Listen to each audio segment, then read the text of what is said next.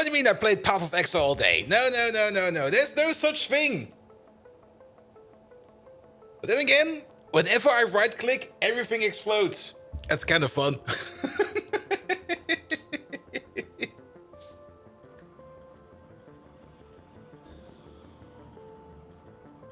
Alright. Also, there's a thunderstorm going on right now, so it'll be fine.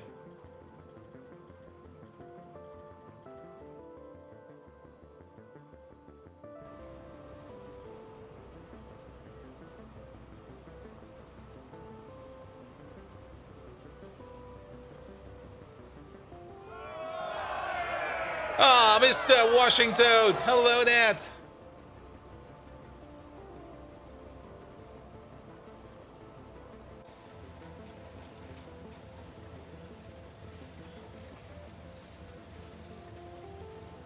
Good. All right. How do we play this game again?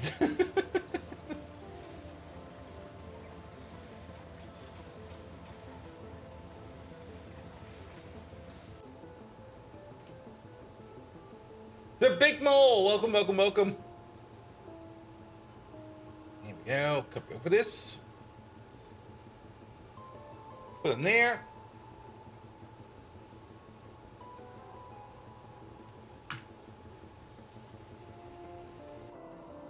Oh, embed small. Well, so be it. In this game, you press C and everything explodes. Pretty much. I mean, that weird Boombarian build I'm going with was kind of working quite well, actually.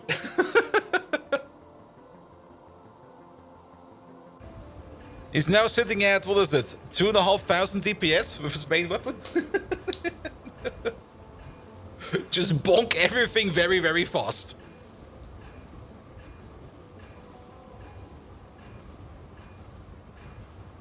Though I'm pretty sure you can get higher numbers than that. Spectre, welcome.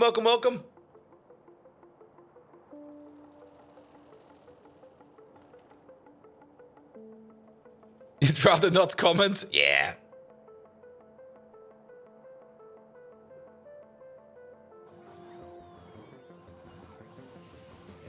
Yeah.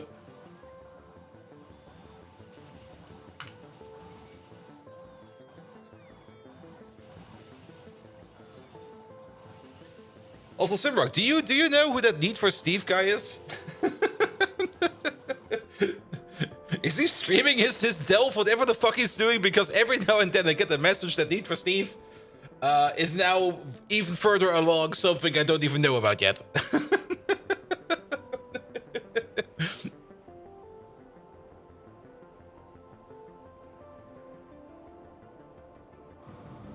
It most likely is probably a streamer. I'm pretty sure that the character got named by some kind of Twitch thingamajig.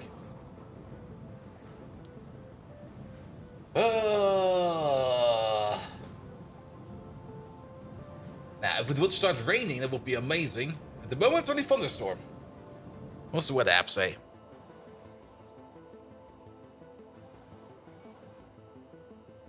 What app says it's 31 degrees. I don't believe you. Partly cloudy. I don't believe you either. Heavy thunderstorm. Yeah, that's more accurate. For like an hour, and then it stops. As always. Day News! Welcome. How you doing?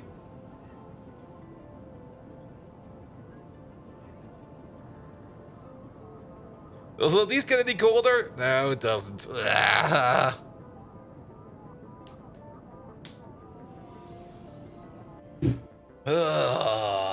Alright, I think I still have to do some things over here.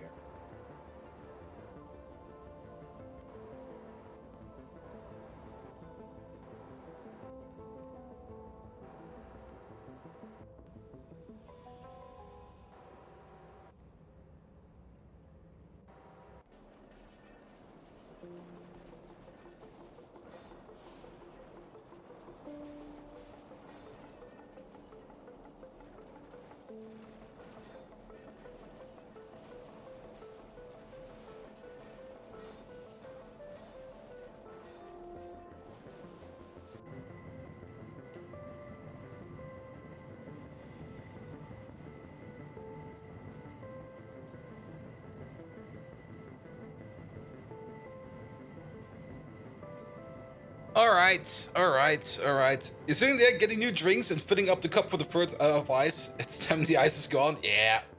It's way too warm over here as well. An official warning for severe weather with gale force winds, extreme heavy rain and hail. I can hear thunder further away. It's kind of dark and it's kind of windy, I hope for. Yeah, it is a little bit dark outside at the moment. Usually it's still bright outside by this time of point, but it almost looks like nighttime out there. There's definitely a heavy thundercloud overhead. But it's also like the weather is just blah, blah.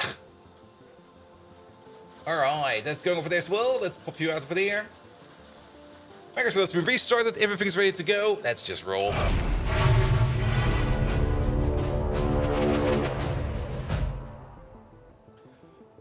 Ha! Wait a minute. Yep. Here we go. Also,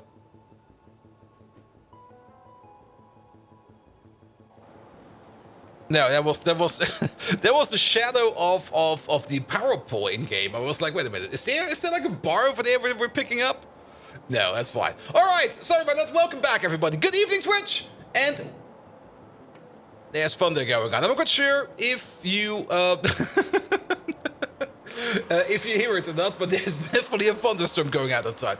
A bit larger than usual. That could be the case. Maybe something has moved. Who knows? I've been moving some stuff around on my desk, and I still need to clean my desk a little bit more. But so be it. So be it. And currently it's 35. It feels like 45. Same. All right. I don't think there's any updates. No, there's no updates for us to go. I did not play Factorio over the weekend at all. My image is larger. Yeah, that could be the case. Maybe the camera just moved a little bit more into my face. Also, what we should do every now and then, just to make sure. Yep.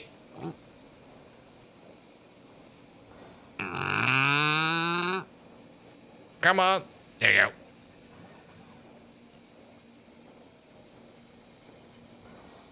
Yeah, that's good. Make sure you hydrate then. I definitely was not hydrating enough yesterday. That's definitely something I know. Good. Growing up. Welcome.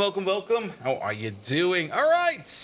Solder. Yeah, we made some solder last time around. Good God, I've completely vented my brain over the weekend with Path of Exile. It's definitely scratching that itch I had for playing a hack and slay. And Grumble now, thank you so much for the prime sub. And I kind of got, I think, a little bit too deep into it. I kind of fell immediately into the deep end of it. My character is now level 80. Or is it already 90? No, it's 80. It's 80. Yes. More thunder.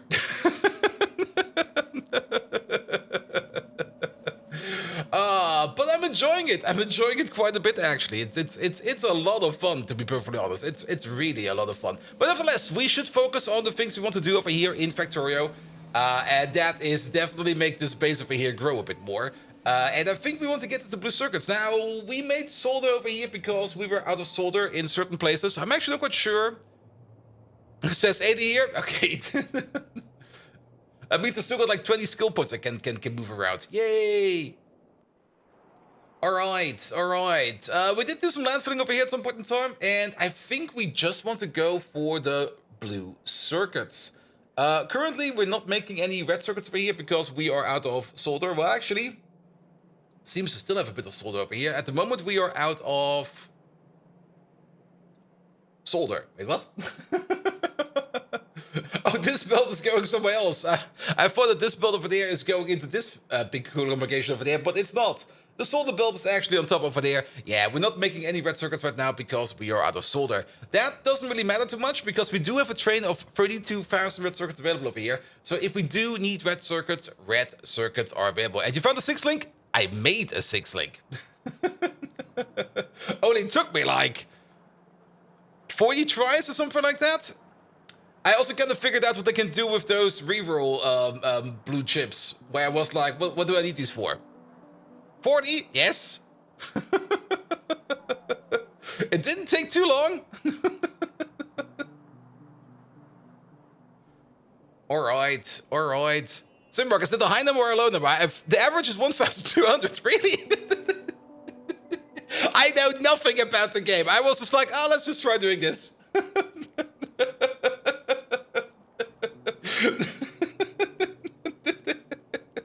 Maybe it was 50, but it was definitely less than 100. Absolutely less than 100.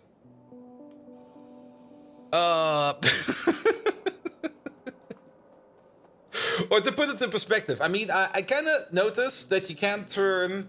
what are they called again? The things you can use to switch the magic ability of a normal magic item. You can turn those into jeweler gems, and in the jeweler gems you can turn into fusion gems at a ratio of, I think, 8 to 1. And I just sacked them all.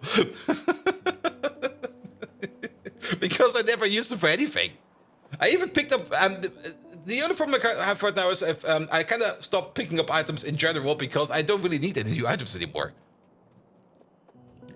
Good. Okay, maybe at some point in time we have to do a Path of Exile stream or something like that. All right. But this will be about Factorio. Factorio it is today. Blue chips. We did set up this thing over here. What's missing over here? Why are you not going yet? You're missing stainless steel, you're missing solder, and you're missing YouTuber the Traxable. That's a provider. All right. There we go. So this thing over here, that's gonna be a provider. There we go. Pum. Not this one, please. Almost 80k DPS. What? I mean, I'm sitting at 2,500 if I know it correctly. Or was it 25,000? No, 25,000 I am at. Not 2,500. Sorry, I got my numbers mixed. Pum. And so now we really know what the Kiss of the Mondays really means? Well, yes. There were multiple issues. For one, my Sunday was not too relaxing because on Sunday I had to do some stuff I didn't really want to do and it was bugging me the rest of the day, so I was kind of a bit like... I was pretty cranky on Sunday. And as a result, I kind of just tried to get rid of my crankiness by playing some Path of Exile, and then suddenly it was 6 a.m. and it was like, this is gonna be even worse tomorrow. And it was even worse tomorrow. There's what it says on the tooltip on how much you actually do. The game is not really intuitive. Oh, really? There is more information about it. I kind of want to break 100,000 DPS, because that sounds like a fun thing to do. All right. Perfect. Okay, Solder's still missing over here a bit of radar coverage, so let's put the radar down real quick.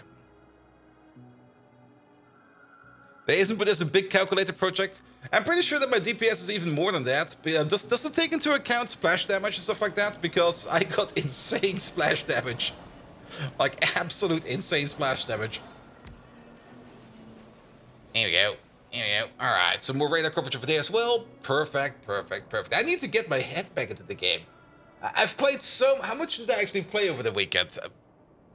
A single target only? Okay, I see. Alright, stainless steel. Stainless steel is definitely also an issue. So let's have a quick look at why stainless steel is currently not doing much. It's probably still because we are waiting on more molten steel. Yes. Molten steel is currently having issues, probably because we're not getting in enough trains over here. You're standing at the requester, you're going to a requester, you're going to this requester. And I'm pretty sure we do need to finally do that iron orb rebuild over there, even though I kind of wanted to do it off camera. I kind of have the feeling that we do need to do that sooner or later. Because what's going on over here? At the moment we're making iron plates, that's fine. Lots of iron plates are going in over there because iron plates are being picked up all the way over there. That is fine as well. We don't even have that much molten, that's molten steel over here. But we don't even have that much molten iron available over here in our big dumps over here. For the stainless steel and the super steel build, this over here, this can stay. This is perfectly fine. We don't need to do anything about this over here.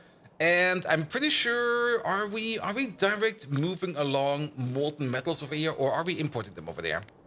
For example, for this stuff over there, where is your molten iron coming from? Your molten iron is coming from...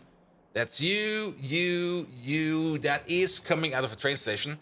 So we are moving molten iron around over here on a train as well. So what we could do is we could just rip this whole thing, not really rip it up, but move this thing out and maybe finally go for like the full size. Do you guys hear that? It sounds like my upstairs neighbors are moving, but they're not. It's thunder. Here we go.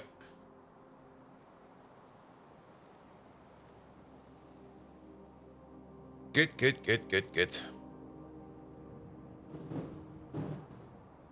Okay, bad, bad, bad, bad.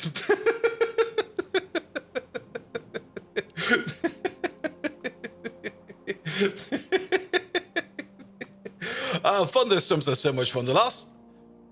Where's the next iron stage? That's exactly what we're going to go for. We're probably going to go for the next iron stage as well, because we already have the iron stage. We're currently using like something that's an in-betweener. I'm actually never quite sure if this is meant how you want to do it or not. But we are using our iron pulp over there to turn our iron pulp straight up into iron pulp stage 7 over there by means of going the way of the high-grade iron ore, or not the high-grade iron ore, the iron concentrate over there, which is something that we make out of iron pulp. We turn that into iron concentrate, and then the iron concentrate over there, we turn that into fine iron ore concentrate, which we can then turn into high-grade iron ore, and that's then something we can smelt down. The other way that you can do it is by smelting down unslimed iron into petroleum sulfonates or oleochemicals, together with some xylitol and then some organic solvent, of which we have pretty much more than enough. There's a stage of water in there. There's a stage, of course, with sulfuric acid in there, where we then also get a feedback loop. Oh boy, that feedback loop! I've been trying to dodge that feedback loop for so long. You know what? We're just gonna do it. We need to start something. I mean, it is more or less gonna be maintenance Monday, Tuesday. And iron is definitely the last thing that we do need to upgrade to the latest and greatest. So let's upgrade it to the latest and greatest.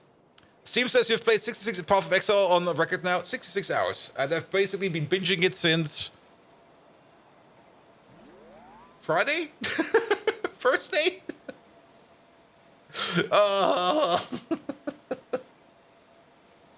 On the plus side, I have binged it now so much that I'm kind of fine with it. With like, all right, let's let it sit for a while. It is a very enjoyable game. I really do enjoy it quite a bit.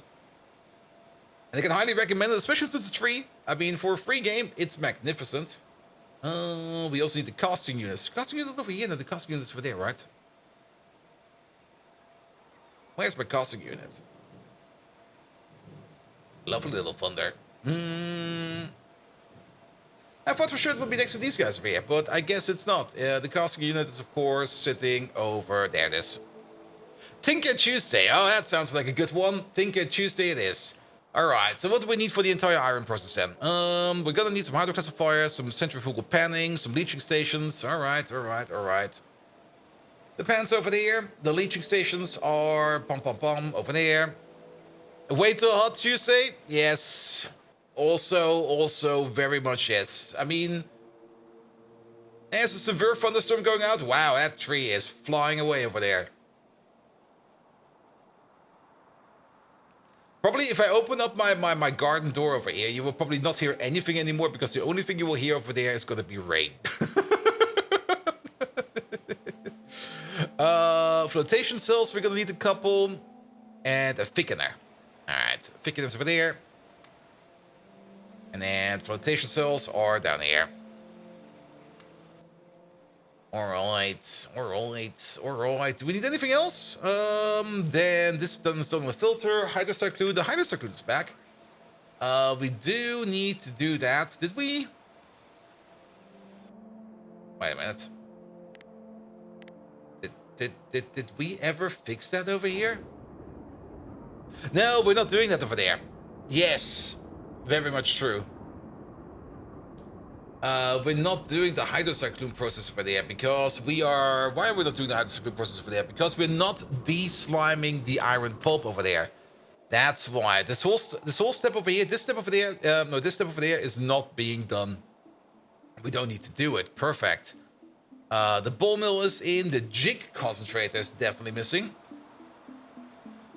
Here we go. Have a jig concentrator. And then we could also think about bringing in iron oxides over here with a mixer to turn it into iron slime as a side channel, because I think we might be backing up with iron oxide over there. It's definitely not the best way to... Well, is it the best way? Maybe, maybe not. At the beginning, once you unlock this recipe, it's definitely a terrible way of turning your iron oxide into iron plates, because just cooking them up like this gives you way more. But with enough processing behind it, this might actually be also a very useful way to get rid of iron oxide. And please tell you you're suffering as much as you are. No, I'm suffering more. Because I disregard sleep to play more Path of Exile. Let's bring a mixer just in case. Maybe we do it, maybe we don't. We will see. Alright, how's the inventory? We got enough rocket fuel. Let's go into one corner over there and just start building something over there. But it's definitely way too hot. Absolutely way too hot. I could turn my AC on for a bit. Still kind of early.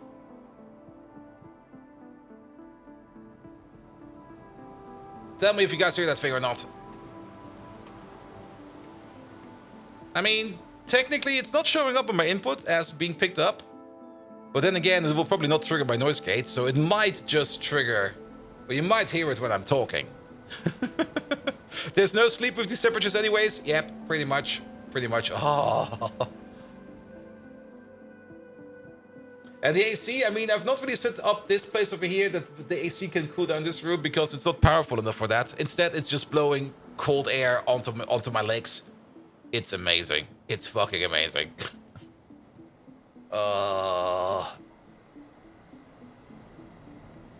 Did you just get a heat stroke that will put you out to sleep? Pretty much. Pretty much. How are we doing for power over here, actually? Come on, click it. Click it. I missed it. Let's try this one over there. There we go. Alright, we're doing fine. We're doing fine. Alright, alright. We're just gonna go all the way down here to just blueprint something. And Ambannable, hello there. How's it going? It's way too warm over here. And it seems there's a thunderstorm going on, but that thunderstorm either has no kick or no bite. It's just like... I think it's even too warm for the thunderstorm over here. Like, nothing is moving. There you go. I'm just nuking these because I can. Alright, alright. We got a whole bunch of space over here. Perfect. So, we are gonna get in as the first step, iron ore grade 4, which is the step after the ball mills, right? Let's check over here where we are doing the iron processing. Where do we have that thing? That's where we do the tin processing. Where did we put down these iron mines? These iron mines over here. Yes, there they are. And we're getting the stuff that we're getting after the ball milling. There we go. So a mayonnaise thunderstorm? Maybe. Maybe. You cooking in the storm, sir? Maybe. I mean, the last time we had like... I mean, it's not really a hefty thunderstorm. I think it's already left. I mean, I'm not quite sure what's up with this place where I live, but whenever there's like any kind of weather warning, it's always like, caution, weather warning, severe storms in the area. And then the storm shows up, goes like, hello, I'm the storm. And then it leaves again. Every damn time. Alright, alright, what we need? We are going to... Did that bring everything we need? Did that bring... I never brought either classifiers. Nope. But we can copy paste them over. It'll be fine. It'll be fine. There we go. So we're definitely gonna need these 2 steps? Both steps? Are we gonna need both steps? So let's see. We're gonna be hydroclassifying you. Yes, we're gonna need both steps. Both steps are required. Actually, are they required? You're gonna make the slimed iron? Yes, they are. Good. So, let's just go over here step by step. There we go. There we go. Iron. There we go. Iron. That's the wrong iron grade 4, it seems. There's another iron grade 4? Not you. I guess it's just called iron dust now. That's a fine iron ore concentrate, iron ore dust. There we go. That's the stuff that we get at the end. Vermin. I remember you. Yes, correct. I'm just Storm. He just going to see you over there. Go somewhere else now. Yes, it's weird. It's definitely weird. Is there another way for us to get iron? Oh, from iron concentrate. Yes, of course. All right. But we want to turn this stuff over there into iron pulp and iron slime. We're just going to start off over there. Let's also get ourselves a beacon or two. There we go. There should be a beacon right over there. Pom pom pom. Turn off your pocket stuff. And of course, there's immediately a train at the view. And of course, he's sitting in the middle of nowhere. And trains can't bypass him. Ah!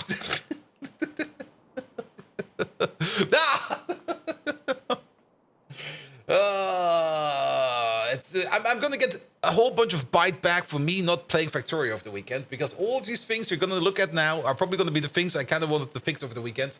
And of course I didn't. Because grinding Path of Exile.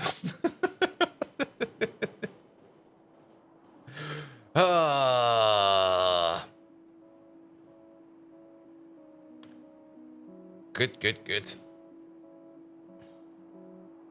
The last time I was streaming where we had like a big thunderstorm overhead was also when we had like a thunderclap overhead, which actually cut out my internet for like a minute or two, which was kind of fun. That's already like 2 or 3 years ago.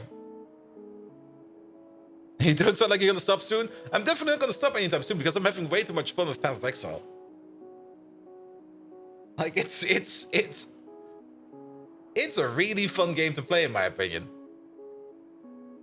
And it's also very generous. I mean, I still remember a lot from Diablo 2.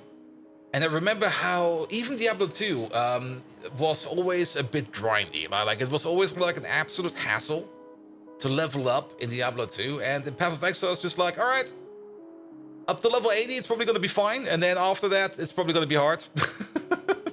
Which is fair, in my opinion. But I had like no issue whatsoever getting through the game at all. The only part where I struggled a bit was when I was in Act 5.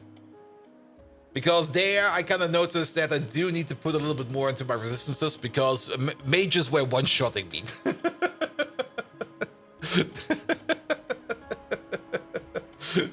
I was just going around and was like, oh, there's a mage. Bam, I'm dead. Ha! Damn.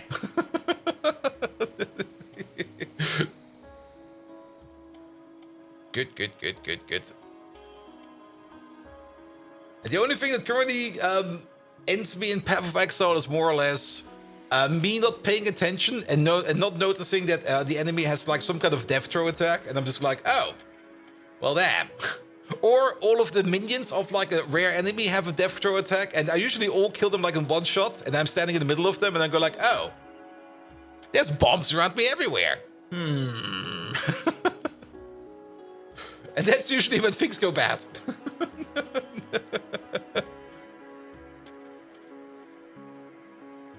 Surprisingly, but people finish a campaign and don't have any resistance. Yeah, resistance was always like the way to do it. I mean, I can kind of get it if you want to skip resistance, if you want to be like playing something very mobile, like something like a blink mage or something like that just blinks around all the time. Then I can kind of get it why you might want to skip resistances, or at least don't really go too deep onto them. But since I'm playing like a frontline meat shield that just goes in, it basically runs in and just hits everything on the face and then hopes that he does not explode. I need all my resistances, man. There we go. The quality is better than YouTube? It is? Really? What's going on the YouTube side? Well then, glad to have you here, mate. Alright, have some fuel. It's the nylon train. Did we not fix the nylon train? Pom pom pom, pom pom pom. Don't you get fuel? No. So much for that. Alright.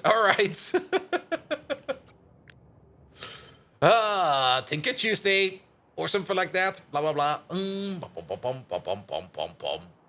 Alright, put you over there. That'll be fine as well. Did I copy over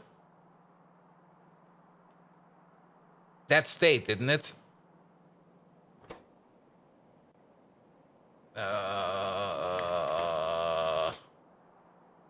Yeah, that was kind of shit. Pom pom pom pom pom pom. I need a requester. Any requester will do. You'll be fine. There we go. Put you over there. Then you just go back to your provider. Come back where you came from. Thank you very much. Pom pom pom. We can still put you down like this. That'll be fine. And then we just copy you this time around and place you over there. Perfect. All right. That's fuel over there done. Then you over there. You need some more fuel. You might also want to have some more acceleration power. So he has some more fuel over there. It looks a lot more complicated than the Factorio you ever watched. This. Welcome to Pyanodons. Welcome to our starter base. We're still on chemical science. Though, in between chemical science and production science, there is something called Pi Science Factory. And technically, we are... Where is it even? It must be around here somewhere. It's probably a little further along. Technically, we can do production science. We have it researched, but we can't make it yet because we're still missing, like, all the good parts for it. Good. And Manyatta... wait, not Manyatta. Manita, there we go. Or just Manny. It could also just be Manny from Italy. Welcome. How you doing?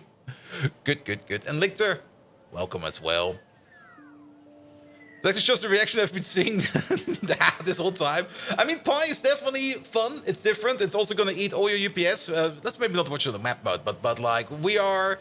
Technically, we're just under 60, but my OBS is eating quite a bit because I'm not doing GPU encoding. I'm using CPU encoding. There's a whole story behind that, yada. But yeah, we're not doing too good in terms of UPS at the moment in time. Then again, we do have a massive base that is running on quite a bit of power. We're currently eating 300 gigawatts, and we have about just under a terawatt available. So yes. Good. And Profispieler, welcome there as well. Perfect. So where are you going? You are going... Ha!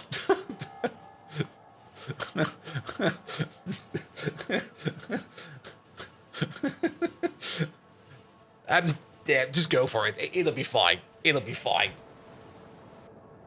I guess... Hello, Mr. Thunderstorm. I guess I never really connected this up to the good connection. I thought we were connected to this line over there. But in practice, we are hooked up to the mining station over here. Well, are the signals at least fine? Are these chain signals? These are chain signals, so that should work, right? We could just move this whole thing over. Well, it's over here now. That's fine as well. This thing over here is making the Kevlar, and Kevlar is currently not being made because we are out of... What are we out of? Don't tell me we're out of TCL. No, it's not nylon. Nylon's coming in. Oh, chlorine gas. We're out of chlorine gas. There we go. And chlorine gas is coming over here from the slaughterhouse, but the slaughterhouse is currently not giving us any new guts over there because all the guts over there are currently being stockpiled again, which is fine. Probably somebody picked up some guts over there. That happens. Overall, gut production over there could be better. We did set up the butchering of the Dilmos over there. The Dilmo butchering is still going on quite nicely. And of course, we're also getting some Kyphon over there. How is the Kyphon production over there? The Kyphon production over there is also slowly but surely filling up as well. Good. Are you still traveling? You're okay. No wonder you're out of fuel if you travel all this time. What about this place over there? You know what's missing over here as well? Oh, there you go. Have some of these as well. No, wait. That's not how you do that. There we go. And don't put you down. Good. And so hot today at your place. It's constant 30 degrees, and yesterday it's way too warm over here. It's way too warm. It's like bleh. Oh, all right. Let's steal some fuel real quick. There we go. And let's hope that you'll be fine from now. There we go. Here, I have a little bit more. Good. All right. Back to that iron processing building we're thinking about. We started the blueprint scratching over there. We could just do it over here. Let's do it over there. Or we could just do it anywhere we have got some space. We could just do it over there. That's just around the corner. Yeah, the AC is currently blowing at my feet, and that's kind of nice, but I can't keep the AC running all night, because then my upstairs neighbor will complain, which is correct. I mean, I would also be complaining if that thing would be going all the time. And Xerdos, thank you so much for the Prime sub, mate. But I think today we can keep it running a little bit more because there is a thunderstorm outside, so nobody will probably care too much if there's like this whirring going on of the AC unit over here. All right.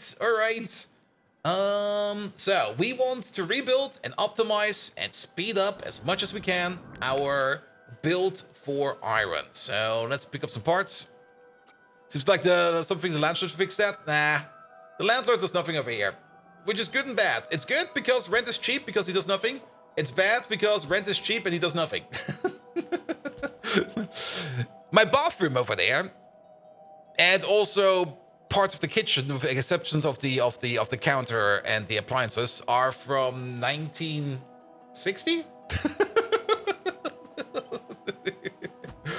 Or maybe for the Germans among us, when was the last time that brown tiles and green ceramics were popular?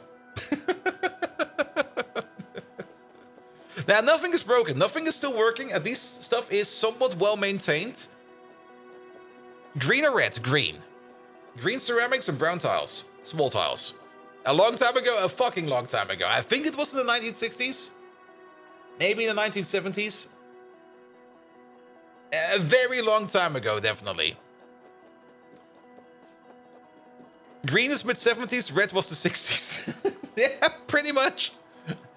But then again, rent is super duper duper cheap, and I can't really complain about it. I mean, every other apartment out there would be like half the size for twice the rent money, and I was like, hey, you know what? I don't mind if this place is a bit not falling apart yet.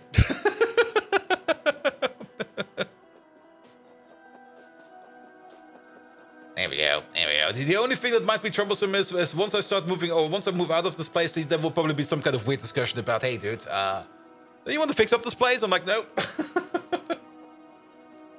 there might be some annoying talks I have to do back then, or in the future, but that will be then. All right.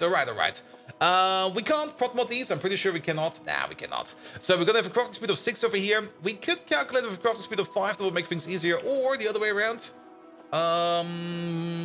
Let's see. We don't really care too much about the iron dust that we're putting in.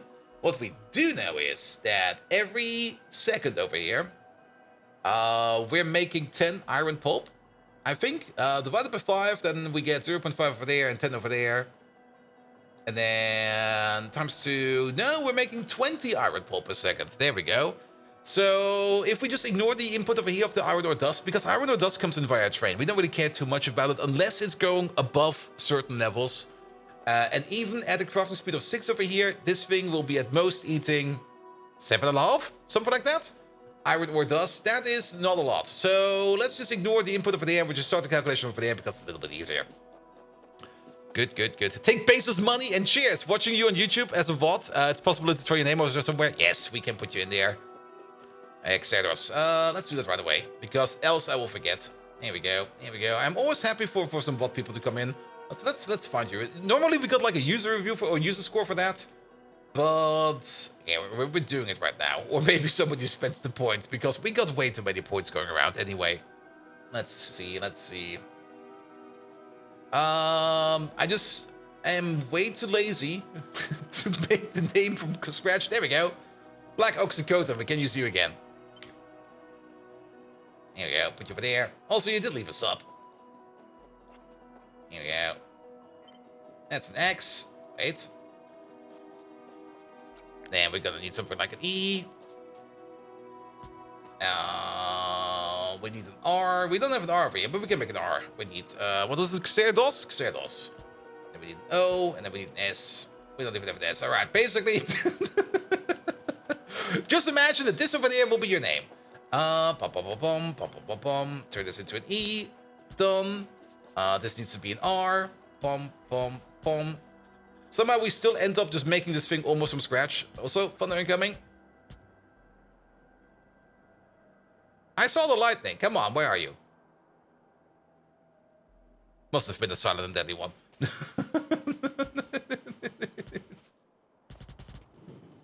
There it is.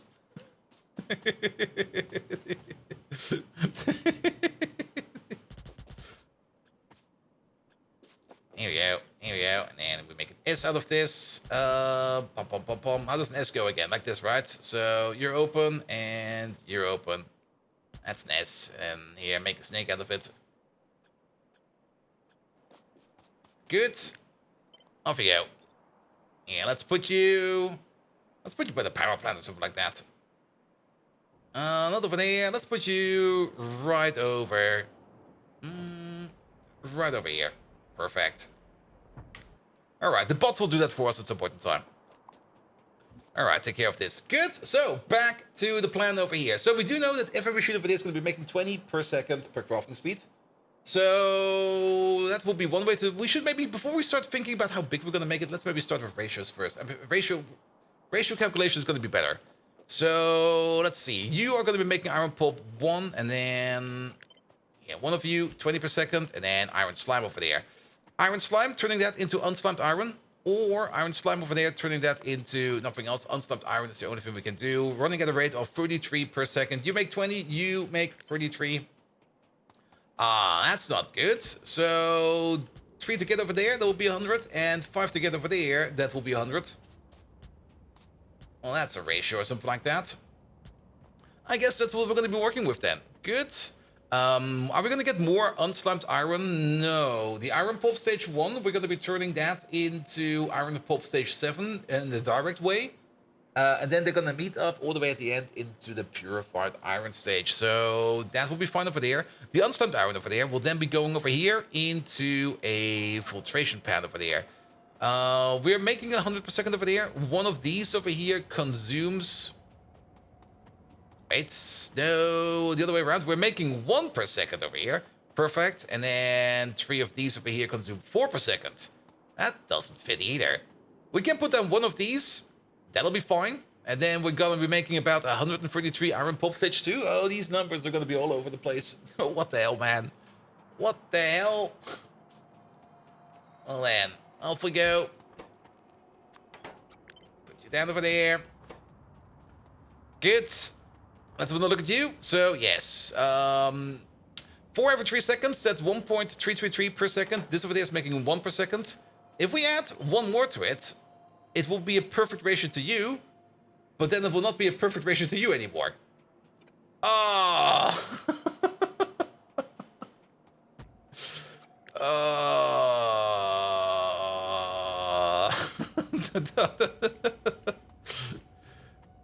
Let's put this like this as a reminder in there.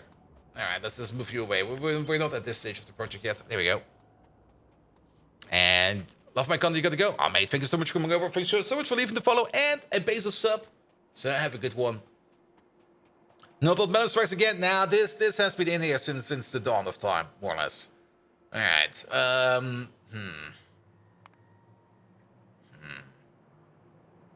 I think we can keep it at a rate of 133 per second. Because look at this one over there. Iron Pulp Stage 1, we can turn that into Iron Pulp Stage 3 over there at a rate of 33 per second yet again. This thing over there is going to be making... Yeah, you're going to be making 133 per second. So then we even back out over here after the centrifugal pan with the...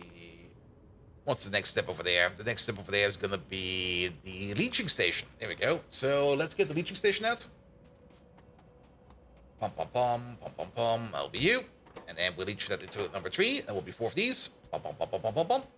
And then that 133 per second is going to be turned into 66 per second. Because we halve it down. And then the 66 per second over there. You over there. Wait a minute. Does this fit? You're doing 166 per second. Ah!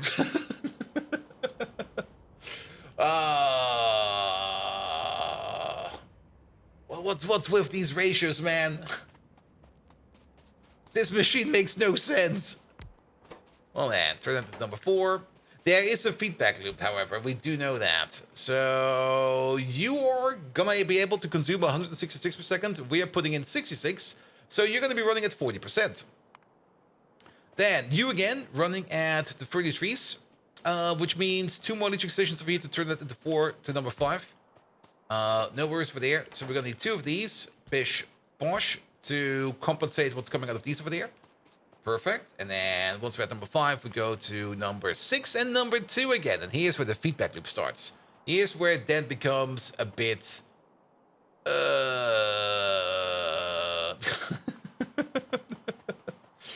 Alright, nevertheless, in a flotation cell, yet again, at the same rate as we're already going, we can turn number 5 into number 6. So, you over here, you're going to be turning number 5 into number 6. There we go. And again, this can be another 2. These over here also go 1 to 1. And then we get 33 back of Iron Pulp Stage 2. Iron Pulp Stage 2, 33, which we're getting back, is then going yet again into one machine over there. So we're going to need one more over there to turn that into Iron Pulp Stage 3, which is going to be 16 over there, which we can easily fit into there. There's enough space over there. And then we get another 16 out of it over there for number 5, which also means we need the number 6. And then we're going to go into a feedback loop once more. And to compensate for that one more feedback loop, putting down one more machine over here, one more leaching station over there, to feed and compensate for the feedback loop will be enough. We still got space in this machine, and these 2 machines are only running at 50% capacity, so this should be enough to compensate for the feedback loop. Sure. Yeah, that's fine. That's fine. That's fine. So this ratio over here to this one over there doesn't really make much sense. This over here makes way more sense.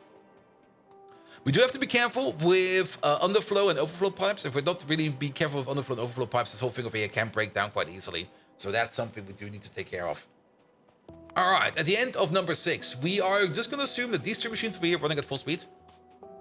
So we are making 100, or no, we are making, what are we making? We are making 100 pulp stage 6 per second, which we can halve down again into pulp stage 7 with some thickeners. Code Red, hello there. Welcome, welcome, welcome. All right, thickeners. Number 7, 3 of these. Pom, pom, pom. And then that 100 per second, we're going to be turning into 50 per second pulp stage 7. Good. Yes, that's how this point is going. However, we got the other path still. We got the other path over there with you over there. And now it's kind of important that we do kind of make sure that we calculate this correctly. This thing over there is going to be making, and now we have to go all the way back to the start over there.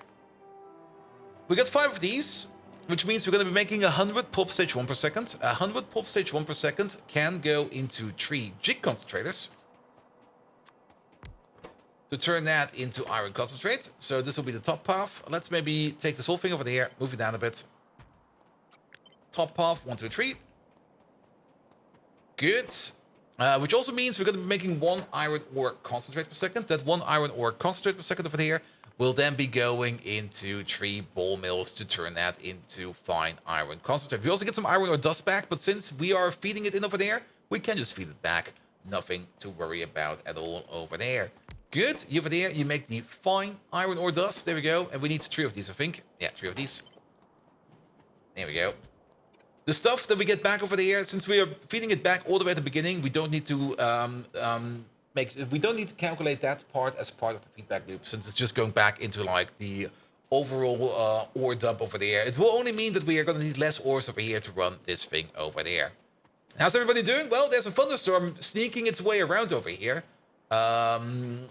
I do kind of hope that we get like a massive rain downburst or something like that, but that rarely happens over here. I'm pretty sure, and I've already called it over here the Florida of Germany, but this place is pretty much the Florida of Germany. Like there's no rain whatsoever. Actually, no, that would be the Nevada of Germany.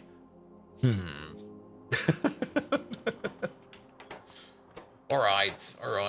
Nevertheless, we're gonna make half a fine iron ore concentrate per second, and then you over there. You are consuming 0.6 per second. We're making 0.5. So 1 flotation cell over there is going to be more than enough. I'm calculating bullshit over there. We're consuming 3 every 2.5 seconds. That means we need to kind of divide this by 5. We're consuming 1.2 per second. There we go. Are we? My brain is on the fritz today. I've been looking at all the wrong numbers. 3 divided by 2.5. It's 1.2, right? It is 1.2. There we go. Double checking. With Alabama mapping to the Saarland, and Bavaria would be California, just far right. And Bavaria is a... Actually, yeah, Bavaria being California might actually fit quite well. Alright, you consume 1.2 per second, so we definitely only need one flotation cell over there doing the work over here for us to turn that into iron pulp stage 7. And how so? Well, you got like the very hipster place, which is München, where you got like all the fancy hipsters. And then if you go to the outskirts, more like into the hinterlands, or like in the boonies of San Francisco, you get like all of the sand people over there. I think they're called sand people. I might be talking shit over there. And if you ever been like to any one of the outskirts villages in Bavaria, you know.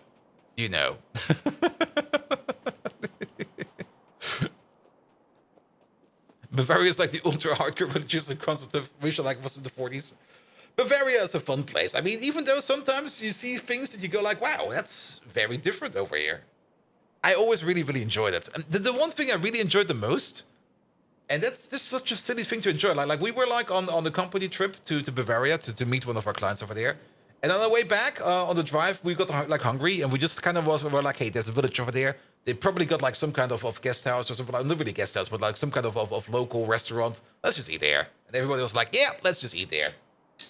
So we went over there, and there was like this really, really nice, ginormous beer garden. And beer gardens are fucking amazing. Like I can always highly recommend beer gardens. And everybody was like wearing their traditional German beer garden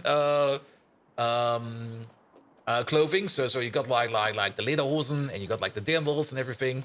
It was a lot of fun looking there. But the thing I really, really enjoyed the most was I was going to the bathroom, and I kind of walked past the entrance of the place, so the main entrance, and there was this massive wooden cupboard, which was basically just like wooden lockers, and behind every wooden locker was like a very fancy looking beer stein, like those big beer glasses you have. And it turns out those were all family beer steins. Like every family out there had like their own beer stein over there. And every now and then they would all come together, just break those things out and drink together. There's probably way more behind it, because I don't really know too much about Bavaria beer culture over there. But I just found it amazing. It was like, wow, that's kind of cool, actually.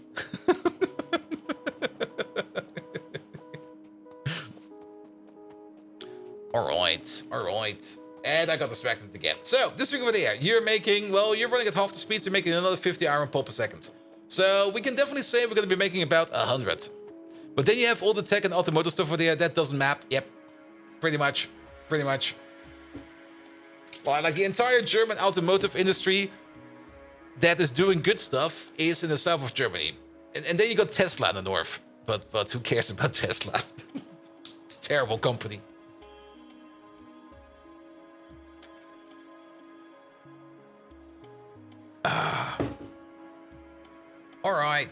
All right. Also, all the heavy vehicle industry, like trains and stuff like that, it's all in the south of Germany as well. Is there that much tech there apart from the automotive industry? Probably. I mostly know the automotive. There is shipbuilding down there, because one of our embedded board partners has a factory over there. And we went over there to visit them at some point in time. And they make boards for everything. Like they make boards for like ICE trains. They make boards for like big bulldozers and stuff like that. Siemens, I think, is also there. Yes. NXP is, I think, also there. And NXP is another big chip manufacturer. Actually, a very big chip manufacturer. And then probably also all the high-tech CNC stuff. Yeah, probably. All right, how many filtration units do we need? Each one of these over here consumes 45 per second. We're actually going to need 3 of these. If we're making 100 per second, if one of these consumes 45, well, let's put them 2 and put the speed module on them. It'll be fine. All right, you have an here. You're going to make high-grade iron. 2. Good, and once we're at the stage of high-grade iron, then we're going to figure out the rest. All right, we're going to build this thing over there. I already see some natural patterns over there, which we can abuse. Let's start with you. And nope, you're not here. Hello there. How you doing? Welcome, welcome, welcome. Good, good, good, good. All right. So view, and then something like this. We still got you over there somewhere, don't we? There you are.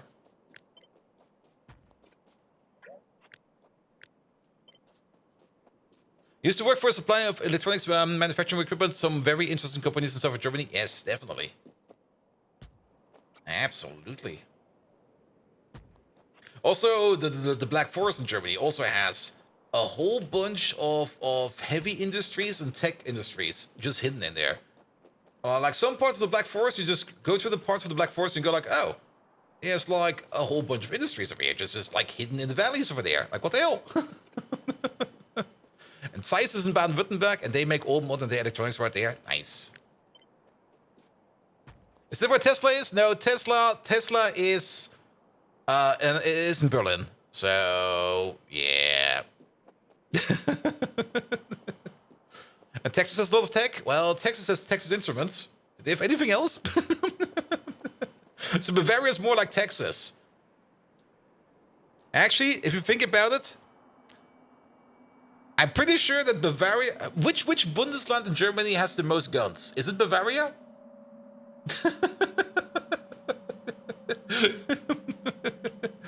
It's in Brandenburg, most guns? Yes. I'm pretty sure it would be Bavaria, right? I mean, things like Schützenvereine, like shooting clubs, and for the people that don't know, like outside of Germany, like a Schützenverein is basically like something like a club you can go to, not really a club like a dance club, but like more like not really an institute. It's more like a group of people that like to do the same thing, where people just go shooting all day.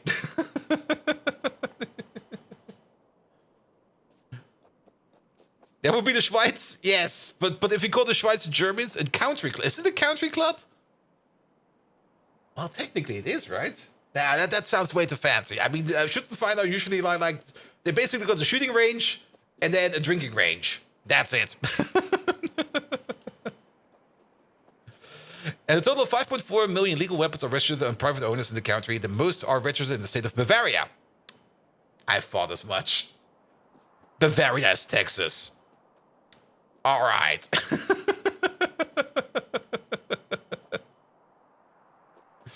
Wait, Rheinland-Pfalz has more? Okay, you probably have both different statistics, but yeah, Bavaria is Texas. Come on, it makes so much sense if you think about it.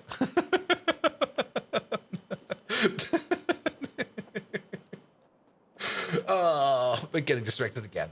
A gun club, shooting club would be what we call them. A gun club. Yeah, that is probably the correct term for it then. Good.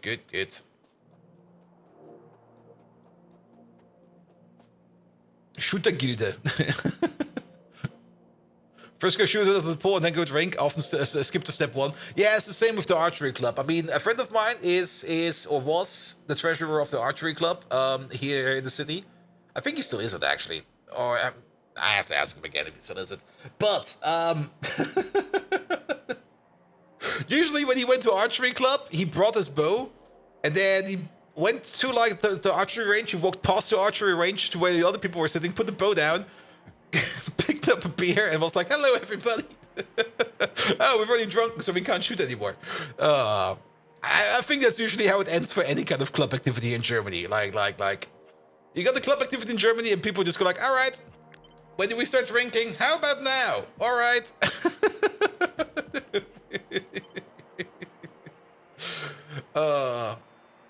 1, 2, 3, 4, 5.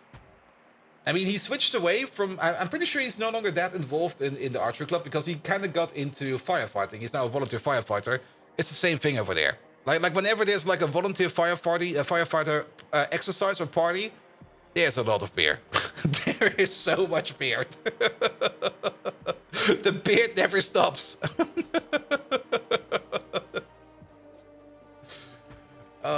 What do we do about this thing over there? This guy is standing alone. It's a little bit annoying. I mean, you're only doing liquid processing, so we might be able to put you in combination with something else.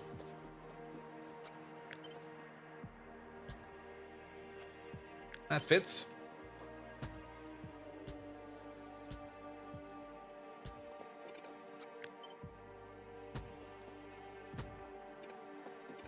There you go. Blue chips? We're technically working on it. We do need some stainless steel for blue chips. I guess we do need some water over here. We can put a water pump over there. That'll be fine. Alright. So that's what we're going on to stage 3. And then it's going to be stage 4, stage 5, and stage 6. Or we put stage 4 over here. Which might seem a bit of an odd choice. But then at least we got like a singular machine with the other singular machine. And then things over here will even out a bit more. Also, now let's just go... Nah, we can't build these over here. Not really in a line. It'll be fine. Every time they make a Robin Hood movie, they burn out the village. By accident, right? By accident. I mean, you can't be poor if you don't have a house. Wait, what?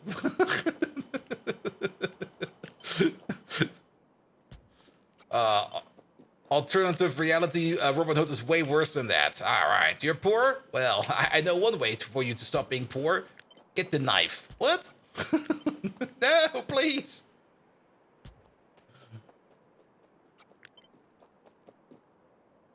Here we go. Alright, so just put like this. Let's put you over there. Oi.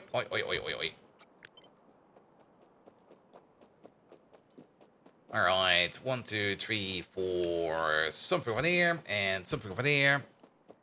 And let's go on a little bit there. But just make one beat. There's much in blue chips going on. I definitely have not played enough Factorio over the weekend. I've been in exile over the weekend. I've left the country, I think. I'm not quite sure where I was. The only thing I do remember is I've been looting and hacking and slaying all day. Alright, that's a proper distance over there as well. Sure, let's make it a long facility. A long facility will be fine. We do have the other issue with the side path, though.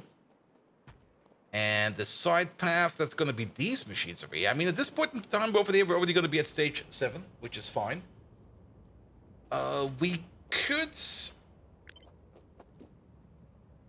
make ends meet over here. And then build the rest of the machine over there in a different direction. Sure, why not? That does kind of mean that we have to build this kind of backwards. 2, 3, 4, 5, but it'll be fine, I guess. Because these over here do go 1 to 1. We turn that into... we can't really... It might make way more sense. And we have to do the step earlier. Because we get iron dust back. And I don't really want to move this iron dust from all the way back over here to all the way back over there. So we're gonna cut you out for a second. I'm just gonna put you over there. You'll be fine. And we're gonna start off with this step over here first. Which is gonna be this step over here first. Where we try to... 1, 2, 3, 4, 5. There we go. Actually, if you kind of think about it, I do kind of want to do it like this. Oi, come back over there. Put you in, put you out, and then we're gonna take the mills over there, one over there, one over there, and one over there. Alright, with then you all the way over there at the end. You'll be standing alone, that's fine, we do need the water pump over there. Good. Got a split early morning prod deployment. Oof. Well, just push it to production now. I mean, what's the worst that can happen? I mean, you have to be there tomorrow morning either way. Just push it. Nothing bad can happen, right? Alright. And then we put this whole thing over there at the end of it again. 3, 4, 5. There we go. Perfect. And we did kind of say that we need a water pump over there. We can now still place a water pump all the way over there. And you're switching content management systems? Oof. Ow. Yeah. All right. Nevertheless, this is the new iron machine. It looks so much smaller than the other one, but mostly because we've already kind of moved things around in other machines. We still need to hook up this entire thing. So let's start up with the hookup game. And for that, we're gonna need some power poles, as well as some lamps. And then we need to figure out how we're gonna be moving around stuff in here. Especially how we're gonna be feeding you and stuff like that. There's gonna be still a whole bunch of issues we need to take care of. So, step by step. Alright, alright. There was another little thunder going on. The thunder is entirely gone. That rainstorm, that weather warning. Yeah. There's a reason why I don't really trust weather warnings in this place where I live anymore, because they are never true. They're never true at all. Like, even if I just like, even if I look like at the general German news, and it's like weather warning for the entirety of Germany. Everywhere there's like 5 meters of snow and stuff like that. And I look out of the window and it goes like, hey, the sun is shining. It's like 15 degrees over here. What the fuck is going on over there? Best friends, SpongeBob SquarePants? Yes.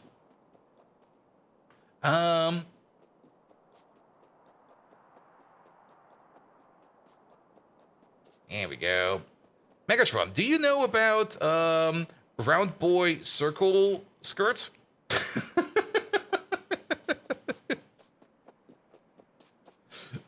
Right, we need now. Round Boy Circle, correct. We need something. What is not a sponge and is round? Shit. It would probably be a muscle, right? Those are kind of round sometimes, or something like any of the other. Oh, absolutely! You pitiful simplified schematic of a rotary engine. Round boy circle skirts are all the rage in the knitting circles. Oh, really? I mean, who doesn't love the swish and flow they bring with their full circle design? Just another way for me to flex my needles and assert my dominance as the battle-knitting Decepticon king.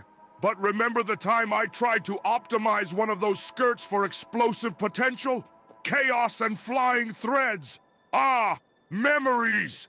Now back to Greg Tech and its cruel replicator of struggle and strife. This mod pack is as merciless as a malfunctioning can opener. Remember this, fellow Decepticons. Full metal jacket rounds will do more damage than those puny circle skirts. What the fuck is a circle skirt now? Yeah, you still set to Greg Tech. That's fine, that's fine, that's fine. Alright, Well, we definitely need the water intake. And I guess water will be maybe somewhat centralized. Then... How about something like this? How about something like that? Yeah, that'll be fine. I see the way. You go like this. You connect over there, you connect over there. So you go back around over there. You go like that, so you're connected. Then we need to get the outputs over here together. That will be you, and that one on top. The one on top over there can go all the way down over there, where you will be combining up with these two. Don't place it, ghost it. There we go, that'll be fine. Top connection over there can also have connection in like this, where we will then automatically connect over to the ones that are down here. Perfect. That's the iron slime over here connected. Nothing to worry about the iron slime. Alright. Then, the water connection over there will most likely be a general water connection line that will either be feeding it from the top or from the bottom. I'm not quite sure where it will be yet. It'll be somewhere. But whatever we need in terms of water, and there's a lot of water going into this process, we can't just put whatever we need in water pumps on top. Or, since we're most likely going to be building this thing over there with the other smelting facilities, which is over here. Where do we even put it? God damn it. We could place it over here. Most of the liquids that we need are already available in stations over here in general. But there is a bit of an issue of where do we even put it? I do kind of want to have it over there somewhere. Well, do we still need it over there somewhere? Well, we will see. We will see. Let's keep on connecting this thing up for now, and then we'll figure out the rest as we go. All right. Your iron slime is connected, and then your iron pulp over there needs to be connected over here as well. This one together with you. This one for there together with you, and this one standing alone. We do need you over here to connect to something. What will that something be? We could still just connect you over here via the top. Maybe we just do that. We don't need to worry too much about over here on the side lanes. Usually we keep the side lanes over here a little bit more open. But I don't really think we need to do that over here for this particular build. Alright, there's tailings coming out of this thing as well. Probably a lot of tailings. Every one of these machines over here is probably making tailings. All of them are making tailings. Ew. Well then, pick him up. Pick him up. That is tailings, right? No, that's cold water slurry. That is tailings. That is cold water slurry, which is a thing that we can process over there as well. We will turn the cold water slurry over there into things like aromatics as well as benzene. And then we will just probably just send it out, recycle it, do something with it. Here we go. So you make the concentrate. The concentrate only has one way to go, which is down into this lovely machine. Actually, place you... Well, over here is fine. Over there is fine. Perfect. But you over there, you make iron, fine iron dust as well as the iron ore that goes back. What we can do is we can just use one. Do we want to use one and split it? Kind of want to get it together. Yeah, let's get it together first. And getting it together will just be done like this. There we go. Let's move you apart a bit, just so that we have the space over here to upgrade this to a bigger type of beacon, if we want to. Alright, there is a part missing over there. There's two parts missing over there. So you put it together. This one over there will then have the filter over there for the iron, for the fine iron ore concentrate, which will be on the bottom belt. The fine iron ore concentrate will be going over there, whereas the normal iron concentrate will be going up and then back, all the way back to the beginning. Now, keep in mind, we do the calculation real quick of how much iron ore dust we need over here. We are going to be consuming 1.2 per second per crafting speed. We got a total of 5 over there, so that's going to be 6 per second per crafting speed. Crafting speed is going to be 6, so we're going to be consuming a total of 36 iron dust per second. Which means we're going to have 2 red belts coming in over there, feeding these 2 machines over there. How do we feed them the best way around? That's a good question. I know a way to do it. It's going to be a bit of a weird one, but then again, we should already be used to weird over here. Alright, and then you'll be over there. With an input over there, an input over there. Pum, pum, pum. Connect you up like this. You'll get a singular input over there. And then we're going to do something similar, but slightly different down here. Again, we're going to be splitting it off twice. With you going in over there and you going in over there. Is it just me or are you? You are a little bit high. There we go. Go a little bit lower. There we go.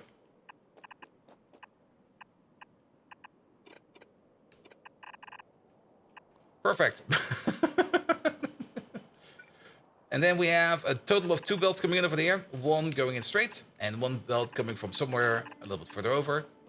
And then this over there is going to go back into you. Perfect. We're going to need 2 of these. Input priority will be on the outside. There we go.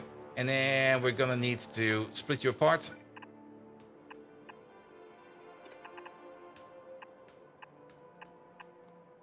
There we go. That should be fine. Will this work like this? I've got some balancing concerns. And the best way we can deal with those balancing concerns is to if we make sure that this build over there will always... Actually, it should balance itself. If one side over here does not get consumed, the other belt will fill up. If we need more balancing over there, we can always put a balance over there. I would rather skip it for now. And then evenly split it, or evenly try to get it on these two belts over there. We don't need anything over here like this. That's not really required. And technically, the one over there is already over there. Not really, but mostly.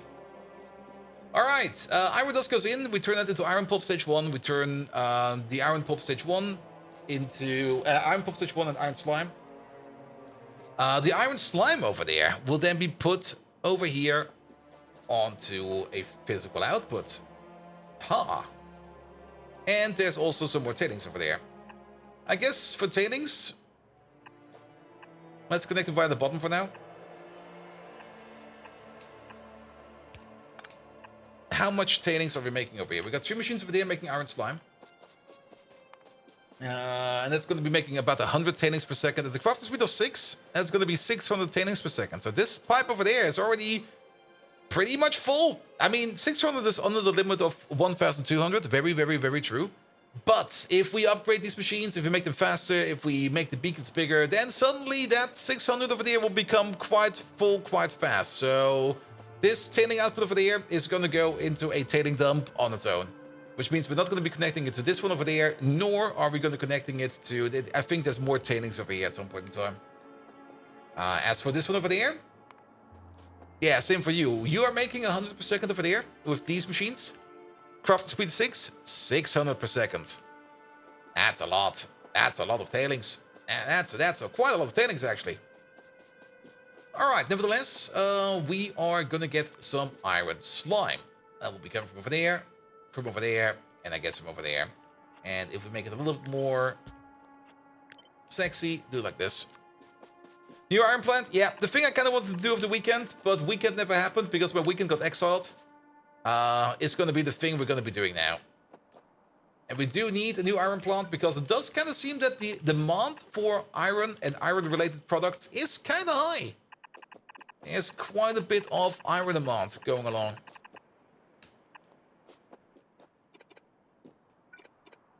Go, move you apart a bit. Actually, pick this whole thing up. There we go. Perfect. Alright, that's where the iron slime will be coming out of, and then the iron slime will be going over there into the tier 2 processing. Good. Then, you over there, well, you need, again, more water. And then more water. You're also going to need the iron pulp stage 1. Let's maybe turn these around like this. I kind of like that better. Because then it also fits with you a little better. Here we go. Here we go. Alright, the iron pulp stage 1. That is currently going into the top connector pipe over there. Perfect. Which means we're going to have a connection over there. And we're going to have a connection over there. And last but not least, a connection over here. Connect you. Connect you. As well as you. And then put all of these in. Cool. Perfect. That's set up. Again, water. Probably from the top over here somewhere. Then more tailings. Even though we're not going to be connecting these, we're going to be collecting the tailings on the same side over there, so that whatever we decide to do with the tailings over here, we can move all of these accordingly. So this is going to be yet another tailing system. Bum, bum, bum. All right. Then, you turn that into fine iron ore. We don't get anything else out of that. And then the iron ore dust over there, which will have the feedback loop. That's also done. And then we still got an output over there. Yes, and that output over there will be going into this input. All over here. Move you apart a bit. Move you apart a bit. We're mostly trying to keep space over here so that we can expand the beacon later on, if we want to expand the beacon. Here we go. You go this way, you go that way, and then off we go. You then start making iron pulp stage 7. We need stage 7 all the way over there. So let's connect this thing all the way at the end. Then, you're going to be eating iron slime. Iron slime over there with some petroleum sulfonates. Sorry about that. as well as oleochemicals, is going to be turned into iron pulp stage 2. And I think from this point onwards, the entire process is liquid processing. So that's liquid to liquid, liquid to liquid, liquid to liquid, liquid to liquid, and there's the tailings we're looking for. And then liquid to more liquid. Yeah, all of this over here is only liquid to liquid processing. So we don't need to worry too much about any kind of belt or anything.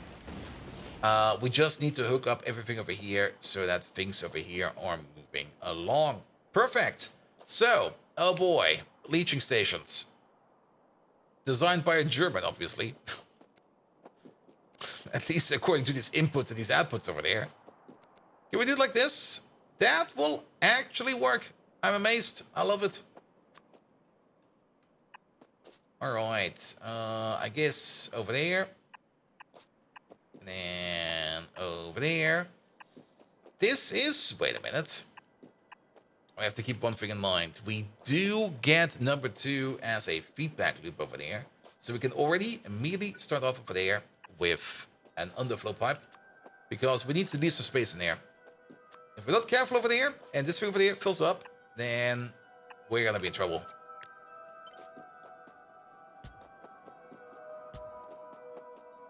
More machines to work with? Yeah, pretty much. Alright, at least the outputs over there will line up correctly, so that'll be fine. All the outputs will be going in over here. Ooh. That'll work.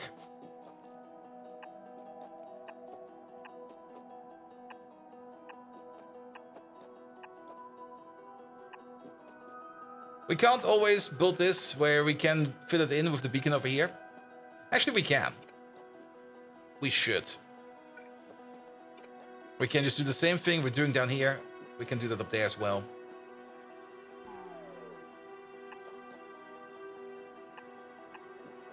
Yeah, that'll be much easier.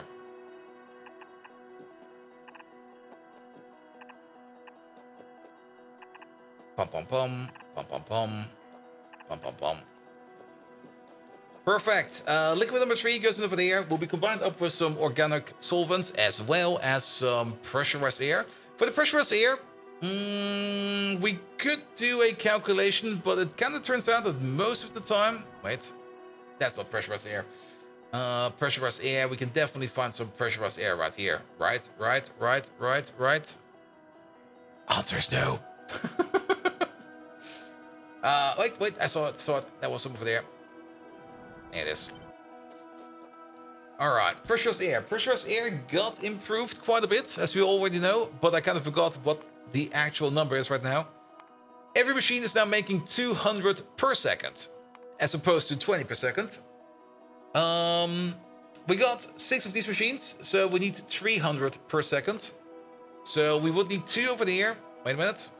I'm looking at the wrong recipe. We have 1 of these. We need 50 per second. You're fine.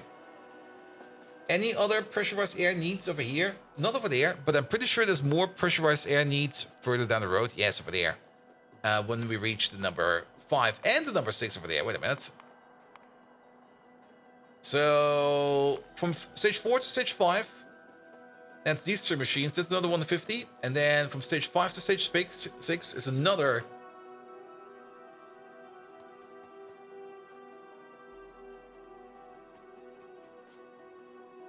Something is off. 1, 2, 3. 1, 2, 3, 4. These were identical before. We don't need you. That's what happened. Good. Because these go at the same rate. There's no sense. It makes no sense for us to have 1 more or less of these.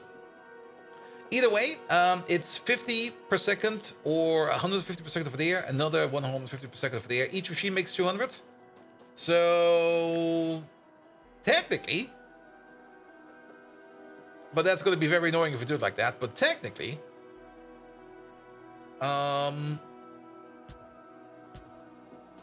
you over there, together with you 2 over there, would be enough to give enough pressurized air for all of these.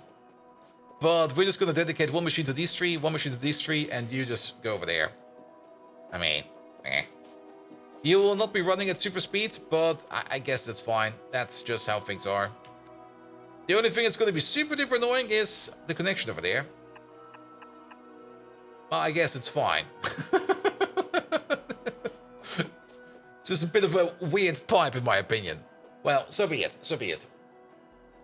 Alright, stage 4 comes out. Stage 4 goes all the way over here to stage 5. Let's also rotate these around. Actually, well, it might be fine. Might not be fine. With you in the way now. Alright, outputs for there will be good. Outputs for there will be good. There will be a single output. And then we got up to 3 inputs over there. Ooh, that could work. But that will not work. Oh, actually. That's going to be terrible. We need space, man. We need these over there. And then we have to wiggle this in somehow. Well, we'll figure it out. We'll figure it out. And we could still double connect them. Let's maybe do the main connections. The main connection or the oxygen. Let's just start. Let's start with the easy parts. What do we know? We definitely want to have pressurized air over there. Pressurized air over there. We need number 4 over there. We need number 5 over here. This offset like this is going to be trouble. Why are we doing it like this? This is horrendously stupid. This makes it so much simpler. 3 on the number 5 on the top, number 6 at the bottom. And then we don't need to worry about it too much. Because now inputs over here. Now we could just directly line up. If we turn these around, then we could directly line up your output with your input. And then we're going to be very happy over here. So let's do that real quick.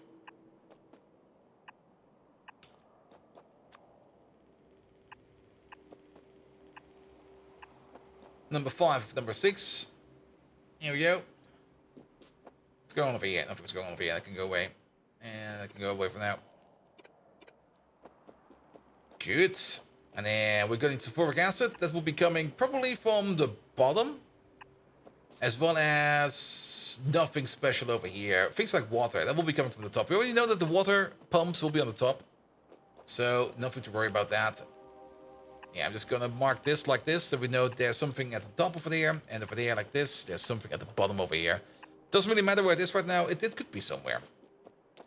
And now this whole thing over there suddenly becomes way easier to hook up. We're going to have the oxygen input over there. We're going to have the... Well, not really oxygen. This is pressurized air. Slightly different. Here we go. Here we go. It's still not going to be that easy, though.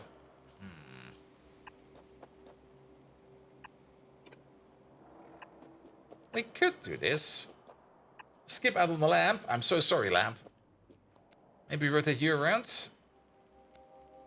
Still not quite sure what we're going to be doing with you. Also, we do have to keep in mind that we do have a tailing output over there. We actually have quite a bit of outputs over there. Like a tremendous amount of outputs over there.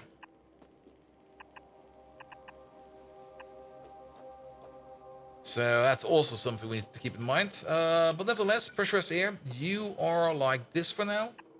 Which means I'm kind of thinking of hooking you up like this, hooking you up like that. Dog Spano, hello there. Reminds you of the Pi V1 ore processing. This is the Pi V1 ore processing. This is still the same process we did like years ago. But this time around, we are doing it a little bit more smarter. We've kind of matured a little bit. Or we just became more stupid without realizing. One of the two. Either way, it's a maturing process. As always. Alright, alright. I mean, maturing only means becoming more advanced. And we definitely became more advanced. And then dragons, or something like that. Here we go. At least now the pressurized air over here is fully hooked up. There's one issue over here. This is no good. I like it, but this sucks. Because this one over there is making 200 pressurized air per second. Crafting speed 6 is going to mean we're going to be making 1 faster than 200 per second. Yeah, the pressurized air solution over there is no good. It would make more sense to do pressurized air differently. And if you kind of think about it, we're not going to need that much pressurized air. Every machine over there is going to need 50 per second.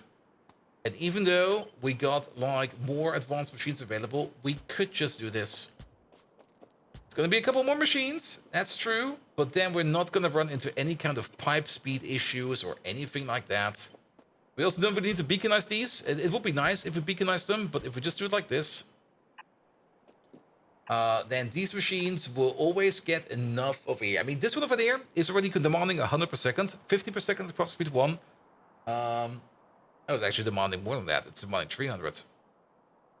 Wait, what? Yes, it is. Wait, what? Yes, it is. It's 50 per second at crafting speed 1. It's 300 per second at crafting speed 6. This one is running at crafting speed 2. So it's making 400 at the moment. That will be barely enough, or just enough to feed this thing up.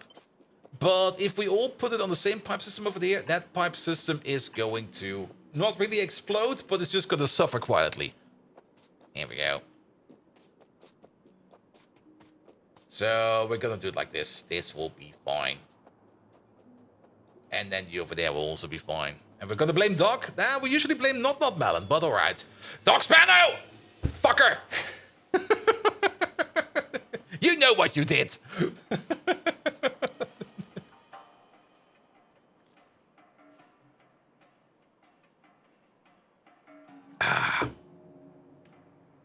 Here we go. Last summer and this summer too. Yeah, we were repeating the same mistakes. I mean, that's why we do them, because mistakes are fun. There we go. Branching out the blame game, I see. I mean, at some point in time, I mean, it could maybe be considered, not really a hate crime. It could be sort of considered like a dick move if you only blame like one person. If we start blaming everybody equally, it will be a correct thing to do, because then you're not being mean to any particular group. You're just mean to everybody. Does my bot shell jokes? Megatron, do you have your joke module installed? You're not racist, you hate everybody equally. Yep. And we do know that Megatron hates everybody equally. Equal opportunity blame. There we go. Not Spano! No, wait. Of course, you ramshackle relic! What's a Decepticon co-host without a bit of comedy? Here's one for you. Uh-oh. Why did the Decepticon refuse to play cards with the Jungle Cat? Because he was afraid of cheetahs. Now that's a dad joke worthy of the Cybertronian archives. I feel older than the chassis of a 57 Chevy after that one. Let's get back to our game before I start rusting. Arm cannons at the ready. Battle cry, transform, and rise up.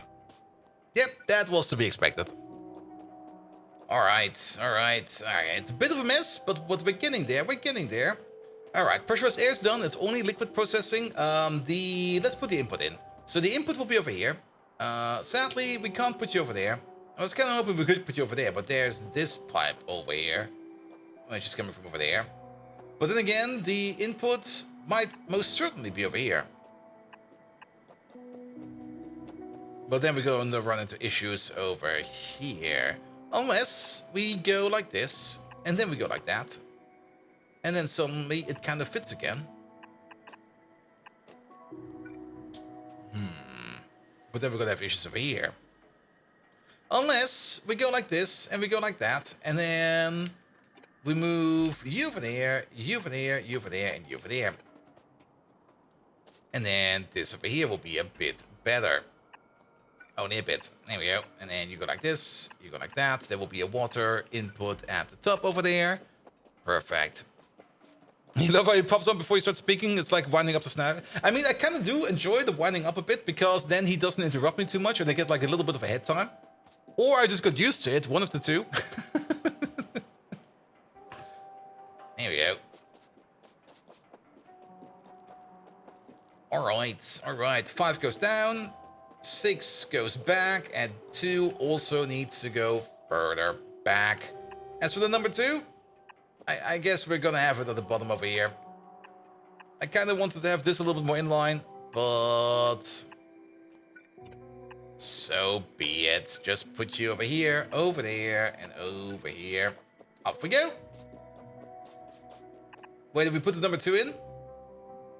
I guess over here is actually perfectly fine.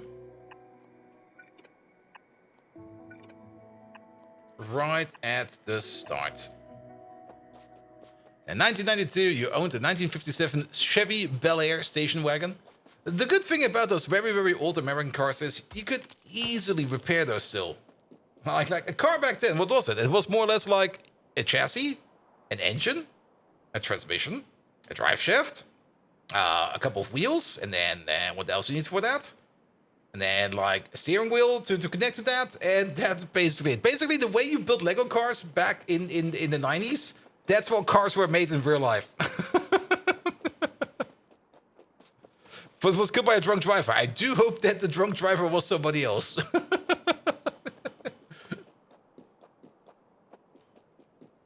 But today, if you want to like fix a car, you're just gonna open it up, you're gonna look at it, you go like, oh, what the fuck is going on in there? And then you're gonna close it down again, and you're gonna be like, all right, I'll just pay the mechanic, and I'm just gonna leave. All right. Perfect. And then number 6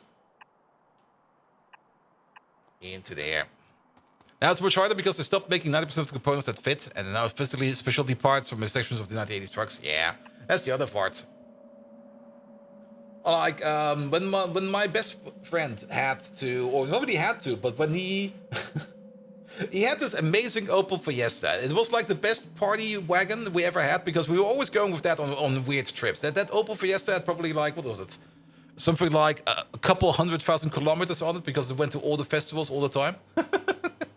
Oh wait, there's a couple more of these. Oh, I thought we only had one. We have a couple more. But at some point in time, that car also kind of was like, yeah, it's not going bad yet, but there are already some issues with it here and there. Was it the Fiesta? No, it was something else. It was an Opel, I think. The Fiesta was. It doesn't matter what it was. It really doesn't matter what it was. But at some point in time, that car was also kind of like breaking apart. And he brought it in for maintenance, and it was like, yeah, your seat is broken. We can't replace it. He was like, why? Yeah, the parts are not being made anymore. Like, oh. But the mechanic at least was like, I can make some calls. Maybe I can still find a part. And then it took him like, I think a month or something like that to find like the last remaining seat for that particular car. At least apparently the last remaining seat. Which he then bought from a scrapyard and then installed. And he was like, all right, dude, this car has no more spare parts available. So the next time something breaks, you have to buy yourself a new car. And I was like, all right. Time to save up some money then. All right. And that's all gonna be number 7 at the end. The number 7 at the end, we don't really need to balance it or anything like that. It all goes in here.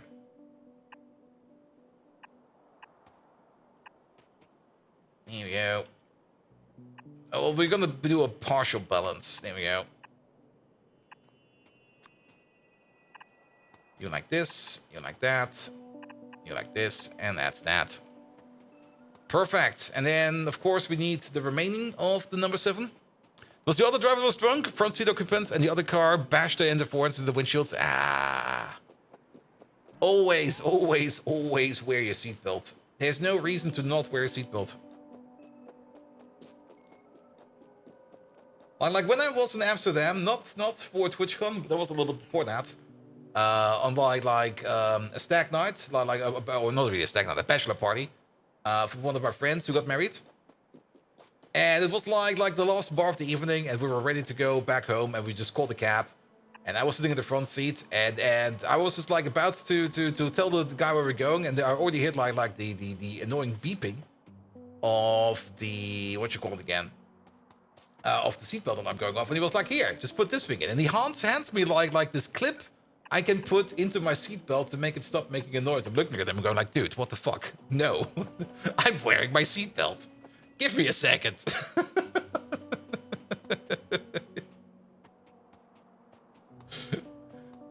Perfect. Yeah, we don't really need to balance this. I mean, there is a reason, or there could be an argument being made over here to put in some kind of priority at the end over here for the stage 7 stuff, but we are already like at the final stage over here. Whatever comes out over here is just going to be either put into molten iron or is going to be processed into some kind of other process at some point in time. But these two over there have enough capacity to consume the entire machine over there, so it'll be fine.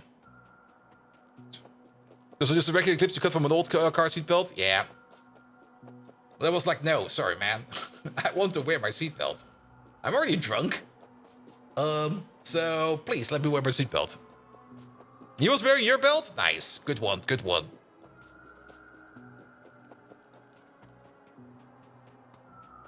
And ask any mechanic why they're using this all the time. I mean, as a mechanic, I can understand it. I mean, as a mechanic, if you're working on a car, the car's not driving, you just put that thing in and you're done with it. Perfect.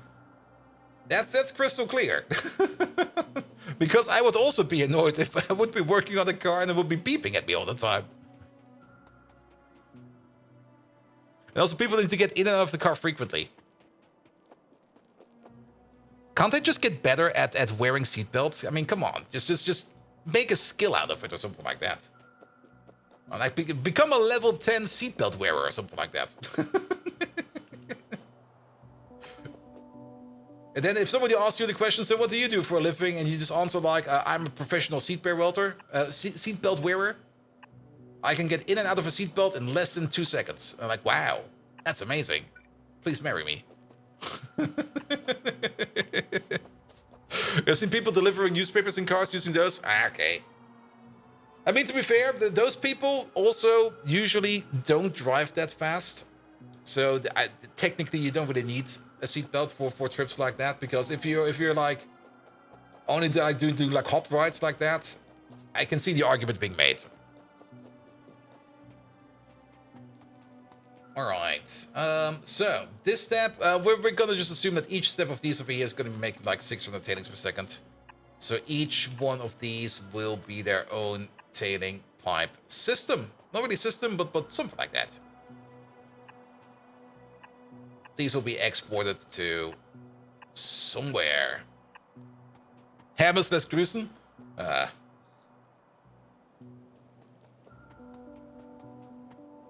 Now, to be perfectly honest, Hermes drivers should be like the people that should be wearing the seatbelts, because they also drive like crazy, even if it's only like a couple hundred meters. Alright, alright, alright. That's there, that's there, that's there. Puff, puff, puff, bish, bosh, bish.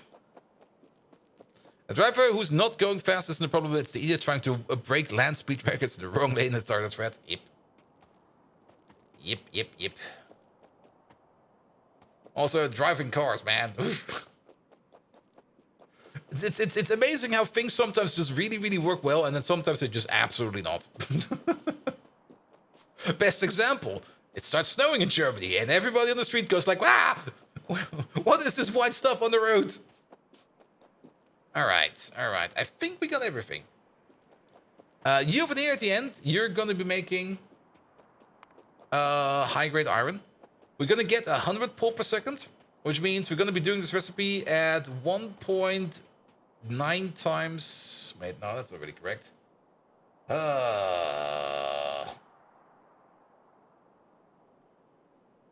I'm just using a calculator real quick. My brain stopped working. Alright. So, 450 to make 7. So, 7 divided by 450. That gives us that, and then we multiply that by 100, because that's what we take. We're making 1.5 per second. There we go. 1.5 is what we're going to be making over there. Sure, let's use some inserters for this, right? You over there, you over there. Perfect. 1.5 per second at crafting speed 1. We're at crafting speed 6. Wait a minute. That's a little bit faster. Loaders. There you go. Good. Because 1.5... What's that for both of them? So 0.75 per machine over there. So 1.53. It's 6 per second. That's still... Yeah, that's loader. Wait, we're making 12 cubes per second? 1.5 times 6? No, we're making 9 cubes per second. I can calculate. 9 cubes per second. Alright. And then 9 cubes per second over there. We can turn that into... That is a lot of cubes. We can turn that into 1,350 molten iron per second. And then we can also turn that into 1,350 molten steel. How much does the cube of iron make? Quite a bit. Every cube of iron makes 150. Oof. Yeah, that's gonna be great. That's definitely gonna solve all the iron issues that we have. And then we have never to worry about it ever again. Until we have to worry about it again. And then we worry about it. We also may need to make a smelter for that. Making the smelter for that is actually going to be more of the issue. Because...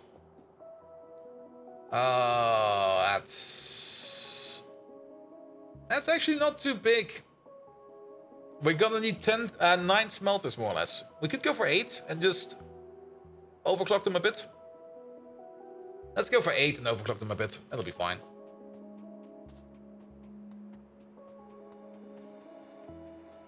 Funny, it's 23 degrees Celsius outside. We're talking about snow. I want my snow back. But I already know, like, the moment it's getting cold outside again, the first thing I'm gonna think about is like, I want summer back. It's every time it's the same. Like, it's always like in winter, I want the summer, and in summer, I'm just like, please make it go winter again. It's like, bleh.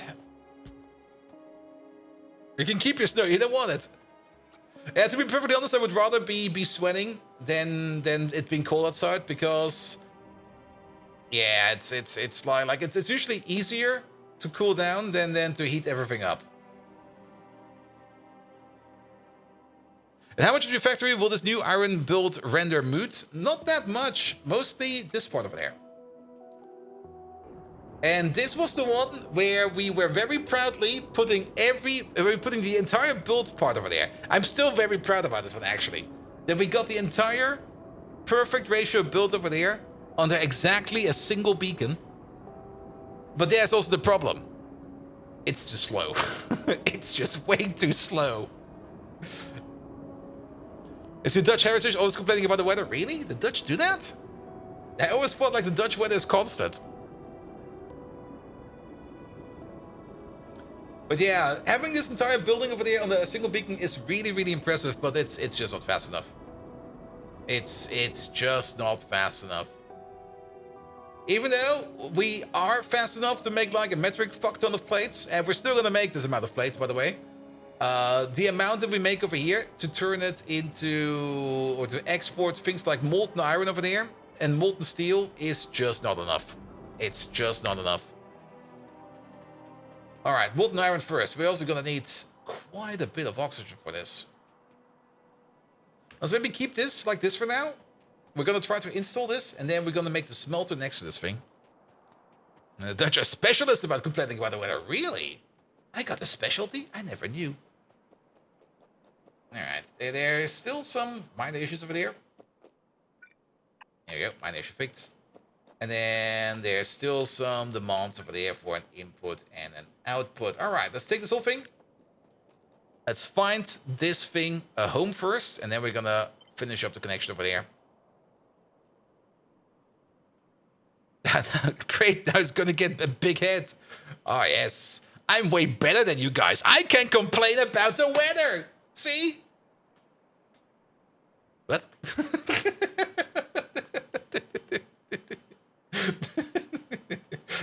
Suddenly it doesn't feel so special anymore. We could put it over here. What is over there? Organic solvent? We don't need Mimic, I think. Oleochemicals are over here. That's good. Sulfuric acid is over here. But that's being exported, not imported. We got some of the uranium parts over here. Do we really want to build it on top of this one? It would feel so silly. Especially having like this big bracket of train stations over here. I mean, I don't really care about the zinc field anymore. It's 2.4 million. It's not worth our time anymore. That can go away. Then again, if we put some signals on here, I think it will be fine. We're gonna place it over here. Though there's a couple things we need to do over there. Landfill this area, and then probably just disconnect and reconnect you somehow to figure out where you're gonna go. All right. Also, pick up these real quick.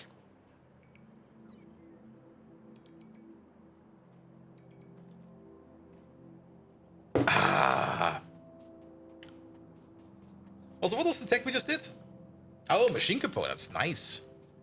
Ah, look what we get now. Productivity modules Mark II.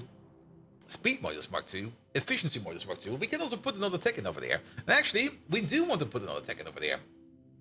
Because we do want to put in over here... What is this one? Oil? Oil. We want gas. We can't do gas. For gas, we need biopolymers. Wait, what? How's the gas power? What? What is this shite? Do you need you do need biopolymers. What the fuck, man?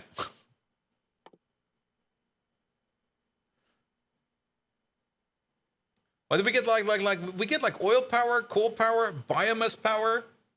We get it early. I can understand why we get nuclear power a bit later, and then gas power is sitting there going like, actually, it's well, to be fair, it's the same over here for gas power stage 4. Was it the same for gas power stage 2 as well? If that is the same, then I will stop complaining about it. Alright, I'll stop complaining about it. It is the same for everything else as well. Think you saw the summer as arrived in Trier? Yep, it probably went that way. Also, yeah, the thunderstorm over here did nothing. Like, the weather over here is just still like... Ugh. I probably have to turn off my AC now. Just a couple more minutes.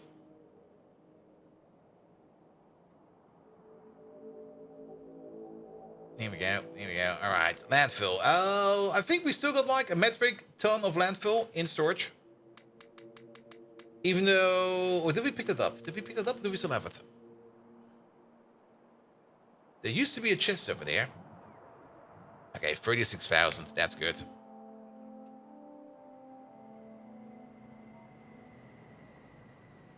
All right. All right. You want the thunderstorm too?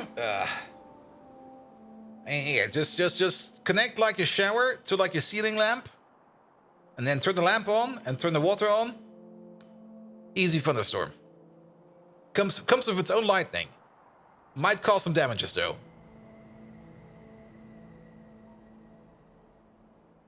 Good. Yeah, iron, copper is done, lead is done. Next lead still needs to be done, but that's not a important priority right now. But yeah, with iron now in, I guess we should then move on rather quickly to the rare earth processing if we need to.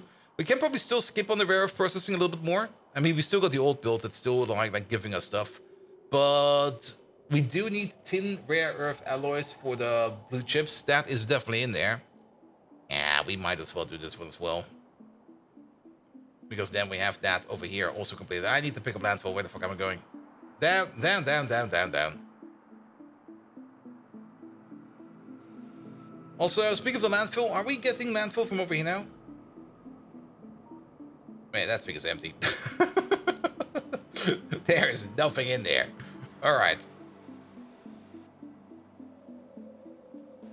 And the bots might also want to empty out my pockets and everything, and they probably also want to give me some stuff. So you know what?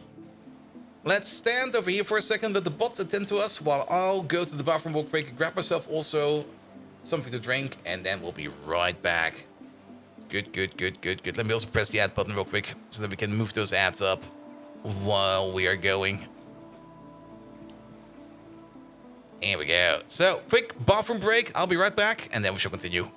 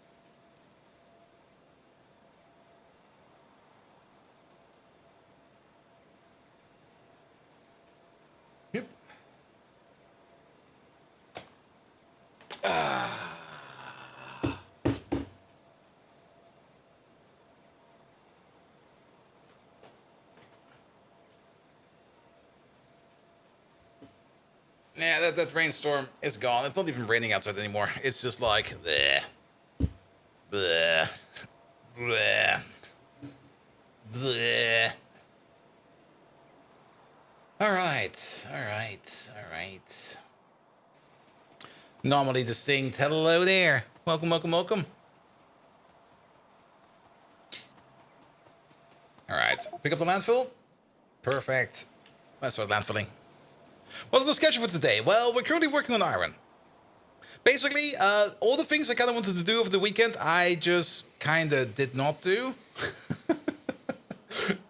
Remember I started talking about scratching that itch that I had for playing some Diablo 2? Well, I started playing some Path of Exile. And then it was Monday.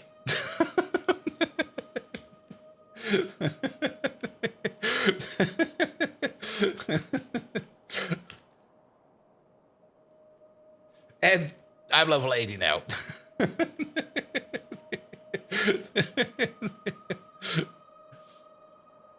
Ah, pum pum pum. Pum pum pum pum pum pum.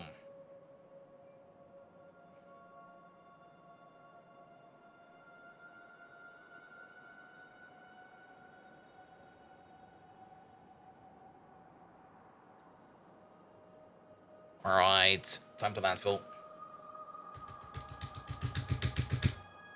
What's the max level? 100. But then again, just because you level 100 doesn't mean you're done with everything. There's so much shit to do in that game.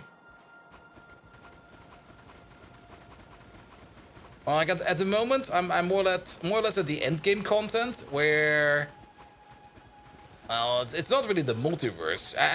By the way, I've never really paid attention to any bits of the story. I just was like, stories coming up, and I was like, nah, I don't care. I'm just here to smack things with my barbarian. Please stop talking to me. So if you have any questions about the stories, I don't even know what's going on. We've been exiled, I think, and then we just started. I guess we got exiled so hard that we just started smacking things with our fists or something like that. Does it need to be a reason for us why we punch things that hard? No. Here we go. Alright, now let's keep you a little bit of water over there. Yeah, that's fine.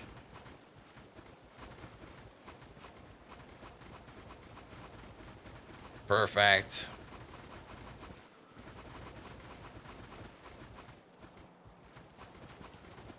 Yeah, and then one more row, and then we should be good to go. Actually, no, we're not. We're not good to go yet. Because this is definitely enough to place the machine. Oh. Uh-oh. I do kind of want to put some train stations over here.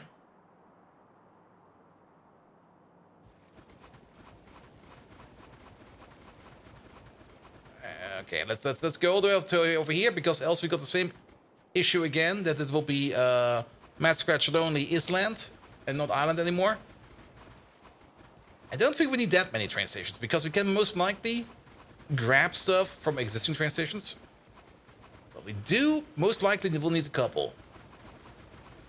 Okay, we still got some landfill in there.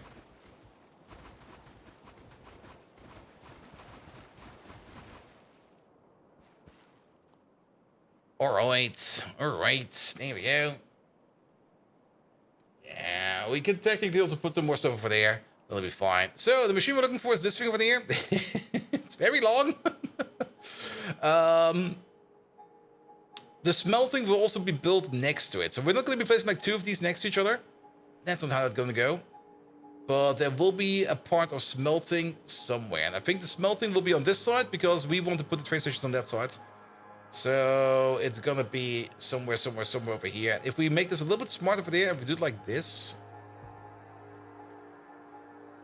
Here we go. Then we can immediately see over here what we will need to take out and move. Well, I put it horizontally on the top like this. Oh, over there you mean? Oh, wait a minute.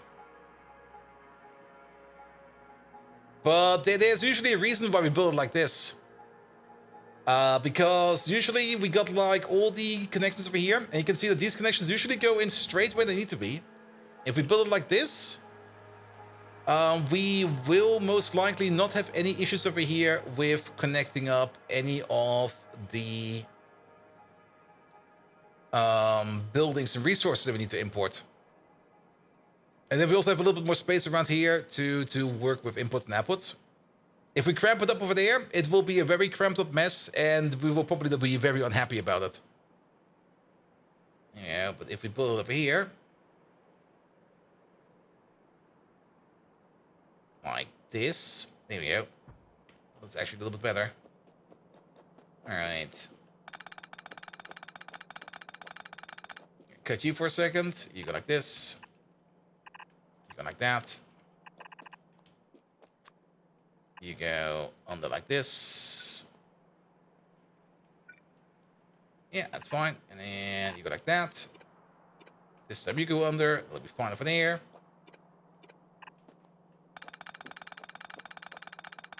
There used to be a building over there. Pom pom pom pom.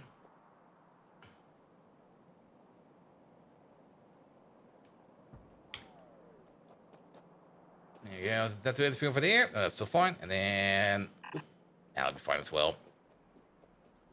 Perfect. Now, if we do it like this, then we got. Well, also keep in mind we do gonna have. We still need the smelting, like the putting it into molten iron, as well as putting it into steel, as well as putting it into plates. And that's gonna be this area over there. So if we would cramp it over there, then that would just be no.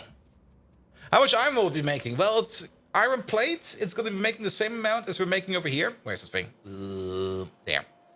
Because over here, we're already making like 6 belts of iron plates, and that's probably going to be more than enough. We might go all the way up to 8 belts of iron plates. That doesn't really matter. We don't really need it to make iron plate as much more we need it to make things like molten iron and molten steel. Those are the 2 things we want the most of. The amount of iron we're going to be spending over here on plates will be insignificant compared to the amount of molten iron and molten steel. Because we need molten iron, and especially molten steel, to bring it over here, where we turn it into stainless steel, and over here, where we turn it into super steel. As we currently have an issue that we are not really making enough stainless steel. We're good for super steel. We're completely backed up on super steel, but stainless steel, that's a bit low. And the main reason why we're low on stainless steel is we are out of molten steel. So even though we're going to be making some plates, and those plates will most likely just back up almost instantly. And we might still keep this machine just for now, because this machine is still making us plates. It's still making us steel. And it's still doing its job. The only problem is it's too slow. Also, we're going to have so much ash going around. I just noticed. Looking at that machine and all those ash belts over there. Well, let's go. Let's just make it. Let's make this thing a thing. Alright. And there's also some cross connections over here, which we need to figure out again. Let's start off with the easy thing. 2.8 requester.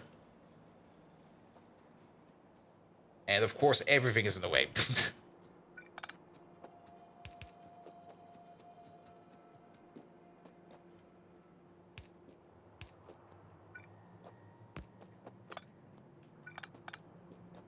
Here we go. And then let's put you over there somewhere. Good. Pom pom pom pom pom pom. Good. This thing over here is going to be requesting us the crushed iron, or the iron grade 4, which we're going to use as the starting point. We don't have to worry about things like stone and stuff like that. We do need to worry about things like iron oxide, chromite sand, tailing dust and stuff like that. Mostly because, wait, do we have one over there?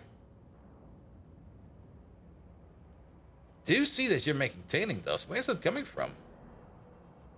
Oh, we do have one over there. It's coming from over here. Perfect. Also, are you backed up on tailing dust? You are backed up on tailing dust. Ooh.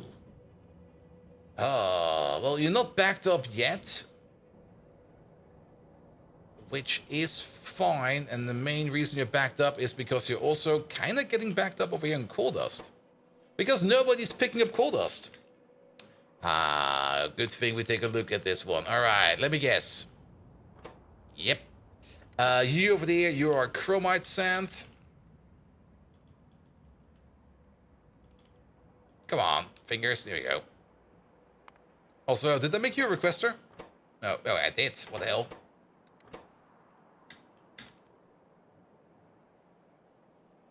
Turn you to that, please. Perfect.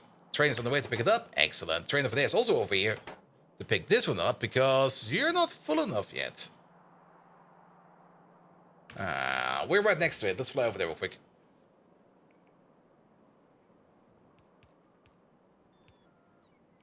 And what are the top 5 all-time produced consumed items for this run? I'll check in a second. Let me just work on this train station over here real quick. Here we go. 16,000, please.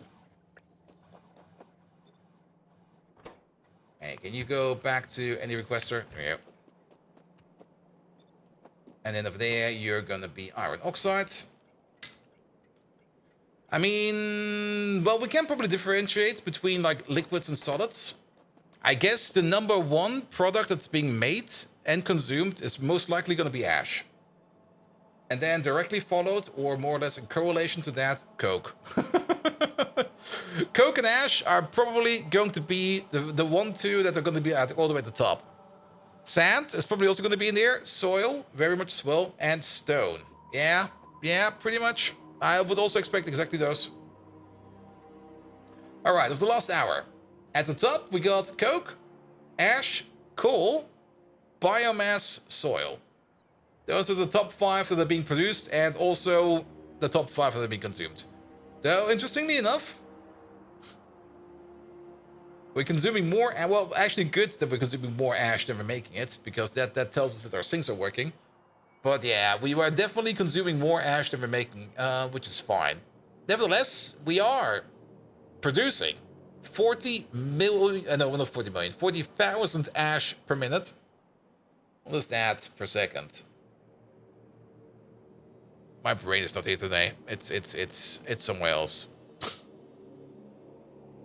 Oh, that is 666 per second. Lovely. That's actually not that. Actually, 666 per second. That's 12 red belts if you think about it. Actually, no, it's more than that. That's 24 red belts. Just casual 24 red belts rolling ash all day long. For the fluids over the last hour, I mean water, because everything runs in water over here. That should probably be obvious. And then molten salt and hot molten salt, because that's part of the power cycle. And then pressurized water, because that's part of the power cycle. And then pressurized steam, because that's part of the power cycle. All right, the first non-power water liquid is probably going to be flue gas, which we're making at 414,000 per minute. Actually, kind of interesting that the tailings are kind of low. They definitely drastically reduced how many tailings we have to handle this time around, which I really do enjoy. And then on the consumption side, the consumption side is more or less reflecting our production side. I mean, it makes no sense if production and consumption would not be going hand in hand. All right. Good, but at least the coal dust is being picked up, which also hopefully will mean that you will be picked up at some point in time. You're still not named. What the hell?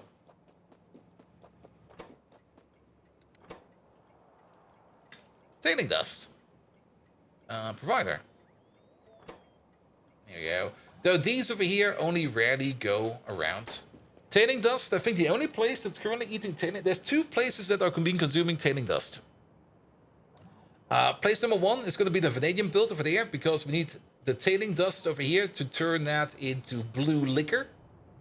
And then blue liquor is more or less the basis for our vanadium, but we're completely and utterly backed up with vanadium. Vanadium is fine for now. And part number 2 is going to be...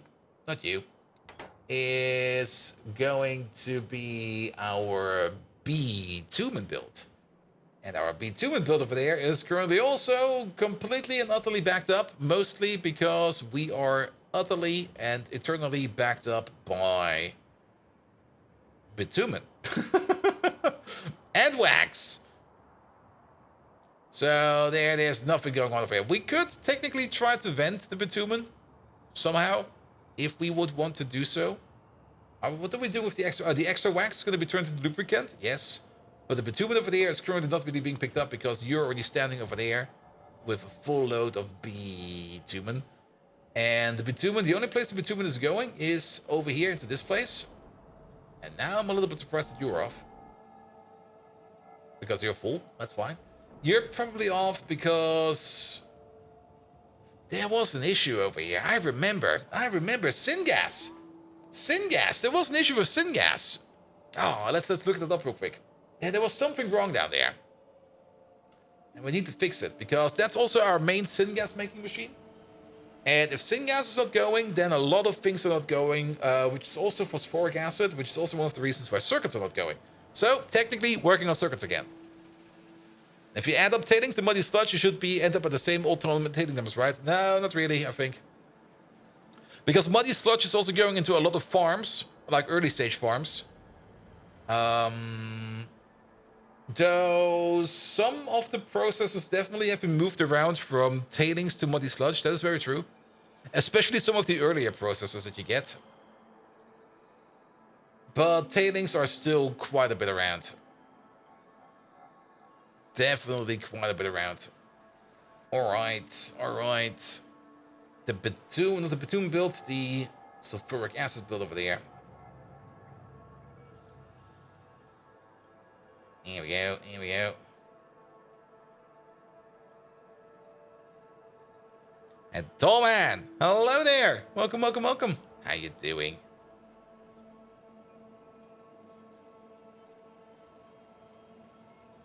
All right, here it is. So, these two tanks over here, actually these three tanks over there should most likely always be full. Something is wrong over here. Something is not going as expected. Let's have a look.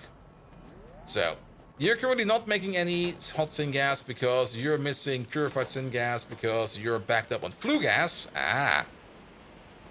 And you're backed up on flue gas because you're backed up on acid gas. We are not making any acid gas over here.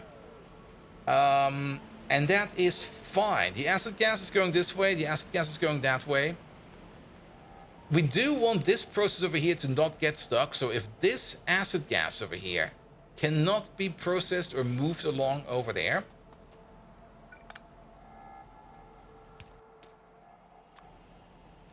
then we're just gonna vent it. I mean, the acid gas over here is already being turned. That would mean we're backed up on sulfuric acid. We are backed up on sulfuric acid. Nice. We could maybe just put down another provider of... We already have two over there. Never mind. We're good. If we can't process it, fuck it. Here we go.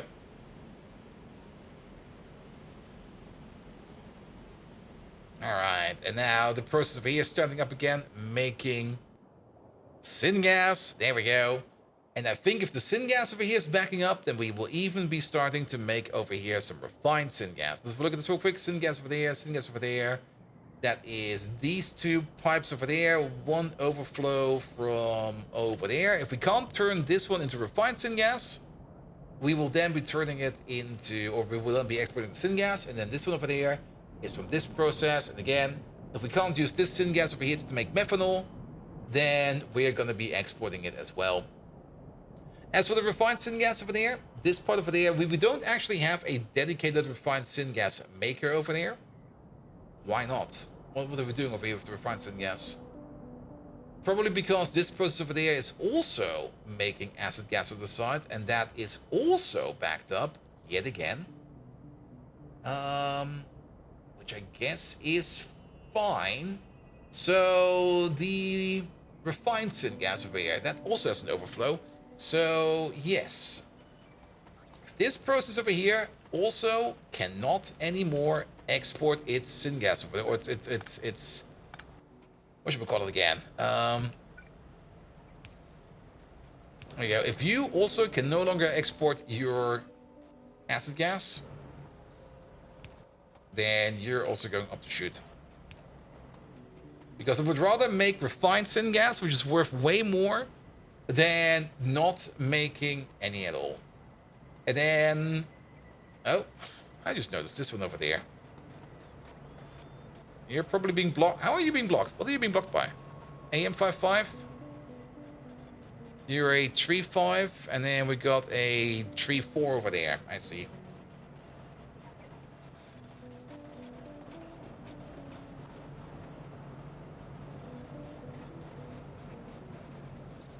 I'm not quite sure if we can move you down. We can try to move you down.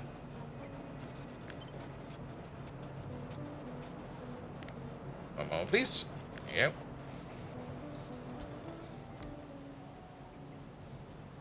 Seems to be working fine. Perfect. Now you can work again. Also notice something else over there. You're missing one. Only you are missing one. What the hell? How did that happen? Alright. I guess that's fine as well. Good. There is one upgrade we could do over here. Let's try it. And that is switch over to the recipe over here without the canisters. But then we have the issue over here that we need to add in some methanol on the pipe over there. Alright. We can do so.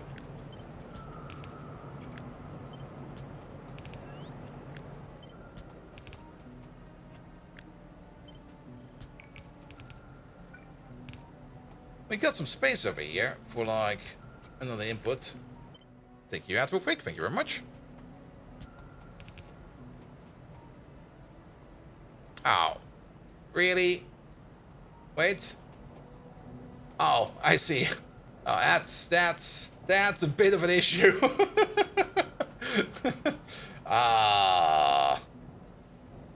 We can wiggle you around.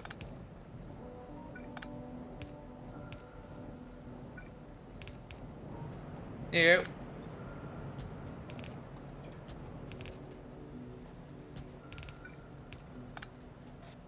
Good. And then let's move this recipe around. All of you are now running on the other. We now no longer need canisters over here. And not having the requirement of canisters over here anymore is going to be great, because now we can do the following. Add prot mods to it. Here we go. Which also will mean that these canisters over here will most likely back up in here anytime soon. These ones are empty, these ones are filled. I'm just gonna send you off. I can't send you off?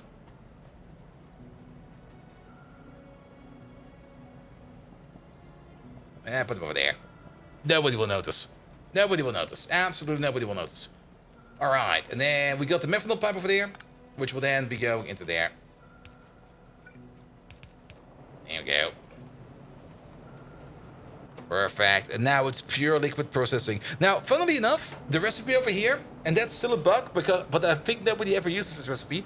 The other recipe over here with the canisters can be prot modded as well. So we could technically make infinite gas canisters over here. Sadly, we can't really recycle them into anything good. But now at least we are going to use the pure liquid recipe over here, and syngas plus methanol makes refined syngas, water, carbon dioxide, and acid gas. Perfect. Love it. And we'll be making even more, because now we even got a prot mod over there. Good, good, good, good, good. Alright, that's looking way better. So now we're slowly backing up on syngas over here again. Probably a lot of facilities out there are currently completely devoid of syngas and stuff like that, so we do need to fill it up again. Refined syngas, at least. Look at that. It's just filling up over here. Refined syngas is one of those things we don't really need that often, but when we do need it, we need like loads of it. Absolute fuck tons. Mostly for the boron process. Like the boron process over here, that's making boron, this over there, which is not even entirely backed up right now. It's usually the one that consumes like all of the syngas. Or the refined gas, okay, because it's not backed up because we actually put it on the power switch. Wow. It also uses up all of the salt, it seems. That's a lot of salt. Amazing.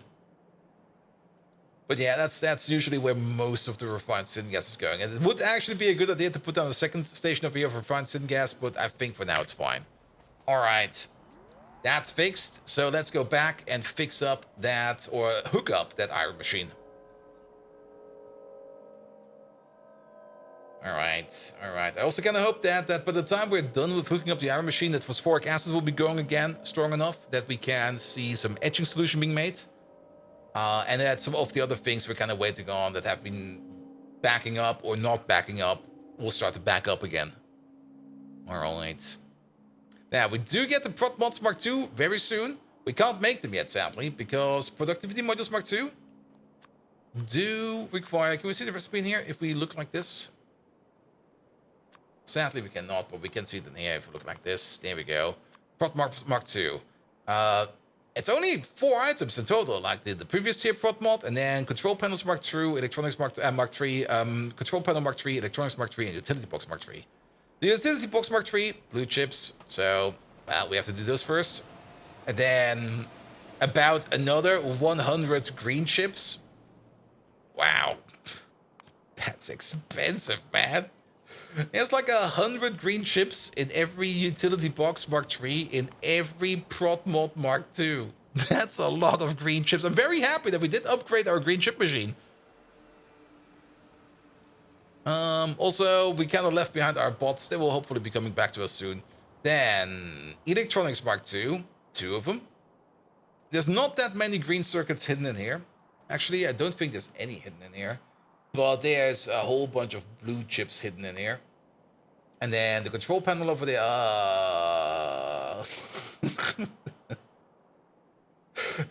That moment when you see the bio battery show up in Pyanodons.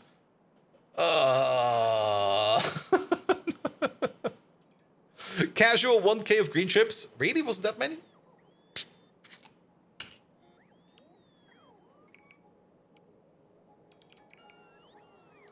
Should be 100 per module. I mean, there's no green chips, or not that many green chips. There's actually a ludicrously low amount of green chips and blue chips, if you kind of think about it. I mean, you need 1 green chip to make 5 red chips, and you need 1 red chip to make 5 blue chips. So every blue chip has 1/125th of a 1/25th of a green chip in it. Which is kind of weird. You wouldn't expect it to be the other way around, but nah. That's somewhere else. Alright.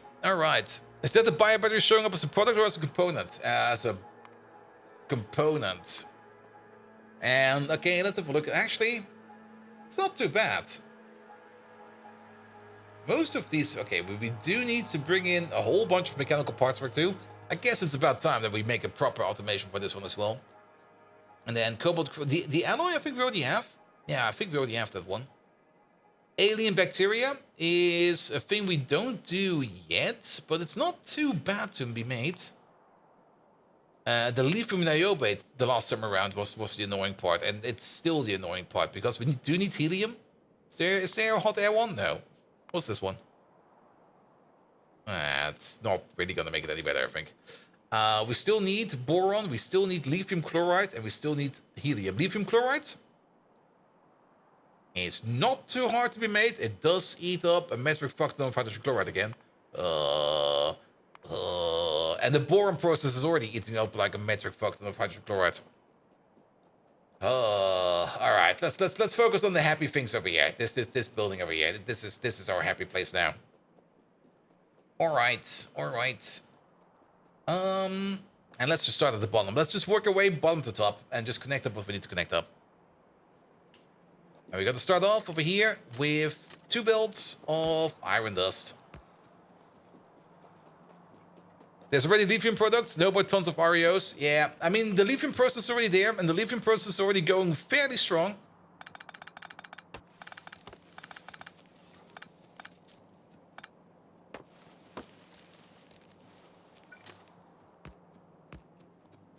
Here we go, put you over there, and then...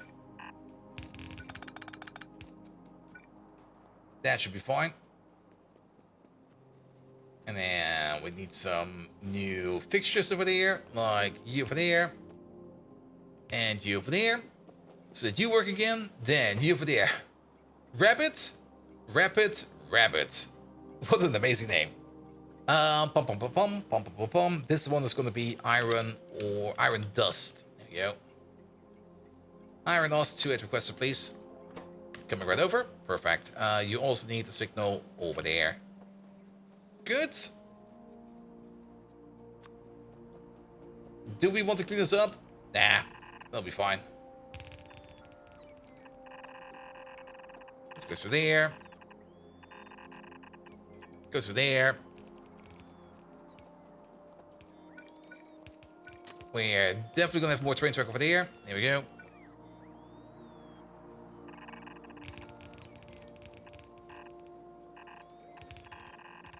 And off we go. Perfect. And let's help these spots out real quick. Here we go. So we can at least start off with the first process. And I think the first process is just douse the dust in water. And then let it settle at the top and the bottom.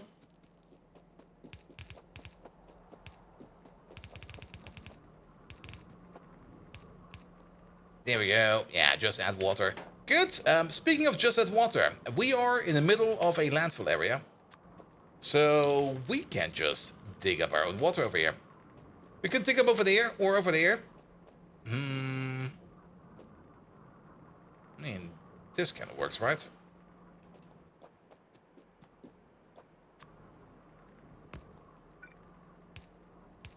There we go. And we're not really going to be caring too much about this.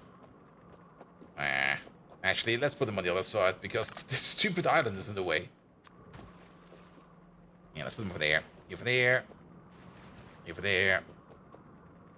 You also need water. And now they're no longer symmetrical. So, there. And over there.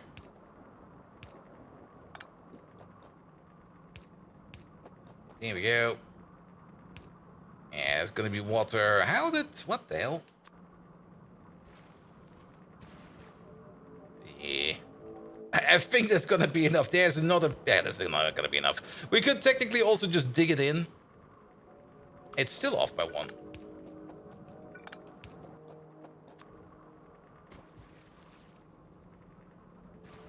Yeah. I mean, we could just dig in the offshore pump into the land, but that's always a bit silly. Here we go. Good. Water, water, water. Even more water required over there. Not like that. Like this, please. Here we go. So you're good for water. Perfect. Just awaiting the iron slime, the iron dust. Iron dust will be coming in over there. Good, good, good. Turn that all into that. Then... Oh, I see what happened over here. I guess the power poles over here got cut. There you go. So just do that. That'll be fine as well. This is, again, another water process for each of these over here. It would be a little bit super ludicrous to dig out, like, water for each one of these. So we're just going to combine them up real quick. There we go. And then put you over there. That'll be fine.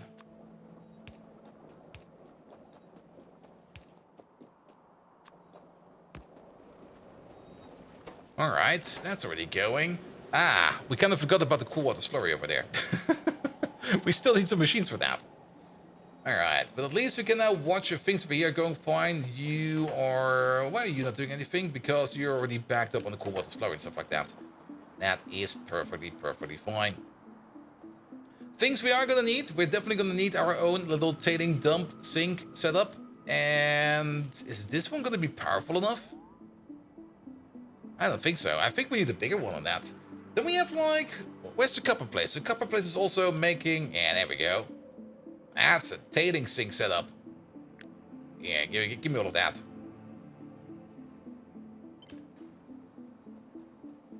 Sure. And we're gonna place you... Yeah, over here is fine. And did you hear that Derek shaved off another whole minute of the world record? I have not heard about it. I mean, the last time he came over with Raid, I did ask him how it's going, and he said, like, yes, I've improved it again. There you go. And I guess a minute is fine. Here comes the point where I'm not really that deep into speedrunning. I mean, if you are really competing to get, like, that fun, I do understand that 1 minute over there probably took, like, a metric fuck ton of time and work to get it into, but... That's usually the point where I already go like, yeah, that's why I don't really like speedrunning. The trade-off is just so rough, man. But congrats to Derek. When did he do it? Last week? This week? And also, did he gulp down like another bottle of maple syrup after that? It happened today. Sorry, that's way too current topics for me. Today, what the hell, man? 3 hours ago.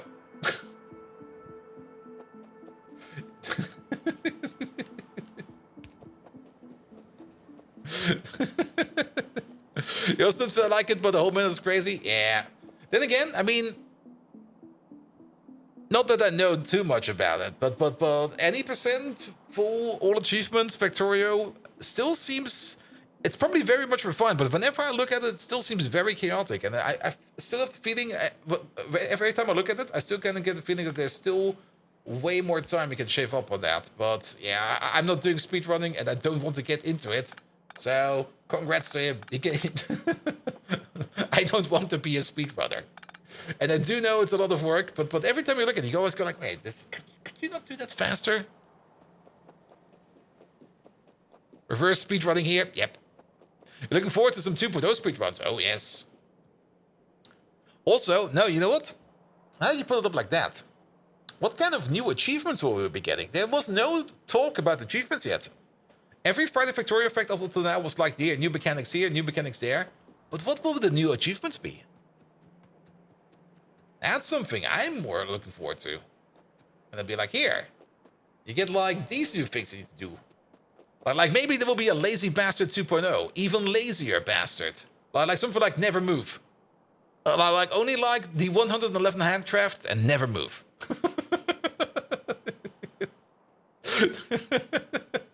No moving allowed. The super lazy bastard achievement. You thought you were lazy? No, we're gonna be even more lazy than that.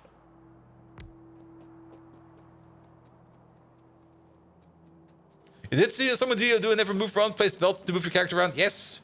And I do remember one charity stream I did where I was selling keys for my keyboard because I got like a hot pluggable keyboard.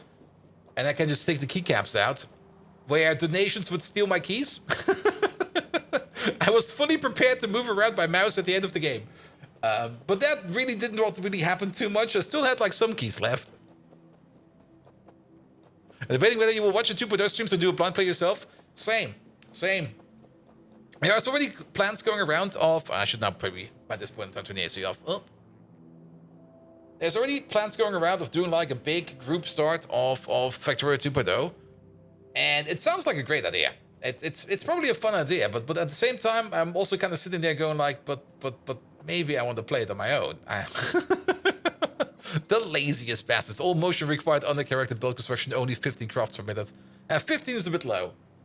You do need like that 111 is what you need because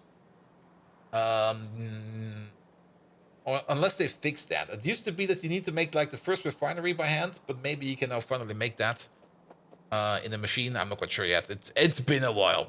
It's definitely been a while. Can be done with like 80 or something like that. Yeah, there was definitely a change not too long ago that kind of mixed up some stuff. All right, so you go for there, you go for there, and then these over there will be our inputs. Sure.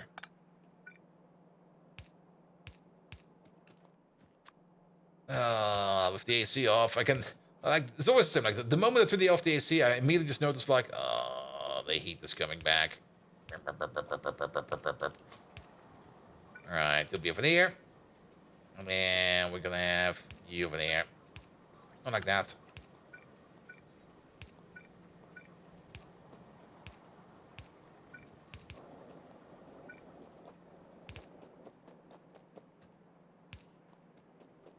Here we go. Here we go. Oh, wait, we still need you.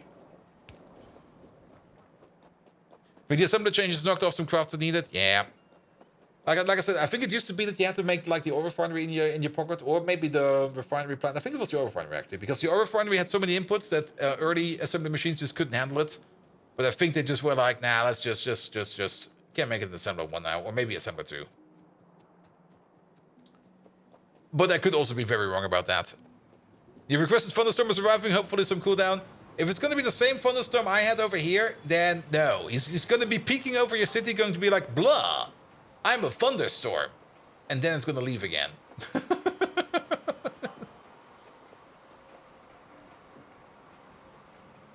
All right.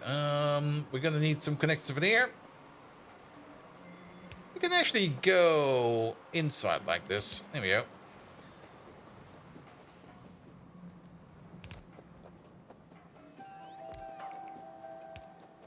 Somewhere over there. And then... Not somewhere over there. Exactly over there. Lovely. Yeah, this pump is always active. That'll be fine as well. There you go. We do need a wire over there for you to do. And then we do need the same condition over there. Here we go. Alright. Tailings. Splurge. Alright, at least now the tailings over here can start to be thinking about to be processed. We do need these connectors all the way over there. And just take this whole thing over there. Flip it around. Put you over there. And then realize that the pocket bots will probably take forever to do this. And then start building it by hand. Yeah, over here's fine. Alright. I'm quite sure which bolt over here is which one yet. We're just gonna move them over first, and then we're gonna see where they're gonna go. Alright. You. I'm pretty sure we can't make the entire jump to the other side, so we're just gonna do it like this. And then like this again. Ah, petroleum sulfonate input over there. That will probably be fine over there.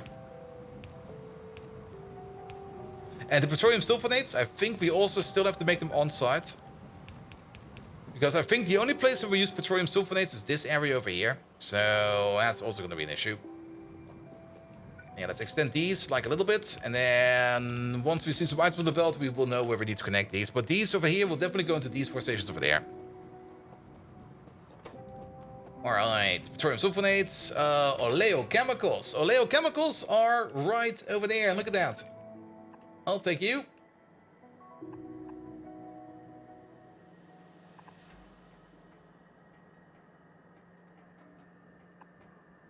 Okay, that's a bit very far. Yeah, let's just put you over there for a second. And let's build you by hand. It dropped to 34 degrees Celsius inside. I don't even know how warm it is over here. The only thing I know is it's too warm. It's just too warm over here.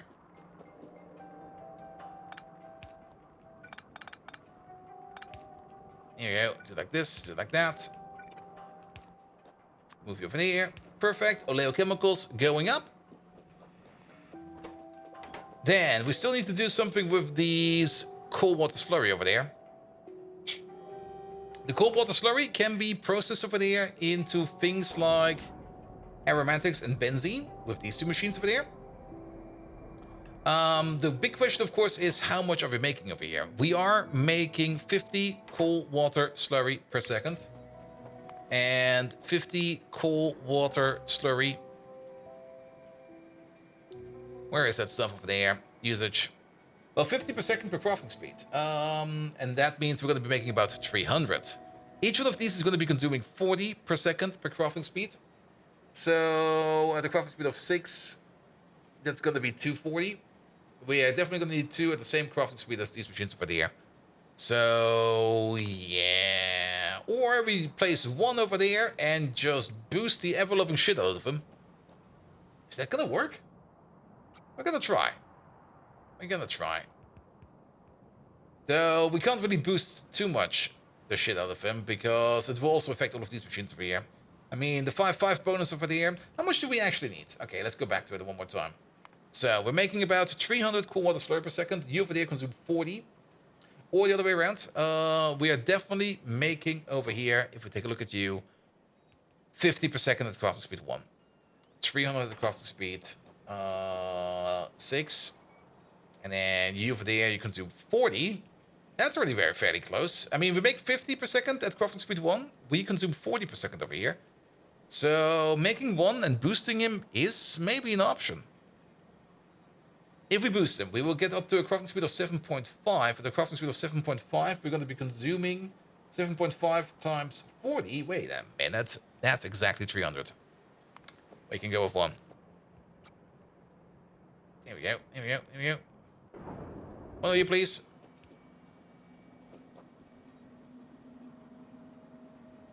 There's a pipe in the way.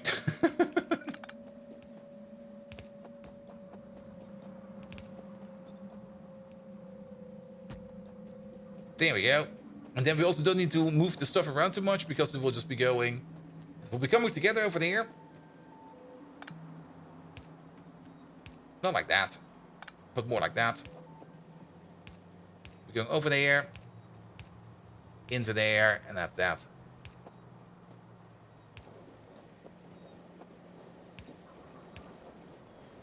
There we go. And then we need to export over here the benzene as well as the aromatics. And both of these we definitely do want to export. Can we rotate you into... Yeah, this will be fine. This will be fine. Both of these are definitely worth exporting, but both of these will most likely also be voided because we don't want this over there to be stuck trying to make the stuff over there. So how about one provider over there and another provider over there with an optional overflow over there. Also, wait a minute. Come on, Bolt. What the fuck do you do over there? Pull us back. Pull us back. Here we go. You over there. And you over there. We also seem to have a bit of a supply issue over there, but we can fix that by hopefully placing you over here somewhere. Let's just pull this back a little bit more. Here we go.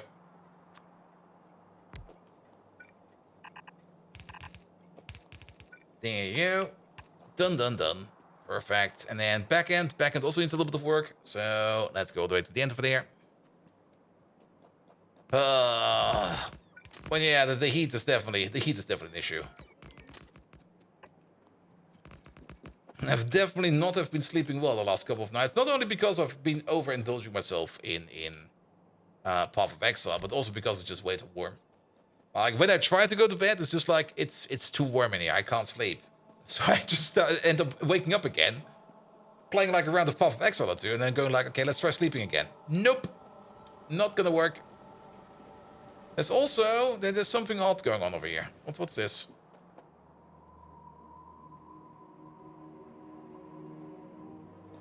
I see what this is. I see what this is. I got a double connection over here. There you go. And then you woke up at like 6 a.m. on Sunday? Yeah. Blech. And today kind of worked. Today I woke up early enough to get some work done, and then afterwards, like during the heat hours, I was just like, and then suddenly all the work kind of stopped.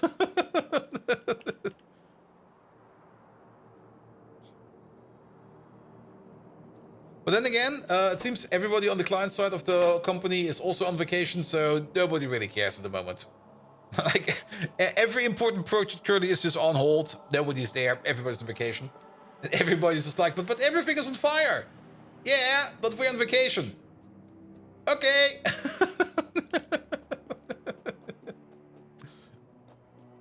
Alright, you over there. You over there. And then we're gonna need the overflow.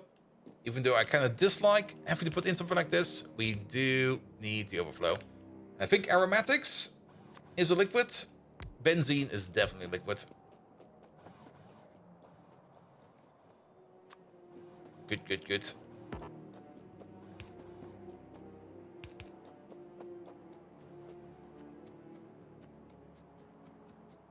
Alright, put you over here.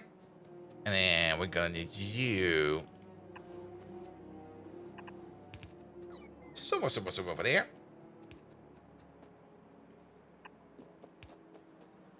And put you over here, and then we go up.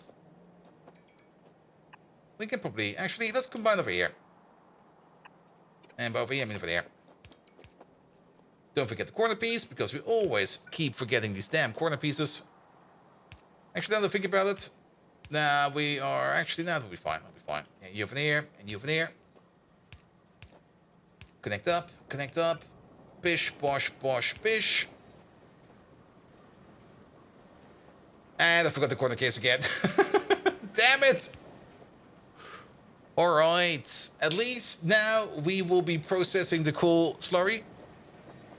You can't argue with I'm on vacation, and if you do, you will lose. Yep.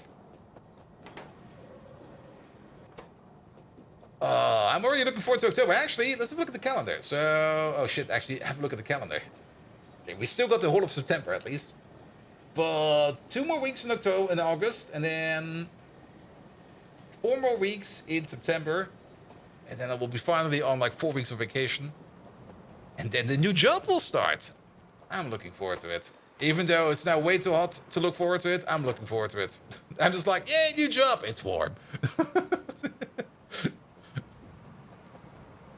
Then again, new job. The office building has a full working AC and everything.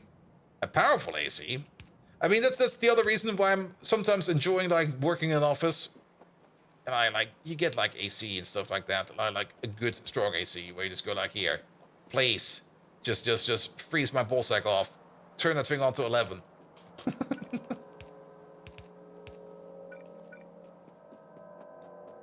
And if the coworkers complain, well, send them off. Just ask them to go to home office. I'm here to enjoy the AC.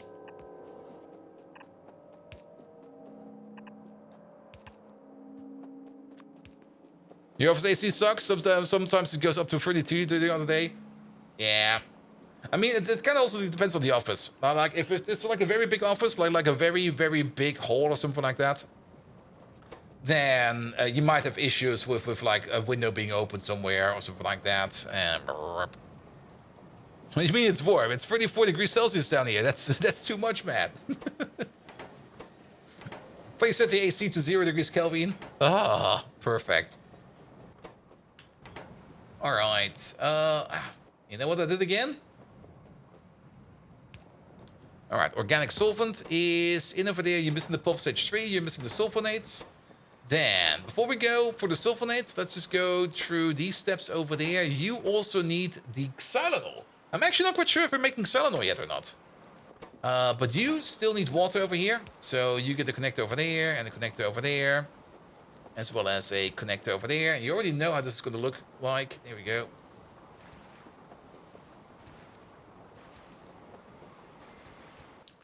There we go. Picking up some landfill. Water, water, water. We can probably make those smaller, but this is fine. This is fine. Then, you need some sulfuric acid over here to work. You got everything you need. You need the xylitol. Do we have a xylitol? No. Answer is no. Xylitol. Xylitol is not too hard to make. There it is. We can make it out of BTX. And BTX is something we do export quite a bit. Option number 2 is we can also make it out of low distillates now. Though I don't really think we've got the capacity for that. Then again, maybe we do.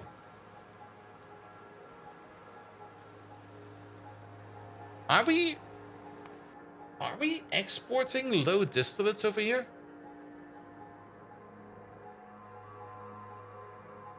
The answer is no, we're not.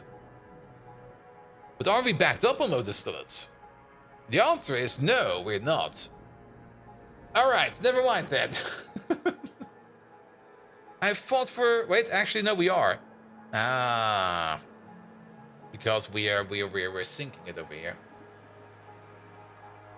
So, we could export some of these low distillates over there. Let them back up again. And instead of like wasting the kerosene, which is actually a very stupid idea, instead of like wasting the kerosene over there, we should rather just waste the low distillates. But we could export the low distillates. We should export the low distillates because having more low distillates would also mean that we could always make more lard. Or not lard. What's it called again? Grease.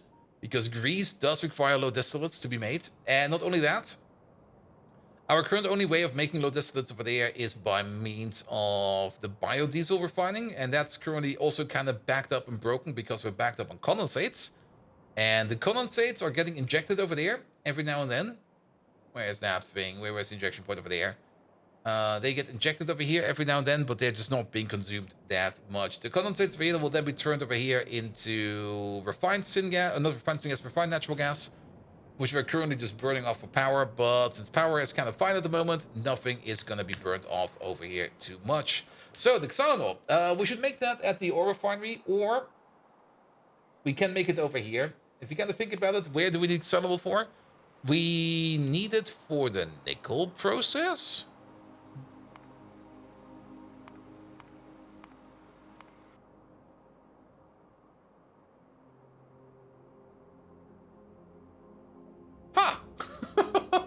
Would you look at that? Ha! I even named that one correctly. It just didn't show up. Alright, we're making it over here. We need it over there. We could pipe it over. Be a bit of a hassle. Could do it. Or we can bring it over by our train. Let's keep that decision open for now. If we run out of space over here, then we pipe it over. If we have enough space, we'll probably put down like a train station over there. And it's working. You have an amazing AC. A freeze goes down to -20, but damn, the temperature change between 30 is like struggling sometimes. Oh yes, it is. My previous apartment was like a cellar apartment, and during the summer it was like nice and cool. It was just like really nice and cool. And like usually when I would go to work or something like that, or if I would go outside to do some grocery shopping, the moment I opened up the front door to go outside from like a nice cool cellar apartment to like 30+ degrees outside, was always like where did this come from? All right, we do need the RMAC 12D. RMAC 12D, is that being used somewhere else? RMAC 12D usage. It's of course used in iron, and it's used in exiled. So RMAC 12D is definitely something we need to import. So let's request some of the RMAC liquid requester, please. Put you over there. That's gonna be for the RMAC. There we go. We're gonna name you. I like trains. No, you're gonna be RMAC 12D 28 requester, please. Thank you very much. All right. The closest supermarket to you has the temperature so low that you avoid shopping there in the summer because you're getting a headache during the huge temperature difference. Oof. Your good old first world problems.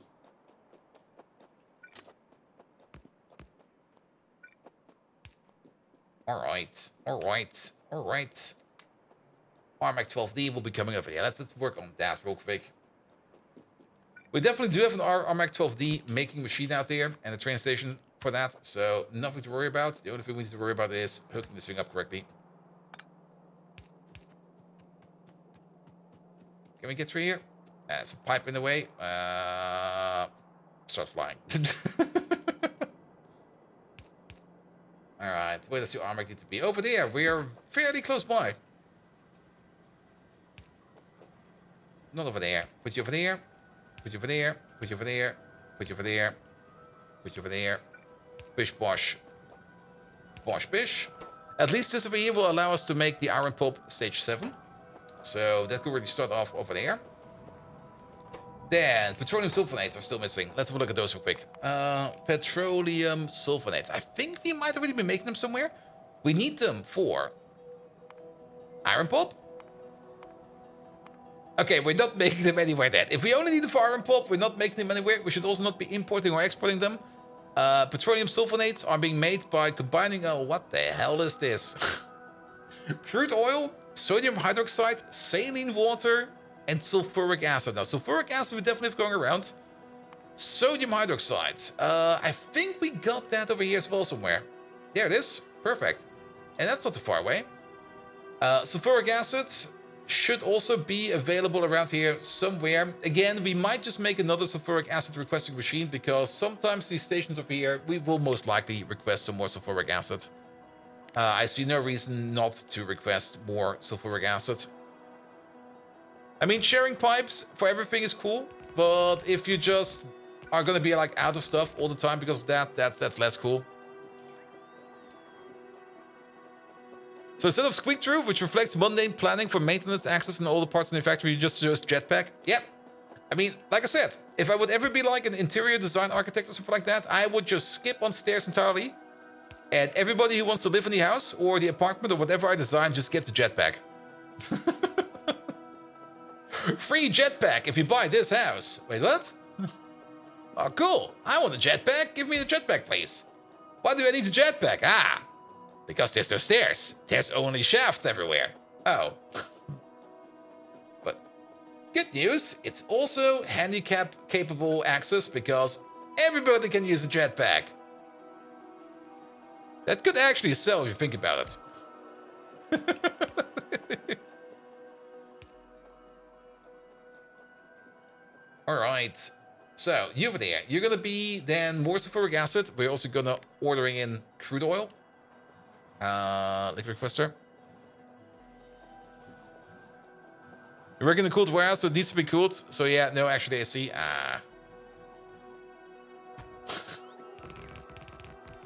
Can't you just go over there to the thermostat and go like, minus 20, that's a bit much. Can't we just put it like to like 5?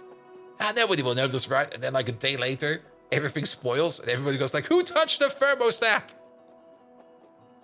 I'm like, not me. So if you get the Viking house, you get a shaft repeatedly? Yes. Access shafts for everything. Alright, for the sulfonates. And saline water. Saline water, for that we need salt. Come on, you can't tell me we don't have any salt over here. There's some over there. That's a bit far away, actually. Wait, isn't there? No, there used to be. There used to be salt over here, wasn't there? Wasn't there like a salt mine over here at some point? No, there wasn't. There is salt up top, actually.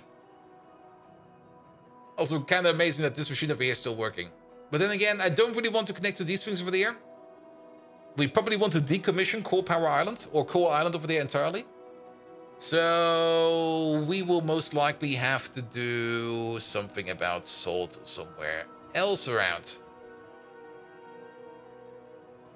There you go. There's also nothing particular over there and nothing particular over there. I mean, we can't just grab a belt of salt from down yonder. I mean, how much salt do we need?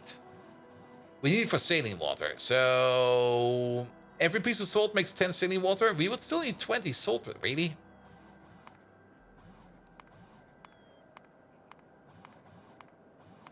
Is it 1 to 10? It is 1 to 10. But on the other side, how much petroleum sulfonates do we need? We're gonna need 300 per second again. At most. No, this one is gonna be slower. This one is gonna be 100 because this is the panning machine over there. This one over there. We only got one of them. So we're running this recipe already at like a third of, well, once every 3 seconds. At crafting speed 6, we're gonna need like 100 petroleum sulfonates per second, and then we're already gonna be making this at more than 100. So we're gonna need 20 pieces of salt every 3 seconds. That's 6.66666666 pieces of salt per second. Yeah, we can belt it up there. Same for the sodium hydroxide. The only thing we do need over there is gonna be power fine. It is. It was so suspiciously dark over there. Alright. Petroleum sulfonates. And we're probably going to be making that over here somewhere. Do we even need this to be running at full speed? The answer for that is no. This machine can just be sitting around over here somewhere. It really doesn't matter where this machine sits. We do need a rectisol, and we do need to properly look at it in here. So, petroleum sulfonates. There we go. There they are. And that's going to be you. And we're just going to place this machine right over there.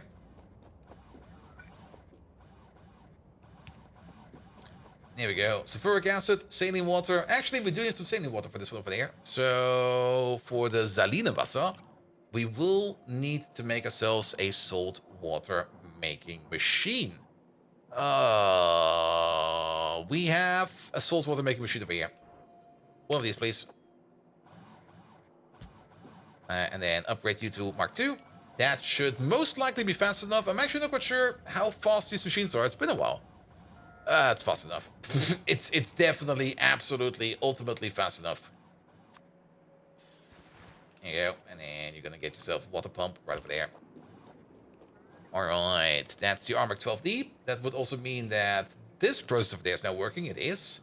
And that also will mean that we're now making level 7 liquids, which would mean that we have all the way up here, most likely. Yep, it's already filling up over there. Perfect, perfect. I always love it when these things slowly but surely start to come together. Alright.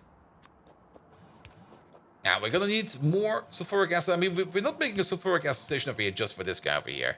No. We do need more sulfuric acid in the iron processing as well. So you over there, sulfuric acid to 8 requester. There we go. And you over there, you're gonna be crude oil to 8 requester. Alright, that will be coming over sooner or later. Then we're gonna need ourselves a pump. Put that thing right over there.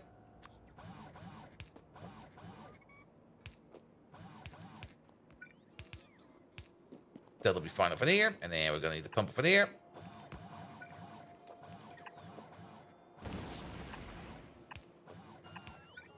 And we're gonna put you right over there.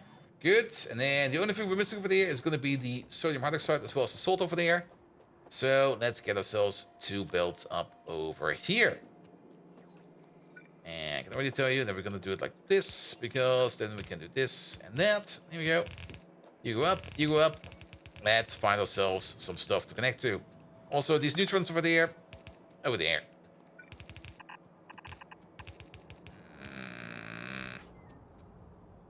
I already disliked that we're going to go under the pump over there. So, this belt. We're going to fix up the other belt over there afterwards. And it's already kind of cramped over here. But on the plus side, we did already find some salt over there. So, congratulations. Salt. Alright, alright.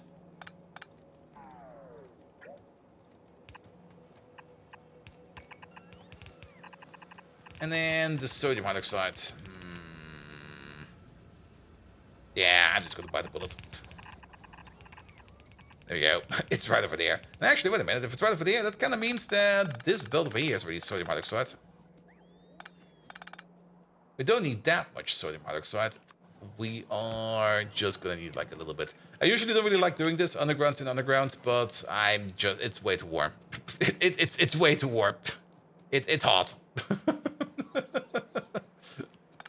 Like if it were like less warm outside, I would probably be more accurate with this, but not now, not today.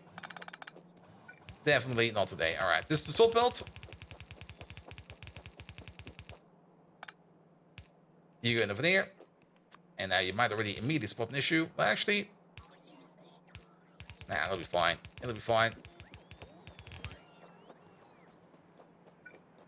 Hydroxide output. Oh, okay. Still a small issue.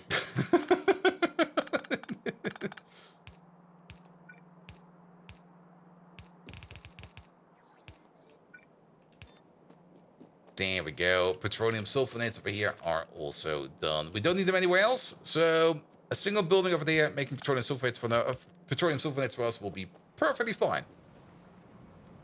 All right, these petroleum sulfonates need to go all the way over there, all the way over here, all the way over there, all the way over there, and that is this part done. Good. You're ready to number 3. Number 3 is coming from over there. You need xylanol. All right, the xylanol. I think we're just gonna... I mean, I don't really... We don't need the xylanol for anything else, do we? No, we don't. So, we're not gonna make a train for that, then. We're just gonna move it over here with a pipe. It's gonna be a long pipe. Very long pipe. It's gonna be a little bit annoying to do so, but it's gonna be getting piped over. Funny you say that? Well, no one touched the thermostat, but someone outside hire did clean the massive main electrical box with a pressure washer.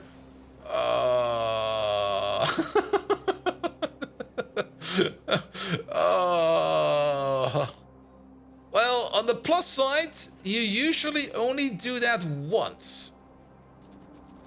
Also, how are you missing gasoline? Wait. You've never been connected.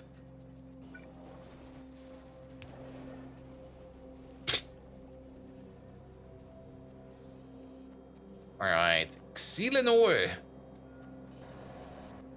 That's molten nickel over there. Maybe we should probably just grab it over here from the tank.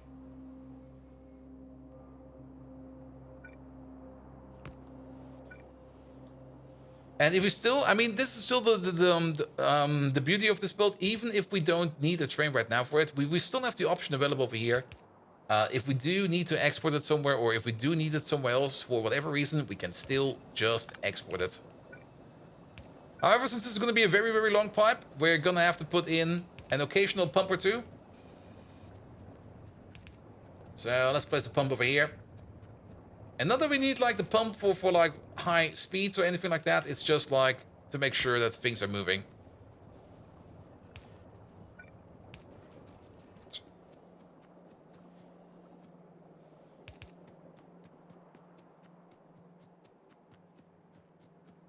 There we go. That's gonna be 5, I think. 7, and let's make one over here. There we go. Put you right over there. There will be no power pulls available whatsoever.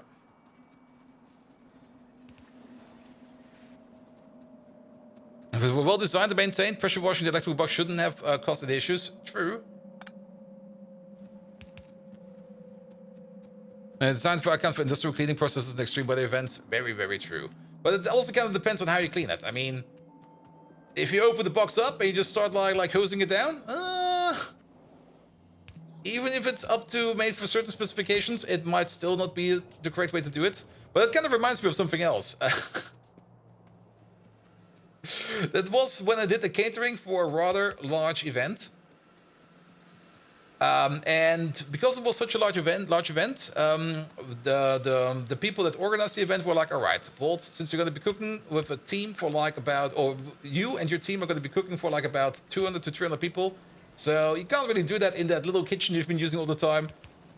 We've gotten you like a big boy kitchen. I'm like, what? Big boy kitchen? And it was like, yeah, here. We had some talks, and there is like this cooking school, and they're like off during the time of the festival. Or like the big party. So they allowed us to use the facilities. So you basically have an entire cooking school place room. How do you put it? To prepare like food for like about 200 to 300 people. I'm like, ooh, nice. And so I went over there to inspect like the place, because before to know what I wanted to do, I kind of wanted to have a look at what was available over there. And the one thing I spotted immediately was this big autoclave. Like this big, ginormous, multi-function, multi-purpose oven, more or less, which could do like a whole range of things. Like it could cook with steam, or it could bake with steam. It could bake with exact temperatures. It came with like all kinds of fancy features. It even had an Ethernet port. And I was like, what? Why the fuck does this oven have an Ethernet port? Didn't really look too much into that, but I was like, I want one of those as well. I looked up how expensive it was, and I was like, all right. We're gonna handle this thing with care, if we don't want to break it, because we definitely don't want to buy it. But nevertheless, while we were like working in that kitchen, and while I was making some plans and everything like that, at some point in time it came up to the point where we had to like clean up stuff. Now that magnificent oven came with like a self-cleaning function, like a Pyroluse self-cleaning function.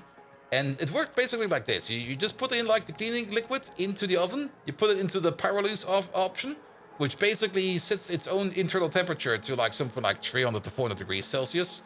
And then it just more or less burns down every bit of drag into like a fine crisp. And then you can just hose it down from the inside. It even came with its own built-in hose to just clean up the whole thing in one go. And that was amazing. And at some point in time, we kind of noticed, like, wait a minute. All this cooking equipment we have over here is made out of solid stainless steel, and it's all rated for the temperature. Why are we even scrubbing dishes anymore? We just filled that thing up with like whatever we could have found that was like more or less stainless steel, and just used the Pyrolise option for it.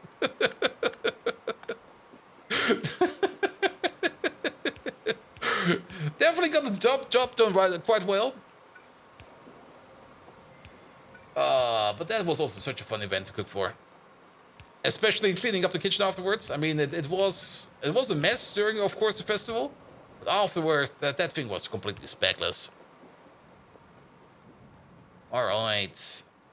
Xylanol! In! Perfect! What are you missing over there? You're missing still your sulfonates. Why are you still missing your sulfonates? Oh, because you're running the wrong recipe. You need to be running this one.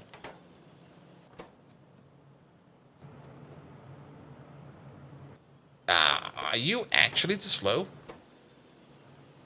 You're making 100 every 2 seconds. You need... Oh, you are actually too slow. Never mind. There you go. So you're now more or less at double the crafting speed. Yeah, it'll be fine. It'll be fine. It'll be fine. We also really do not need that much over here. It will back up quite fast. It'll be fine. Alright. Iron Pulp Stage 2 over there. Iron Pulp Stage 3 over there. Iron Pulp Stage 4 over there. Iron Pulp Stage 4 then goes all the way over here to where it will be turned into Iron Pulp Stage 5. Iron Pulp Stage 5 over there is backed up. Iron Pulp Stage 6 is missing sulfuric acid. Alright. One more step, and then we're good over here as well.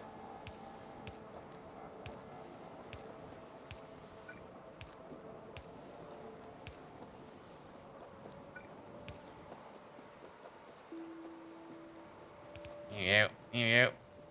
And cleaning can lead to strange errors. Yeah, the malfunction between everyone and night between 1 and 2 a.m. Yep. That's a very, very classic joke about the cleaning lady just unplugging a server rack. Happens more often than you might think.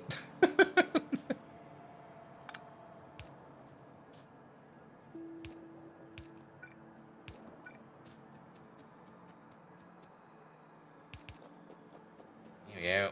Alright, and I think sulfuric acid is right over there. I'm just going to connect you to this and hope it's correct.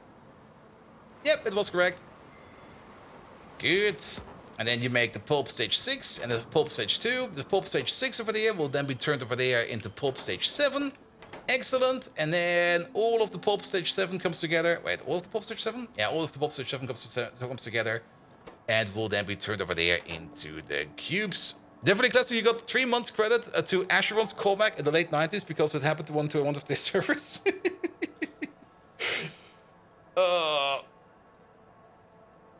It always kind of reminds me again of that one story, and I already talked about it a couple of times on the channel, about that one village somewhere in the middle of Britain where they had like broadband internet disruptions like every day. And it always started at somewhere at like 8 a.m. in the morning, and it always stopped somewhere at around 11 p.m., something like that. Every day.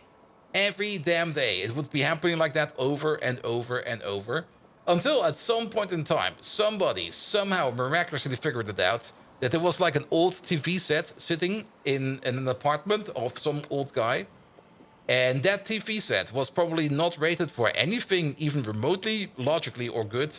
It was causing so much electromagnetic disruption that it just was completely disrupted like the internet landline for that village. And it took them years to find that out. Alright. The only thing we need over there at the top is filtration media. Also Junior Juma. It was more especially external. Problem was an internal one, and yes, they're mostly waterproofed, except on the top where the cables are running all by the wall. Yeah. Well.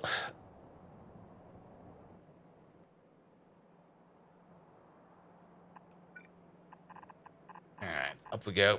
That's why EMV is so important in automotive. Never underestimate EMV. Most of the time you'd be like, do we really need that much? It's probably not that important, right? And then, nope. Think of all the radiation that guy absorbed, he will probably have lived to be over 100. I think he's still alive. I think he might be turning into a ghoul. I think if Fallout is going to start anywhere, it's going to be like Fallout Basement TV.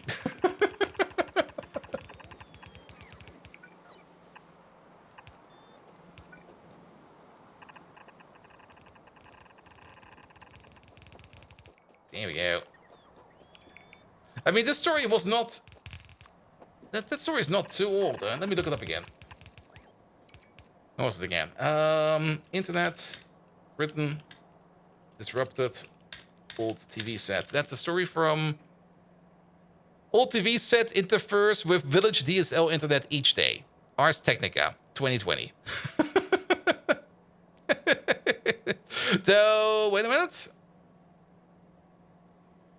Yep. That was like 4 years ago.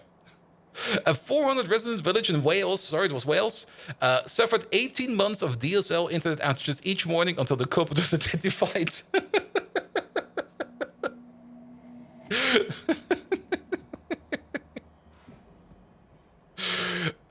How old was that TV? I have no clue. But I mean, you can see how it can happen. It might just have been like a TV that he maybe got inherited or something like that from his grandfather or something like that. He was like, oh, that's a nice TV. And it was probably also not maybe even a TV he was like actively watching on. It could have just been like one of those backward nose TVs. I mean, he might have just put it on over there just to have like some noise going around. Who knows?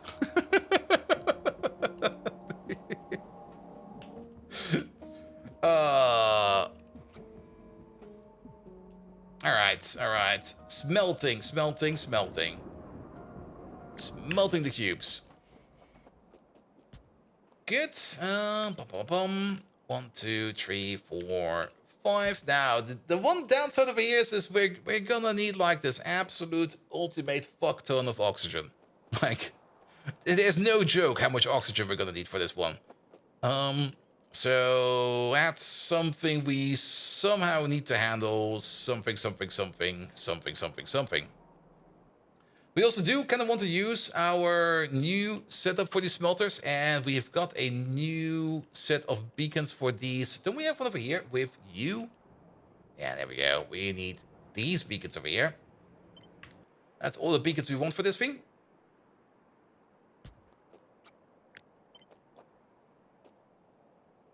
With...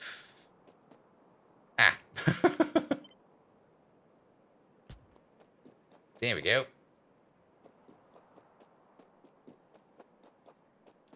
Good, and we already said we kind of need like 8 of these, so let's just do this real quick. Cut you out.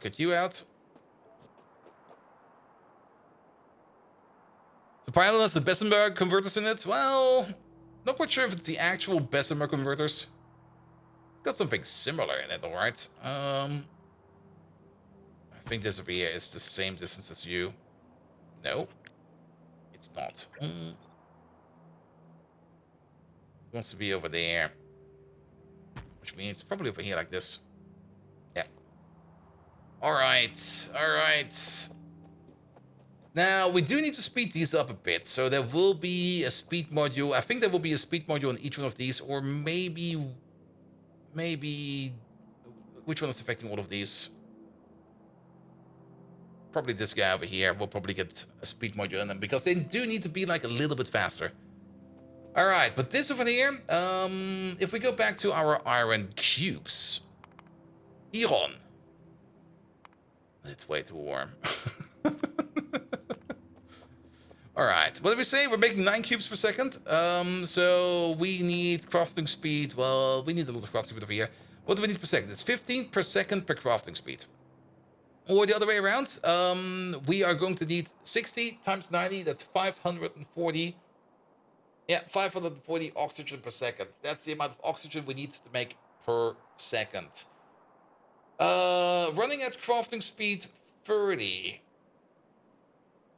Yeah, we're gonna need 2 2x2s of electrolyzers running at max full power speed to make the amount of oxygen we need. All right. And we also do kind of want to stay away from these machines over there like a little bit.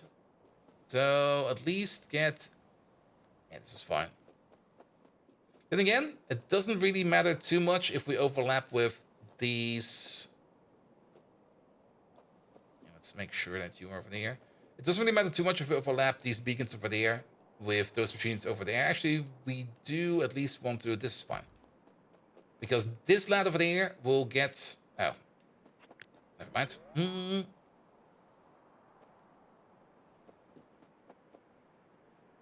That will be... I guess we are going to be all the way over here then. Because this lad over there is going to get some speed modules in them. Or at least a speed module will be switched out.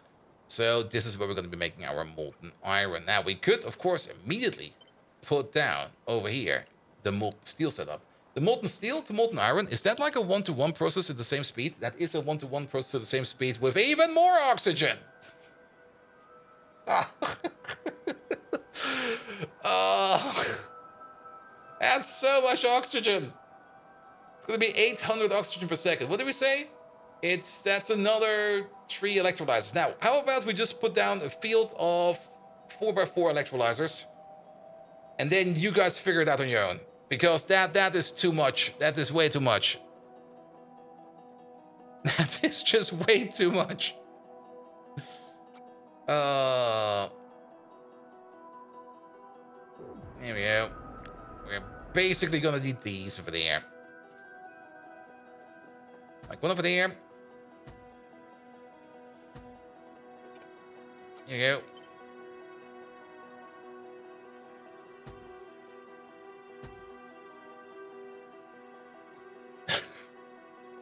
That's the oxygen maker we're gonna be making. And we can at least put this thing on top over there. It'll be fine. There you go. Put you over there. I don't really want to make more oxygen in this. We might just put in like an oxygen tank. And actually, the more I think about it, we should at least set this up with some kind of oxygen tank over there. We might even want to extract the hydrogen over there if we need to. And we can at least make the machines over here. I think the machines over here is fine. Yeah, I think machines over here is fine.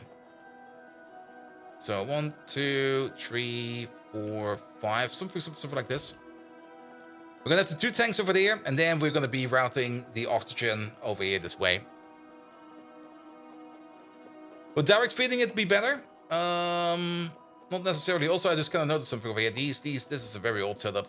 Never mind. Scratch that. Sorry, we need to redesign you a little bit.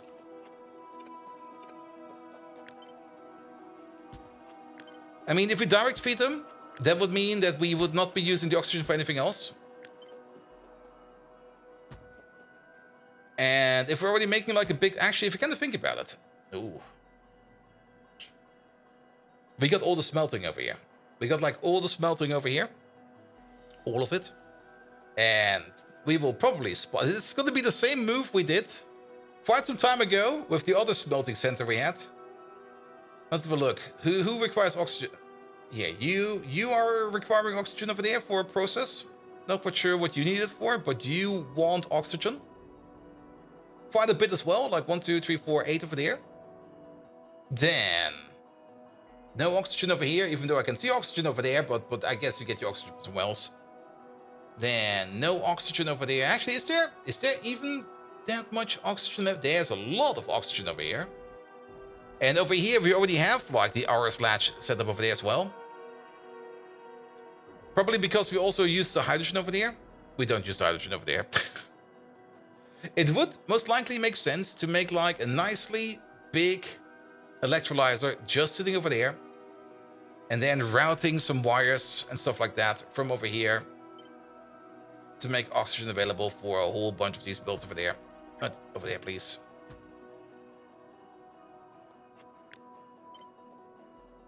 There we go. So maybe we will have an oxygen build just sitting in the wild over here. We do need it over here. We need it somewhere where we're close to water. we can't be too far out. Yeah, at most over here.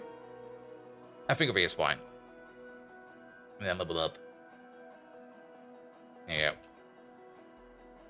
And then if we put down like a couple of big oxygen tanks over there, which you can fill up all the way if we need to, then we should also have enough buffer if multiples of these machines over here are going to draw oxygen or have a high demand for oxygen. So, yeah, that'll be fine.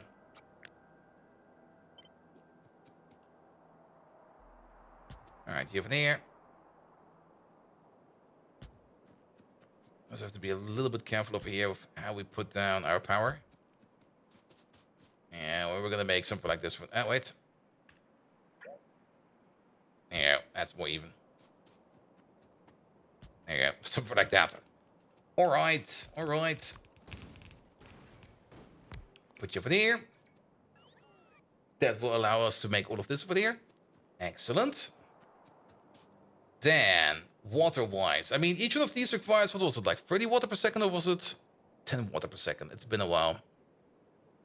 We're doing the water electrolysis recipe, which is sitting over there.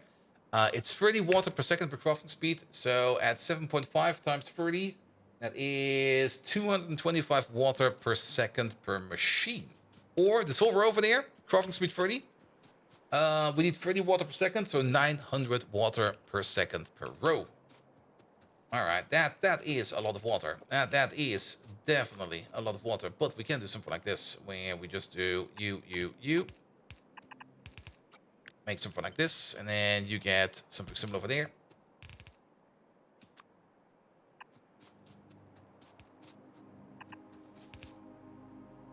You'll be over there.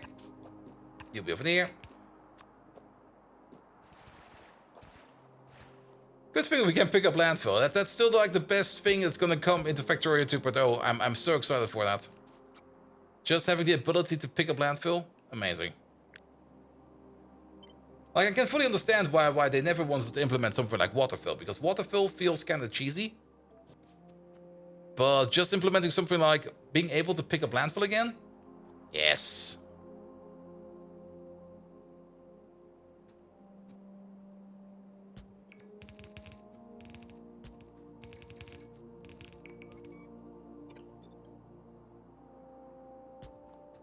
There we go. Here we go. So they actually implemented the shovel? Yes! You can shovel it again. It was always such an odd design choice that you can't pick up things like landfill. Even though all the tools are available and mods already fixed that for you, but that they never really put it in. Always was kind of odd in my opinion. And like the idea of water pumps, like oil pumps, would be able to pull from a larger unidentified region, basically anywhere. That would also be nice. Like if you could put down, well, yeah, a water pump, or just implement it like a water pump. I mean, we also got the classic Pi water pumps we can use, but these over here are just more efficient. They use less fuel. Actually, they don't even use power. They just make water.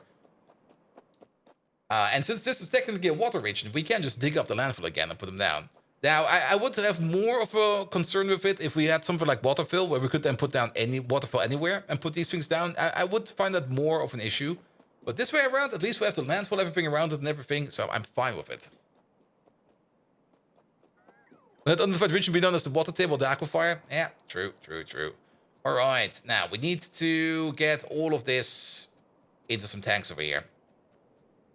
And that's going to be fairly straightforward, because we're just going to do something like, let's see. Let's do it like this. It'll be fine.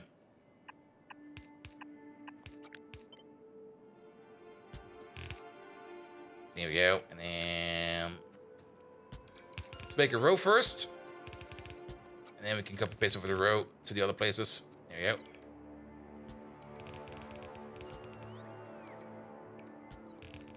All right. And remember how we like set up that system last time around? When we just blatantly copy pasted ourselves in terms of making, sorry, it's a bit loud over there. Making a system that allows us to always make either oxygen or hydrogen. We're gonna make that one again. All right. Well, this time around, how are we gonna do it this time around? I mean, I definitely want a little bit more happy tank space, but I also kind of want to combine it. Let's maybe combine it first, and then we can push into more happy tank. So 2 happy tanks. Happy tank is happy. Actually, happy tank needs to be, I like this corner, but it should be 2 further this way. And 2 further this way, because it's going to be hydrogen over there. Hydrogen over there. Oxygen over there. Oxygen over there. And then in. Now, I have to be careful over here. Wait a minute. Did I do that completely wrong? I did. Wait a minute.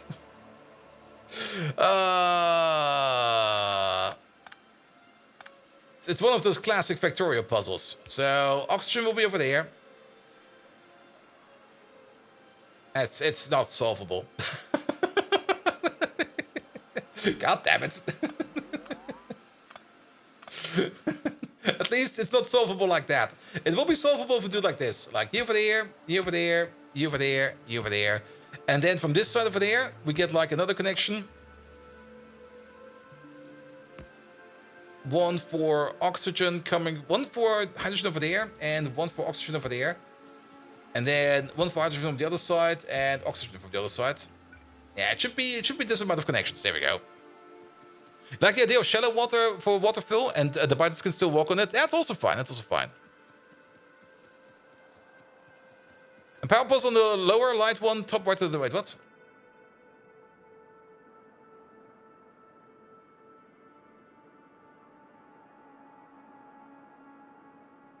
Sorry, well, she power pulse and light one lower.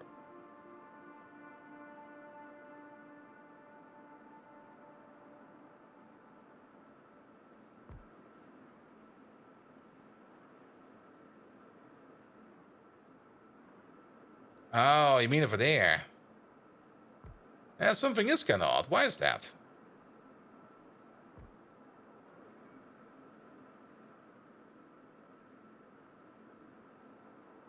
How did that happen? Oh, these power poles are... Yeah, these power poles are one too low. Yeah, that's fine. As long as these machines over here are working, that's fine. Alright, back to you. So, we just have to make a decision. Oxygen will be over there. And then... I guess we can do this.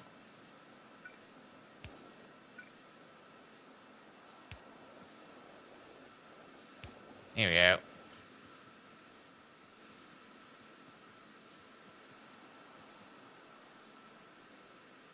One lower, top right of rest.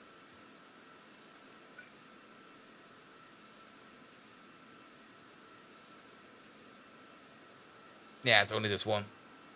How did that even happen? It's for all of them. They're all off by one. Oh, you know what? Because I rotated it around. Did I? No, I didn't. It's only for you. Yeah. Alright, now it was bugging me too much that I really wanted to change it as well. There we go. Alright, then you over there. You go this way. Because hydrogen is over there. Oxygen is over there. And now the big question, how do we get these crossover connections in? Answer is somehow something like this. You over there. Oh, not like that. It doesn't really need to be the best connection over here. It just needs to be a connection. Here we go. All right. Cross left, cross right, cross right, cross left. Here, more oxygen. I missed. All right. And then you over there. And that'll be that. Alright, you get the power pole over there and the power pole over there. Which doesn't really help over here with these in the middle, but... That should be fine, right? That is the middle. It doesn't really look like the middle, because this one is like off by one, but it is the middle. Good. Good, good. Alright, we're now making lots and lots and lots of oxygen and lots and lots and lots of hydrogen over there. Now, can we perhaps, if we're lucky, and I do hope we're lucky, just copy-paste over this entire system over there? I don't think so. And it's more gonna be something like this entire system. Nah. Oh, actually... Actually, we can.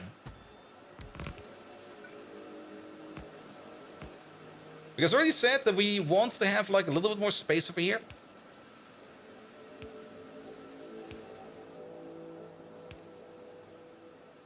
All right. Is this also still the correct way to connect this one up? Let's see. Wait, let's have a look over there.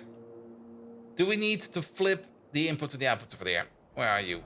So over here, hydrogen is on the top, hydrogen is on the right. It's still the same way around. Perfect. So now we got some extra storage space over here. And then we got this place over here, which will be filling itself up over and over and over and over and over.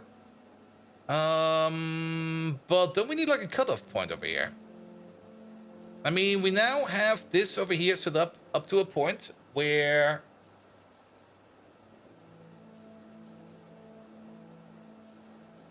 No, we will start venting. That's how it works again, I remember. We will start venting over here if this tank over here goes under a certain limit. So what we should end up with over here is we should have 2 full tanks of hydrogen and 1 full tank of oxygen. Yeah, that's pretty much what we have over there. Perfect. So if this oxygen tank over there will be going under a certain limit, will it ever happen? Yes, that will happen because we will be drawing oxygen from over here. We will be drawing quite a lot of oxygen from over here, actually. If this one over here goes under a certain limit, then we will open up you over there to start venting the hydrogen. Chief, hello there. Welcome, welcome, welcome. On the YouTube side over there. Good. Which means the only thing we need to do over there is to make sure that we can now finally start smelting all this iron. Da-da-da-da, da-da-da-da. Over there. 1, 2, 3. Do we need the hydrogen? Not yet.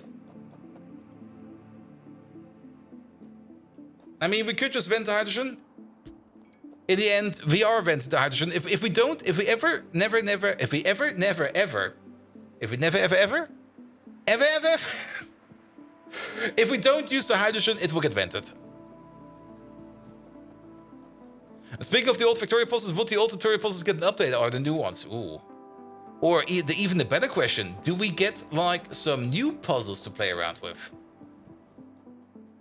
I mean, those other Factorio... I mean, it's kind of fun if you think about it. There's these other Factorio game modes out there that exist. Some of them have a bit of a following, but only like a bit, just because people kind of go like, hey, this is kind of fun. But overall, most people don't even know they exist, I think, because either people play modded or they just play vanilla.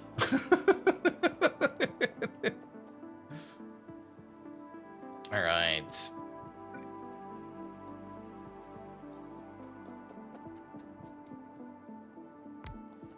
Perfect. Yeah, that should be fine. Okay, oxygen, hydrogen. Still looks like it's a little bit off, or it's a little bit weird, but that is fine, actually. Good. But that also means we can use the same build over here now to think about making steel. And then the only downside we have over here is... Let's pull you down all the way over here. That'll be fine. We're going to have one of you over here somewhere. Some of these beacons will be interfering. We will probably have to move some of these around to make this over here a little bit better. But that will be iron. That will be steel. Steel plate will be over here. Iron plate will be over here as well. So these will be probably very close next to each other.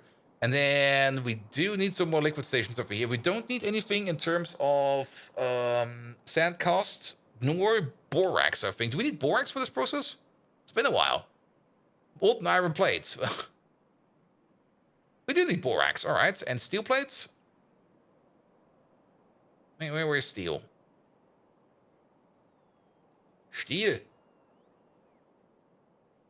Steel does not require borax, that's fine. But borax is around here somewhere.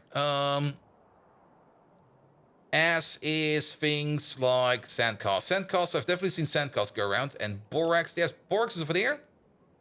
And sandcast, there's a belt of sandcast just going straight over here. So we can put down the casting of those things over here and then the exporting over there. Okay, now the big question is, do we have enough landfill? And what do we do with Mad Scratch Lonely Island over there? Because Mad Scratch Lonely Island over there is, well, it's no longer going to be an island. It's going to be like, it's not going to be a peninsula either. It's just going to be like this. It's going to be a train station. It's going to be Mad Scratch Lonely train station next time around. Yeah, it's also not going to be that lonely because it's going to be in this massive I know what we can do. I know exactly what we can do over here.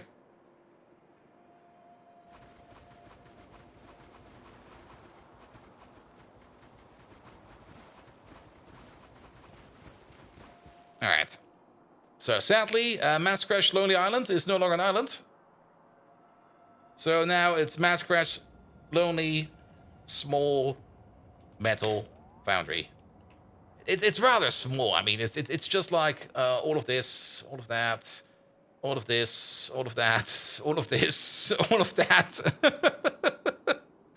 And if sand casting were a product of a specific place in Spain, would it be sand Castilian products? Ooh. Here, the best puzzle ever. A sandcastle. Some assembly required. Alright. However, what do we need over here? Well, we're gonna need a whole bunch of providers. We're gonna need... And let's start with the liquid providers first, because they're gonna be a little bit easier. Liquid provider. Steel. Iron.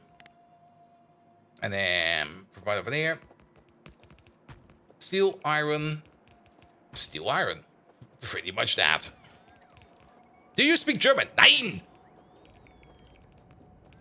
I can also say acht. And I can also say Dampfwasserfahrfachgeschäft, Handel mit Messern und Gabeln und Steuern auf Deutsch, Arbeiten auf Deutsch. I don't speak German. Sorry, I have no clue what you're talking about. German, who speaks it over here? Come on. Be real. Germany doesn't exist. Have you ever been to Bielefeld? It doesn't exist. Toasterstrudel. Exactly.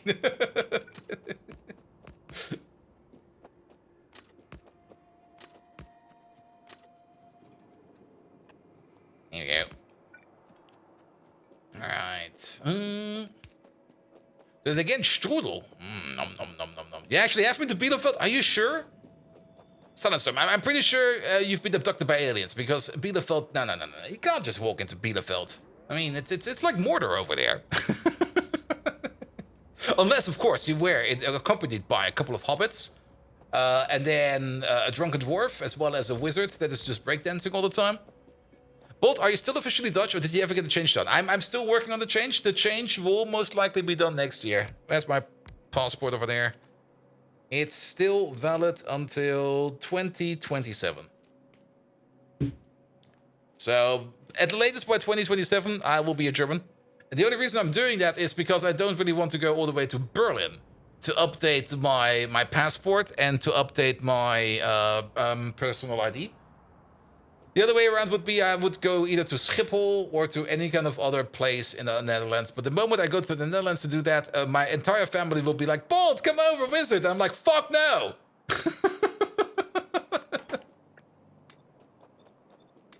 Please, I'll just do something else.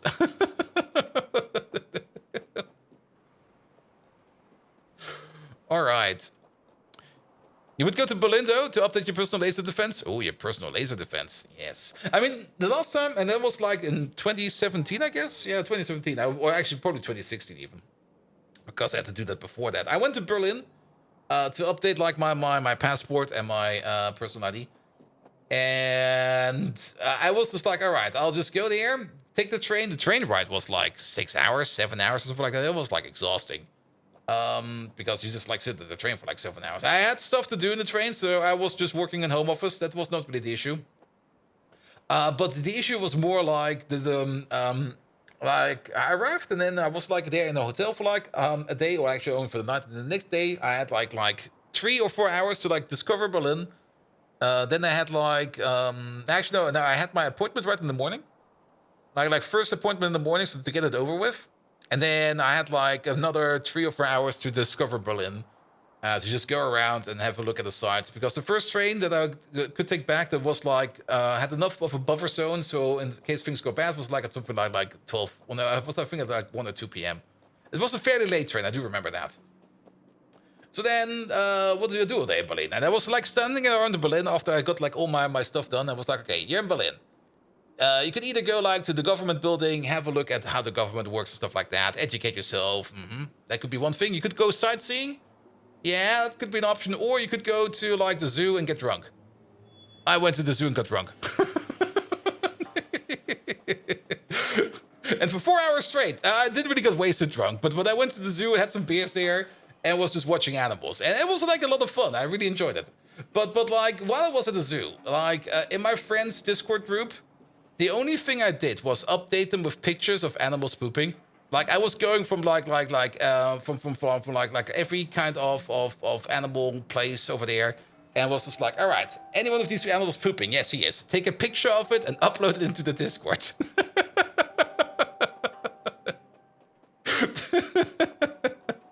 The only video I have or had, sadly those pictures don't exist anymore because the Discord got at some point in time rinsed, was of course of the hippo doing the hippo thing.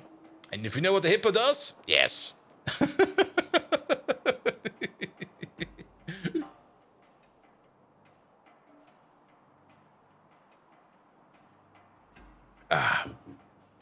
Was definitely a fun day. The helicopter? Yep, the helicopter. Oh, we're getting so distracted over here. All right.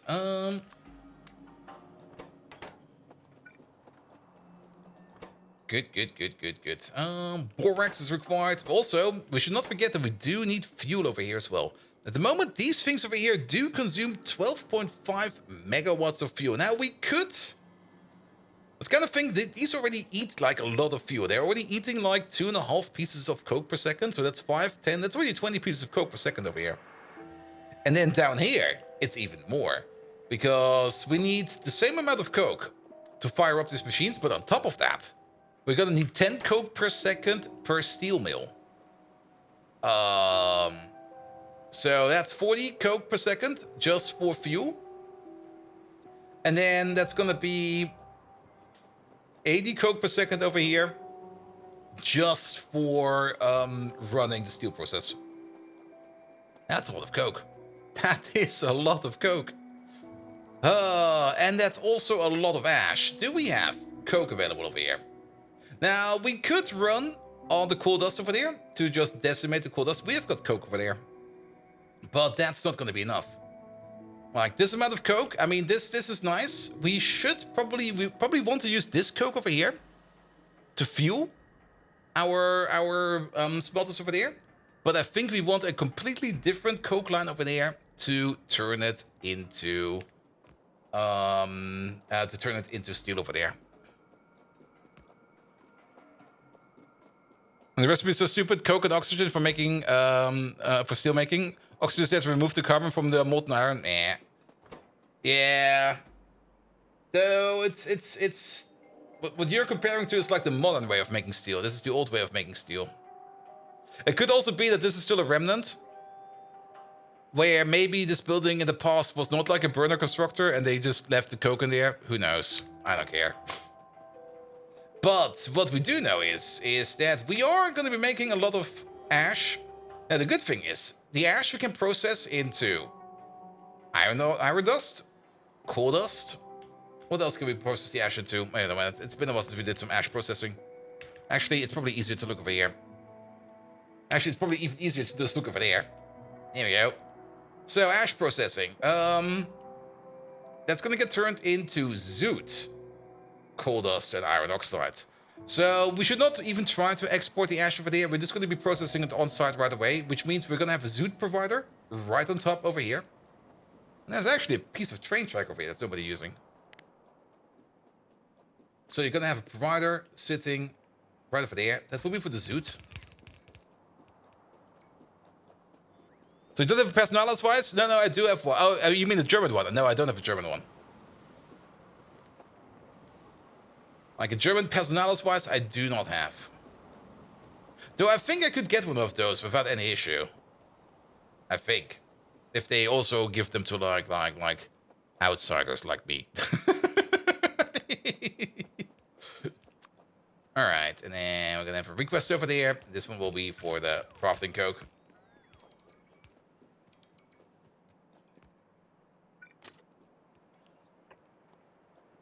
Alright.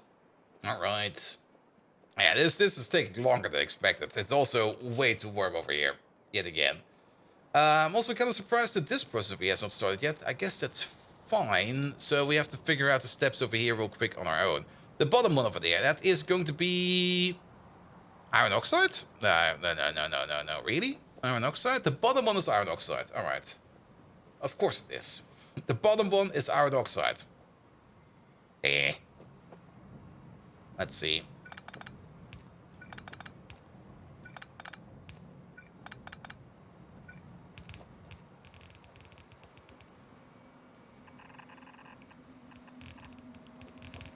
Here we go.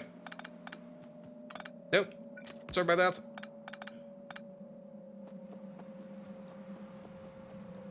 I don't think you need to get one of those without being Germanized first. Yeah.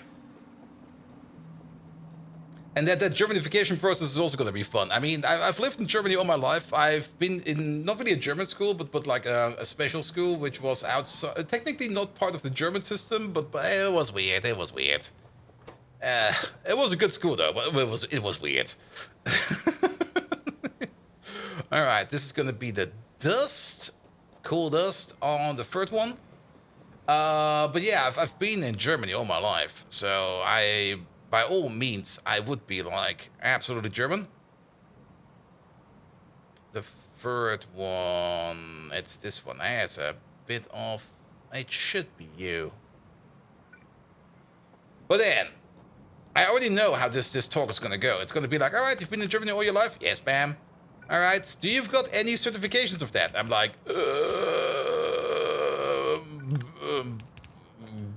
yes, maybe. I don't know.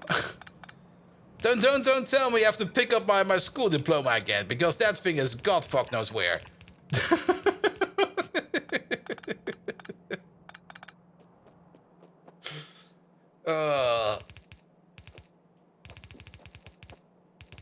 There might be some benefits to the Dutch citizenship. I don't really see any, to be perfectly honest.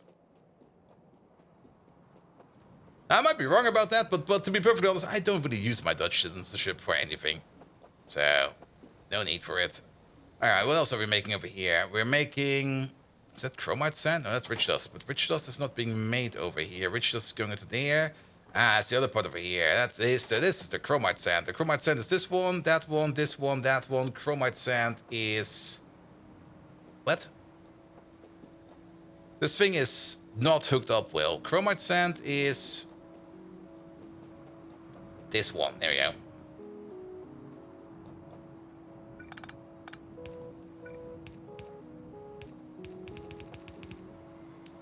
School diploma. I got everything stashed. Yeah. I'm pretty sure it's in my apartment. It's probably like in that one box where I know that there are probably some important documents in, but I've never looked into it. Ever. And if it's not in there, I'll be like, you know what? Me German good?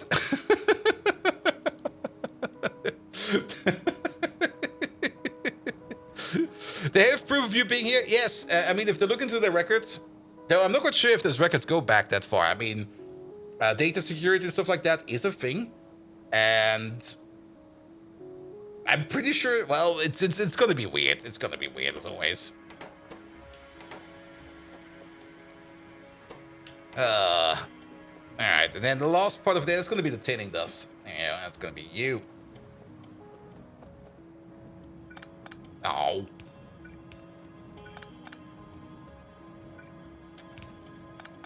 But yeah, technically they should have the ability to see everything they need, but in practice, I kind of have the feeling that they will just not be able to do that. And when is it not ever weird? Every damn time.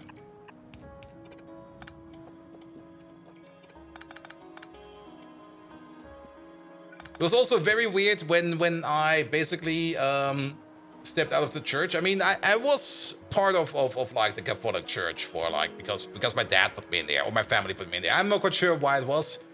They've all already like gotten out of it, and the only reason I got out of it was because after I got like my first actual solid salary check, and I looked on that like, how much are they getting from me? No. Fuck that. I'm getting out of there.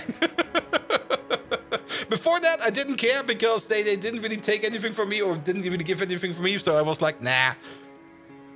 But after I've seen what the church tax was, I was like, all right, I'm out. You're not getting another cent from me. But that was also this endeavor. Like, to get out of the church in Germany, you have to call up the Standesamt, which is usually there for people that want to get married. And I'm like, what? I have to call who? Those guys? Why? Because they do that. And I'm like, what? Why? So you had the same reaction after like 1 year of working? You paid $50 for it? I'm not even quite sure if I paid anything for it. I don't even care if I paid anything for it. But it's around 10%. It's I think 8% or something like that. It's quite a lot actually if you think about it. I was looking at it and I go like, excuse me? No. They didn't have enough work to do otherwise? Yeah, maybe. But either way, so I had to go like to the place where people usually you can't even get married on the spot there if you talk to the correct person. To get out of it, that process was not too hard. It was only hard to get like a free slot because they were booked out so much. It took like almost a year to get that thing booked, and it was just like, what the hell, man. But that was at some point in time done. But the best part was like once I got out of it, I got like a letter from the local pastor, and he was like, "Hey, dude, I've heard you've kind of left the church. Now I'm just going to tell you that I'm not agreeing with this. I'm going to pray for you every day that you come back. Blah blah blah blah blah blah." And I'm like, "Dude, I don't even know who you are." I'm pretty sure he was a nice guy, but I was like, "Dude, how about no?"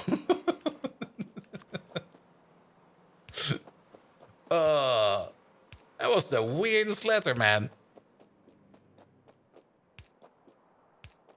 You never got any of that?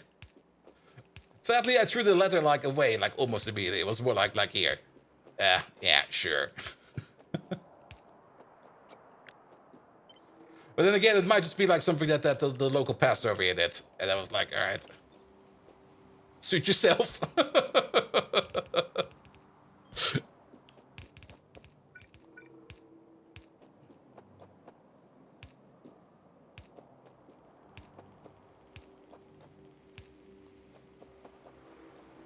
Good. And that tax is also the fee you have to remain thrown in the box and forgotten. Yeah.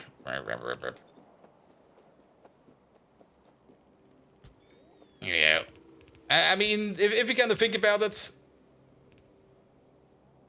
the amount of tax now, actually, no, that's not even good. That doesn't matter. Fuck it. Churches are weird.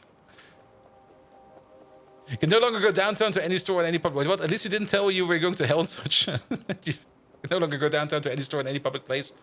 Nobody cares anymore, I think. That's more the thing. I mean, here in Germany, like lots of people are getting out of the church, mostly because of still like like well, it's like a couple million people per year just to leave the church, mostly because of all the stories coming up of pastors being pedophiles. And I'm just like, what the hell? Is that still going on? Shouldn't have stopped by now. Nope, that just keeps on happening.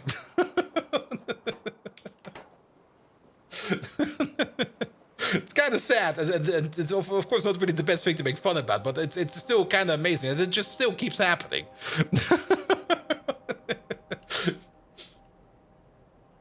And even worse, the church is still hiding them. Yep.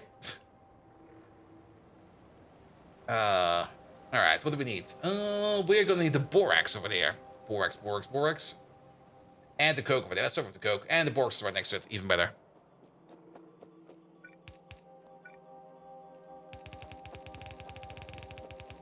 All right, you over there.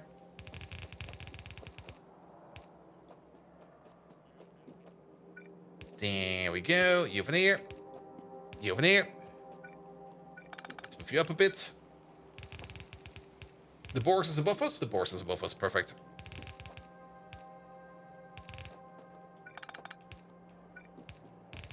Alright, you over there. You over there. Good. Wait, today's Tuesday, right? Yeah, it's already Tuesday. Sometimes taking the Monday off is just completely messing with everything. Which means, if we raid Flanker, maybe later today... Oh, my sleep cycle is gonna get busted, man. I'm never gonna get that one back. That sleep cycle is doomed forever. Doomed, I say.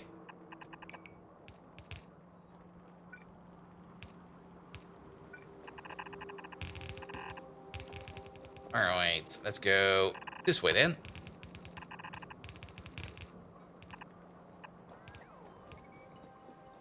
Sleep, what's that? That's usually the thing you do with your eyes closed. And then pictures start appearing in front of your mind.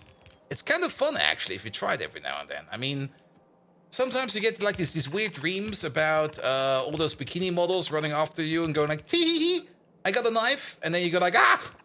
And then you realize it's actually not a dream, it's a nightmare. And they still have bikini models and they still got knives. And then it gets really, really weird. But that's usually how sleep works, right? You hit bikini models. Dirt knows exactly what to listen for. Alright, alright.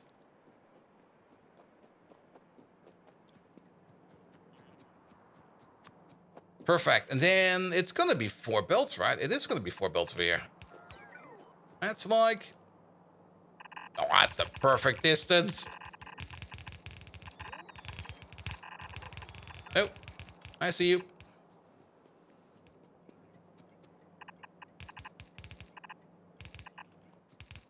Alright, alright. And let's place you over there real quick.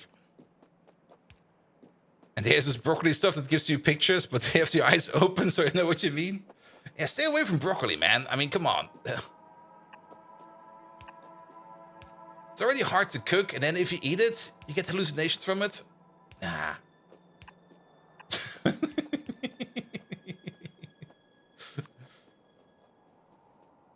Alright.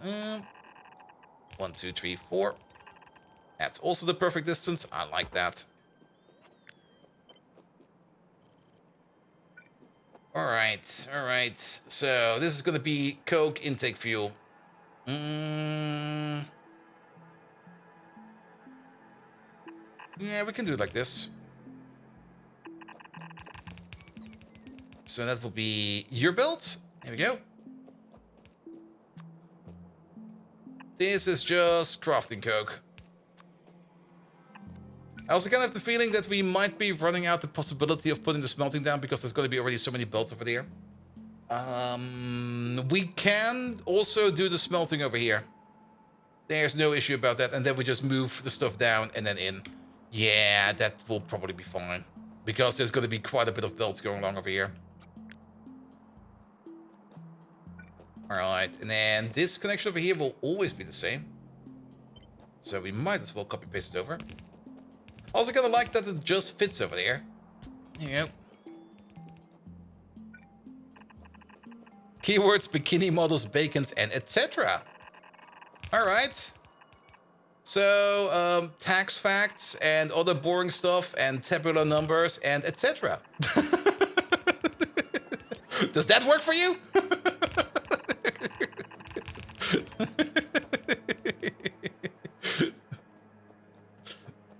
That's the weirdest key phrase to work upon. Like if you hear things like and so on, and you're like, what? Oh yeah, that.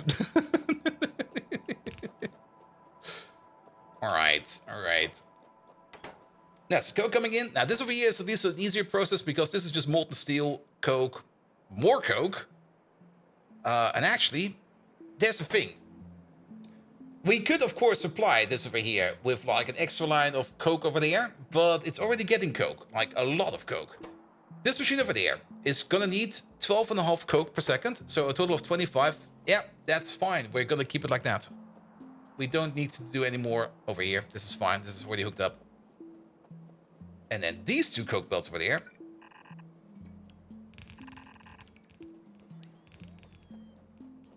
Here we go. These 2 will be going over here to feed up these places over here with fuel. I was kind of surprised if we could put canisters in here. Oh. I was not expecting that. This might actually be a good use for but I don't... No. There's never a good use for canisters. I'll take that back. Canisters suck.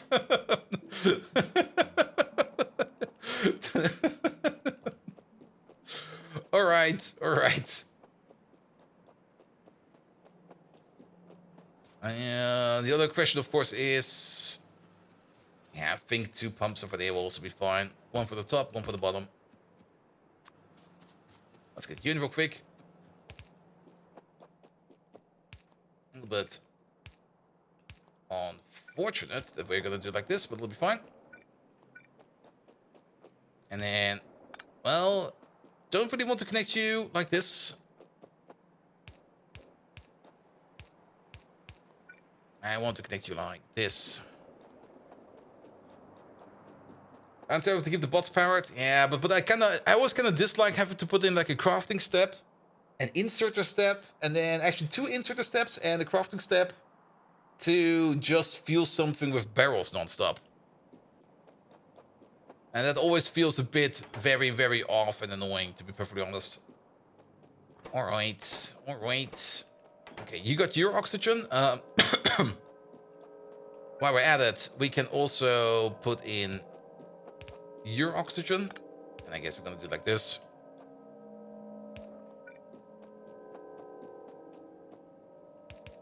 I mean, also kind of hope, though I'm pretty sure that will never ever happen. But I kind of hope that... Maybe we just forgot it. I kind of hope that the Factorio devs will be taking out like the barrel recipes out of Factorio 2.0. But then again, don't you need barrels for cliff explosives? You do, right? Ah, shit.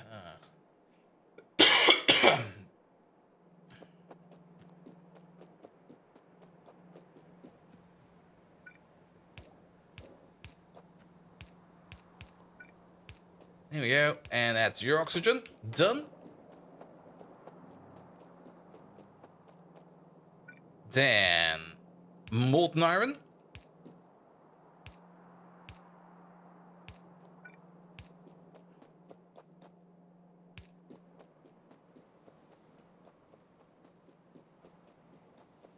There we go. Oh, sorry, Laku, I missed that. I was wondering if people use mod managers for Factorio here. Mine ain't working anymore, so looking for some tips.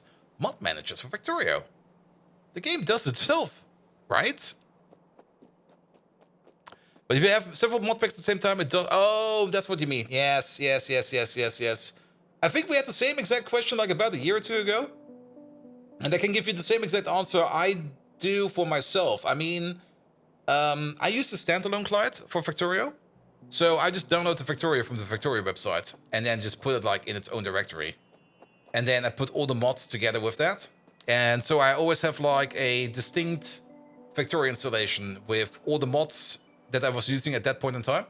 So I can always like open up an old version of Factorio and use that. Is there a mod manager for Factorio? Or at least not really a mod manager, but a version manager. Not really, because most of the time, the mods are being kept up to date somehow. Like, it's rare to see like that if a mod is getting unsupported, it usually means that either it's no longer required or it got taken over by something else. But the game also has the ---- mod directory command line parameter. Yes, it does. But that's, I mean, that's one thing. I mean, the Factorio engine or the Factorio binary itself already comes with everything you need. You can set it up in a way that you just load like mods from like a particular directory. You can also set like your state directory into a particular directory and stuff like that. The only thing it can't do for you is switch out the base version. That's the only thing the binary can't do. For example, you might have like some kind of old mod pack that can only work with Factorio 0.9 or something like that. I'm just saying a number over here, though I highly doubt it because, like I said, most of the time Factorio mod packs are being kept up to date quite well. And it's usually not that much of an issue. But yes. Here we go. And Bolt's planned for a Pi in October? Yeah, I mean, pretty much. I mean, once the Factorio 2.0 comes out, I'm just gonna grab myself a new binary. And I mean, Factorio at least is one of those games where you don't really have to worry that much about disk space. But if there actually is a manager out there, I don't know. I never had the need for one. It's not like as in Minecraft. In Minecraft, you definitely need one, especially also one for like the Minecraft base versions. Because there's so many Minecraft base versions out there and so many mod packs that require specific versions of specific Minecraft versions in specific other mods, blah, blah, blah, blah, blah, blah.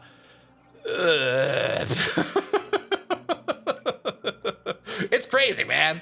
It's really, really crazy. But in Factorio, you don't really need that. Factorio got you more or less covered over there. Yes, some incompatibility between yeah, I mean, with the big version update, I mean, big version updates always come with incompatibility. I mean, that's why they're called major updates. Because once you do a major update, the one thing you definitely guaranteed are going to be doing is break everything. Break absolutely everything. And not because you want to break everything, but because you can't break everything. Because if you do like a big version jump or version bump, then you do absolutely want people to prepare for changes. Also, let's not do it like this. This is kind of stupid. There was even a section for that in Factorio 4, but I guess I'm not that common to use one. It really is not. I mean, if the use case was more common, that's actually quite a good point to make. If the use case was more common for something like that, where people were like requiring to really? Fuck. Actually, I think we can fix it like this.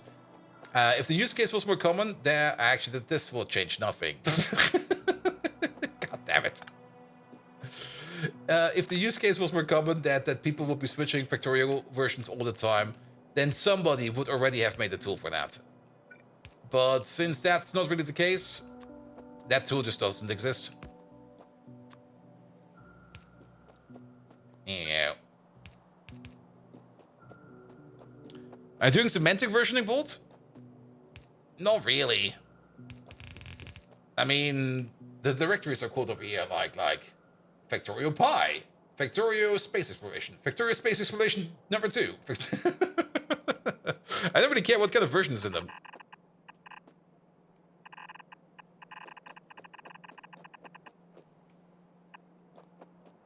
There are many tools, that's why there's a whole new section of tools like that. Oh, really? There are? I never looked at those. I might be missing out on something. Also, we do need... yeah, we're missing something over here. Also, is that? That is correct.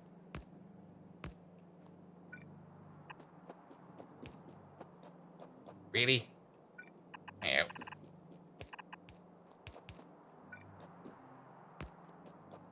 This Factorio makes it really, really easy, so it basically does most of the heavy lifting on its own already. Yeah. Factorio Space Visualization Final Version 2 for release this time. Yep, something like that.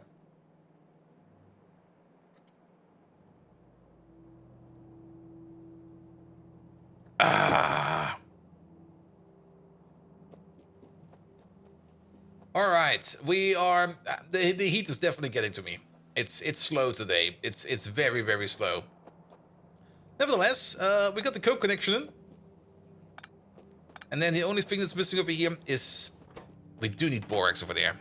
Are you allowed to post a link to the Factorio forums? Absolutely. And if you somehow manage to find smut in the Factorio forums, congratulations. How did you even find that? Oh, you're on the wrong side. There we go. You need to be over there. There we go. Let's have a look at that real quick. Mod installation and mod and installation managers. Really? Mod my factory, mod manager, and more. Announcement: Mod Factory 1 end of life. Okay, there's the second one. There we go. There's even a GitHub page over there. Last update was 2 years ago. Well, then again, I don't really think you need to update this much. I mean, once you got the functionality down for this thing over there, it should be doing everything you need to do over there. Ah, it's a Visual Studio Project Project 1. Ew. Ew. Ew. Well, I guess it's fine. And it seems it's written in C#. C#, yeah. Why not in Python? Come on, write it in Python. Python is way more fun than C#. But that's just me throwing shade at C#. C# is fine. Like I say, just use whatever you want to use. Whatever works for you. The problem is, .NET 5.0 is needed for that one. It's broken now. Okay, not trying to blame C# over here, but just write it in Python and you don't have that issue.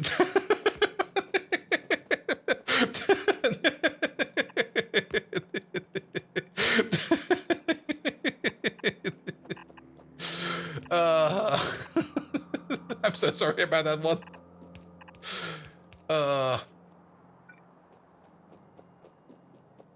Just do it in C++. I mean, if you do it in C++, it will always work for you. Node.js has entered the chat. All right, I'm gonna do this project in Node.js. Wait a minute, let me just like install all my dependencies. Okay, I need these 500 packages over here to be able to move some files around. What? Excuse me? What do you mean 500 packages? All right, that's over there, that's over there. Oh, we come from over there.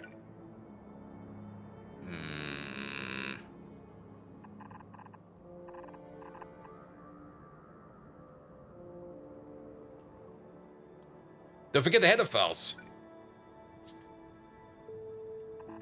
The fun thing about C++ is you only need header files if you want to export something. If you don't want to export anything, you can completely screw over the header files. You can even put everything into like one singular C file. 500, you started the loop? Oh, sorry. Yes. It's probably the same as with that one meme I saw like a couple days ago about the new the new Black Ops, Call of Duty Black Ops 6 being like about 500 gigabytes. It's only 300, but still, like, what the fuck? Why is it 300 gigabytes? Oh, that's not gonna work.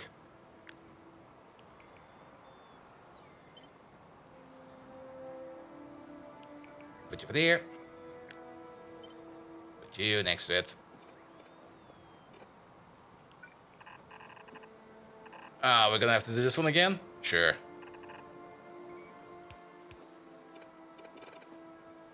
I only do this to annoy people.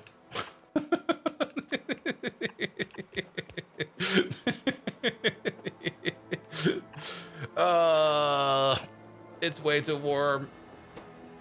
Alright, borax. Not completely connected yet, but we're almost there. We're almost there.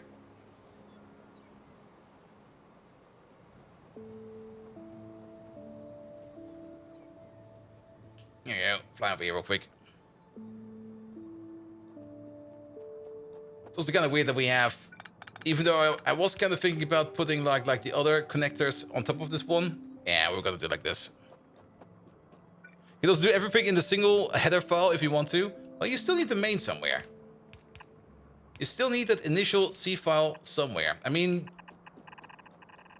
putting everything in the header alone does not work because the compiler still requires a C file. Unless you of course do something as auto main, but then you're just hiding the C file. Then you just go like, here, let the compiler give you one for free. Can also do that, but that's kind of going past the point.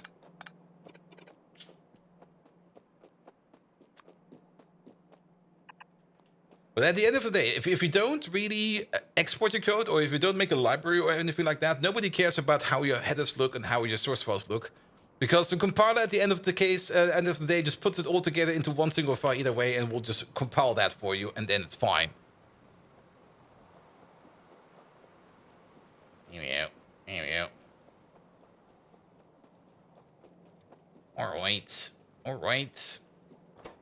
And then just add the high-grade iron cubes. Good. Good news. We have enough space over here to do the same stupid trick one more time. Which will be an input over there, input over there. Go on, Killer! Hello there! Welcome. It's been a while. Yes, it has. We're still at it. And today we're kind of doing a thing I kind of wanted to do over the weekend, but I kind of got stuck doing something else over the weekend. Mostly being exiled and playing too much Path of Exile. Also, I think, are we missing? No, it's over here, right?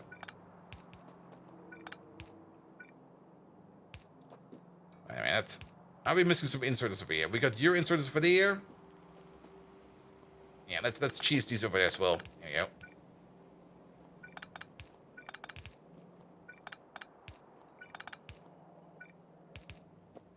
That looks a little bit nicer. How's Megatron? Good question. Megatron, have you ever heard about this amazing new game I found called Path of Exile? Good, good, good, good. And these cubes. I'm out of belt again.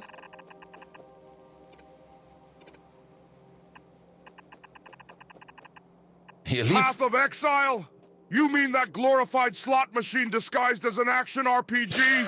Worst thing since that one historical event known as Optimus Prime's last speech. I much prefer watching sunrises from atop a pile of defeated Autobots. That's a memory that can power me through a day of menacing mayhem and beyond. Remember, fellow Decepticons, don't let gaming get in the way of world domination. Keep those weapons optimized and aim for maximum explosive potential. I feel a battle cry coming on. Transform and rise up! But Megatron, we've already conquered the world. We can play games now. He come back and he's still playing Pi? Yes! And tell you what, if you come back in 6 months again, we will most likely still be playing Pi, but then we might be playing the next version of Pi.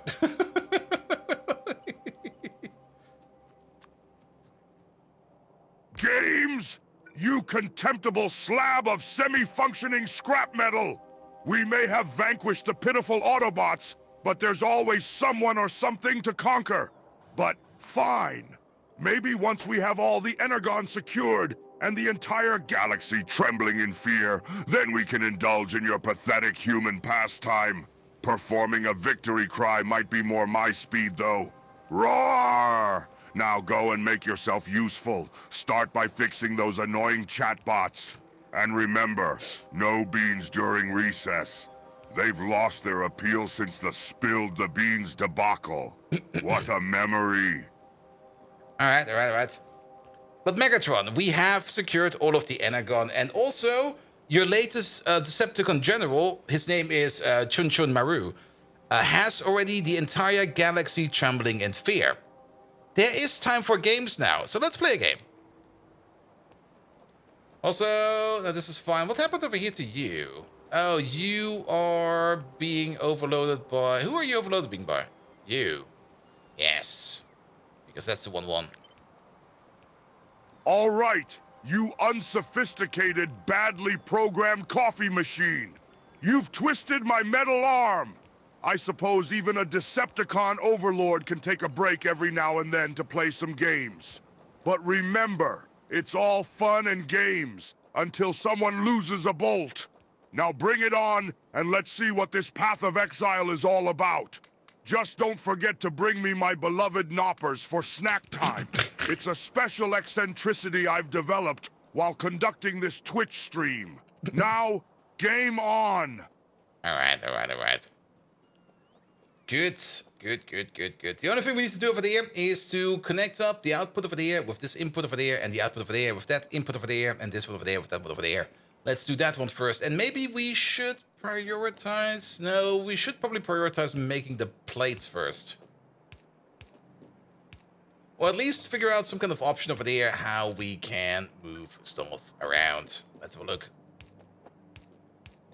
Also, we're still missing one very important part I completely forgot about, and I just remembered. Ash. Yeah. Oh, fucking ash. It's everywhere. It's like sand. It's coarse. It goes everywhere. Alright. Now, how about the following? This is definitely going to be like an overflow because we're only going to make steel if we're done with iron products. So there's definitely going to be an overflow going that way. There is going to be a connection over here somewhere where we are going to be moving stuff to the casting units, which we're going to be building over there. So there's going to be an overflow going this way. And then the main flow is going to be going up. But sadly, up is not available right now because, well, we haven't built that yet.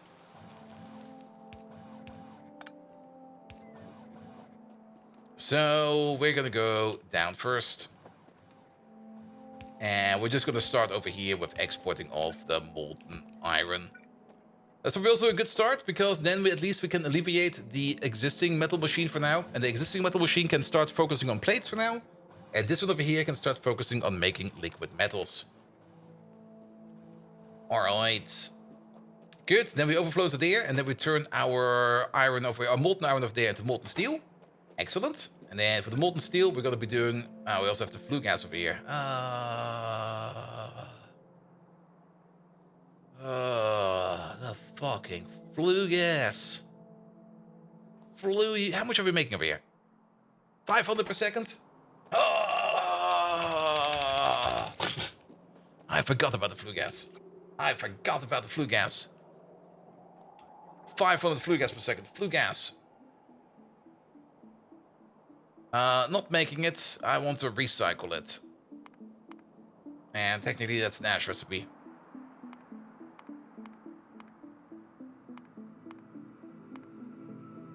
Here we go. Fiber.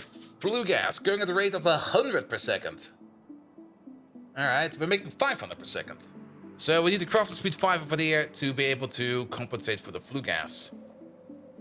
It would be such a waste of resources to let it go away.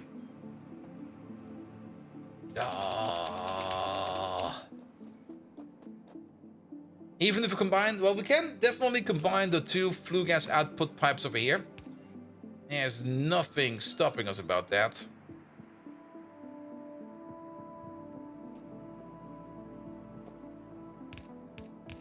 I mean, we can do things like this. This will work.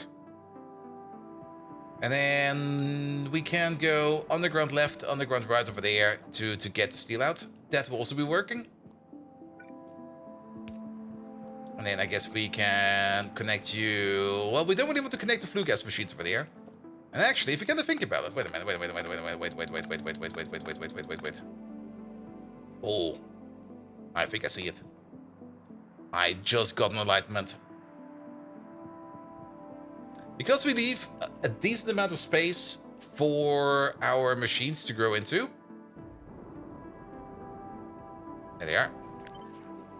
They fit over here. They barely fit over... Oh, what? Wait. Oh, they do fit over there. Barely, but they do fit. If we move these power poles around a little bit. These need to be further outside. We can't really... Okay, we have to redo the power poles here a bit. No worries. We'll figure that out. I guess we're not going to be upgrading these beacons over here. But... there's now a little bit of an issue. I can put that thing over there. That will be able to compensate for 500 flue gas per second. But we got 4 over here. So we're making a total of 2,000 flue gas per second over here. This is not enough. However... Wait a minute. We're not done here yet.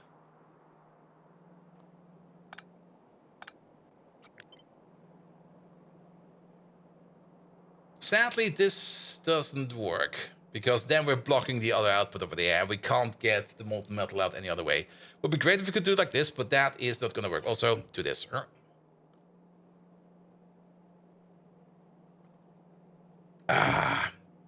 Also, the molten metal was coming in. There you go. Look at them go. Why are you not doing anything? Oh, because all the cubes went past you. Why are we not making any cubes? Excuse me. Oh, tailings. Tailings? Tailings.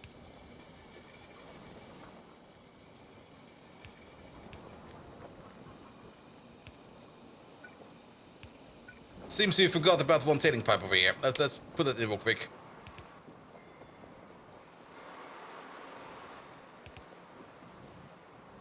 Here we go. Here we go.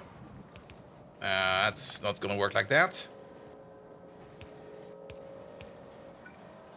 So have a bit of a bend.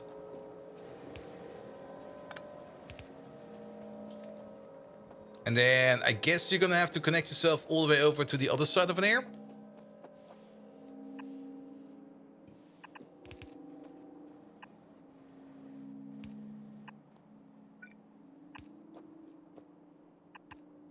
Here we go. Alright. Did we forget another tailings input? I kind of have the feeling we forgot another tailing pipe.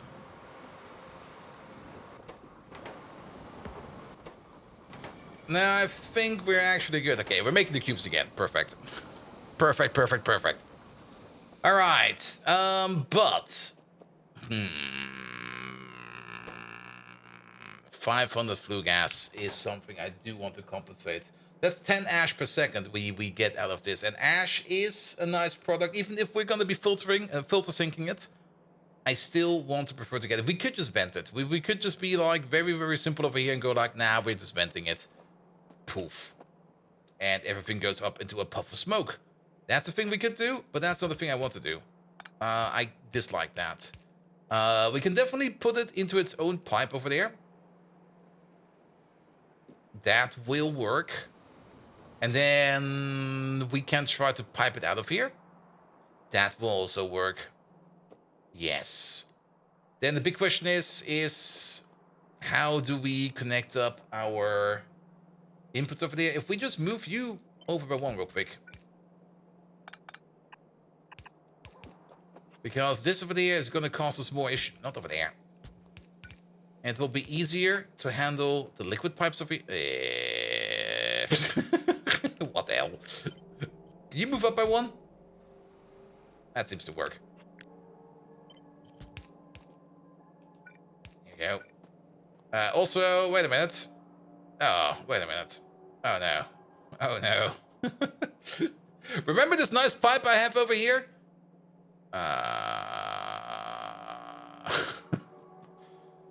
At least this lad over there, we can move you down. Then we get this pipe in. Perfect. What about you?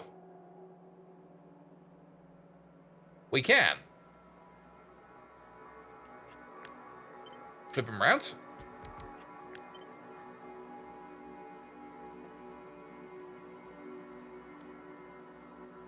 And we can place you over there. That still works. Alright. And then you over there, we'll just move you down a little bit. We move you up a little bit. Alright. I think we have still everything connected. We do have to double check once power is back over here for this section. If everything over here is still fine. You over there, move it up by one. Thank you very much. And now we can do the following, because now we can easily peasily get these steel outputs over here together.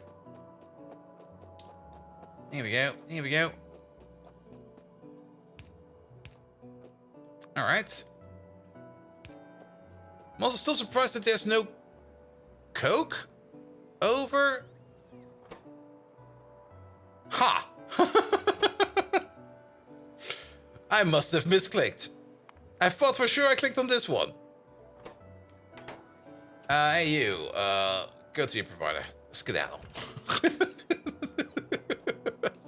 Skedaddle, please.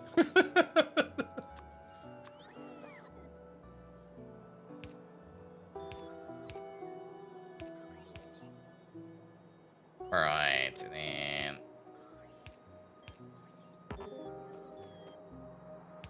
Oh, I missed. Oh.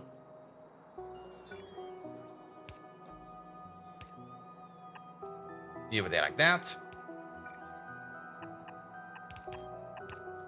Alright, we now got distinct flue gas pipe connections over here. Each of these is going to be 1,000 flue gas per second. That's a lot of flue gas. We need a crafting speed 10 machine to be able to handle that. We can make a crafting speed 10. Oh, can we? Yeah, I think we can. We definitely made the crafting speed 10 machine the last stream. And that was that with the solder? So anybody sweating the balls over there in Europe? Everybody is sweating the balls over here. I'm just sitting here, just barely able to contain it. Like not moving at all, like not even a small amount of an inch, is already more than enough for me. Because any more movement over here would just be like, bleh. Let's see, crafting speed 10. Was it over here with you? It was with you, right? Yeah, there we go. We can make a crafting speed 10 machine. We need this combination of beacons for that. That's gonna also be a bit of a problem over here. Actually, will it? We can't really place these over here because the beacons will be interfering with these machines over there. We can push the flue gas all the way to the top.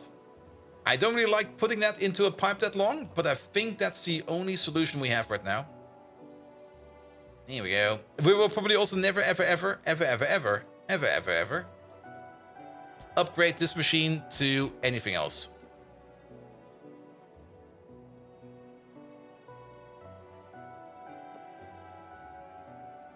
There you go. So, you over there, and then there you go. There you go. There you go. There you go. Now we're fine. That will be crafting speed 10 fuel gas. Fallen Angel! Not sweating here in the northwest of France? The northwest. Are you on vacation? Because I'm pretty sure that Paris is currently like completely smoldering. At least as much as I remember it like when I was there like a year ago. And got like every kind of sunburn out there. What Fallen Angel, how you doing? Welcome, welcome, welcome. Alright, and then the only thing we need to do over there is get the flue gas out. And for that, we're gonna make some pipelines over here. Some pipelines with some pumps. And we're just gonna start over here. Over here is fine. And actually, if we're gonna put some pumps down, well, and actually, it doesn't really matter where we put it. Let's put it over there. Alright, and then you over there. Like that. Nope, left Paris at the start of the Olympics, probably for the better. Because there were probably way too many people over there. I would have probably done the same. Like, oh, the Olympics are coming. Hey, let's put the apartment on Airbnb and just fuck off for like a month.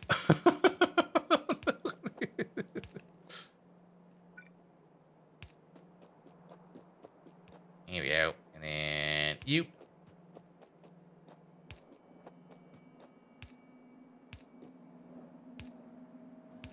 Alright.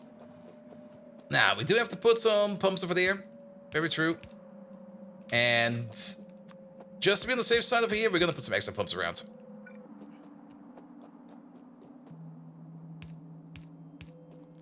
There we go. But I hope you're having an amazing vacation over there.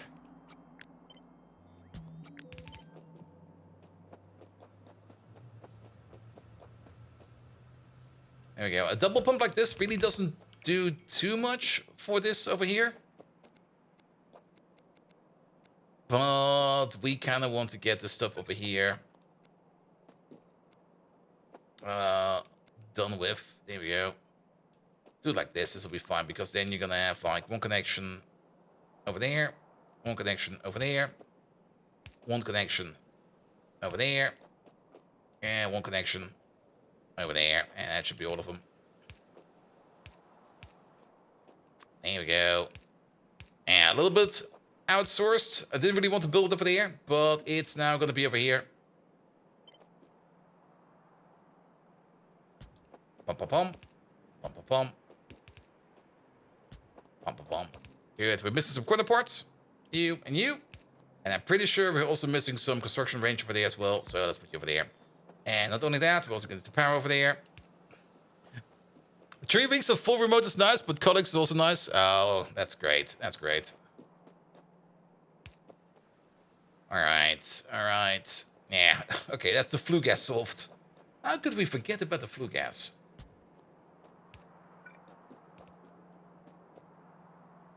There you go.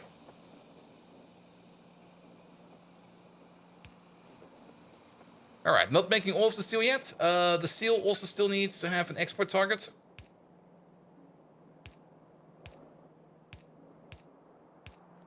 Actually, if you're gonna think about it. Here we go. Ah, that kind of looks nice.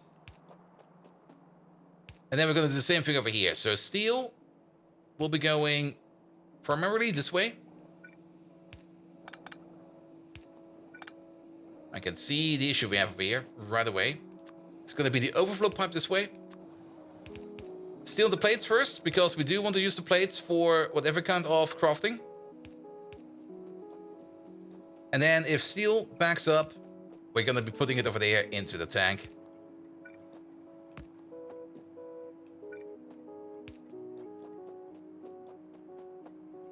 There we go.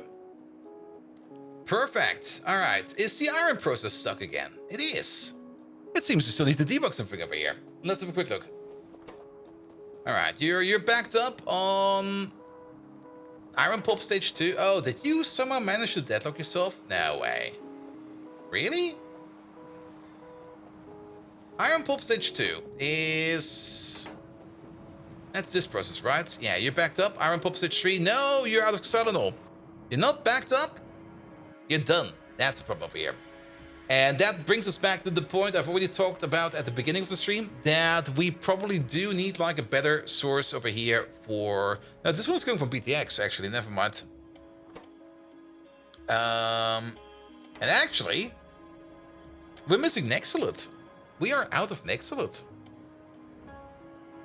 That's surprising.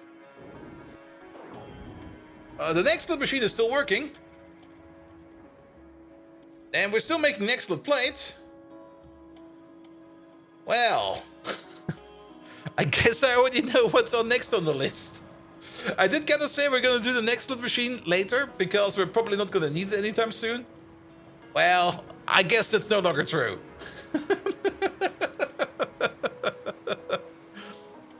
I guess we do have to work on Nexilite sooner or later. All right. But that would at least help us out over here with the iron machine. Good. In the meantime, the only thing we need to think about over there is going to be the flue gas machine. Do you already have a crafting speed of 10? Can we? Yeah, we can. Cancel this. Cancel that.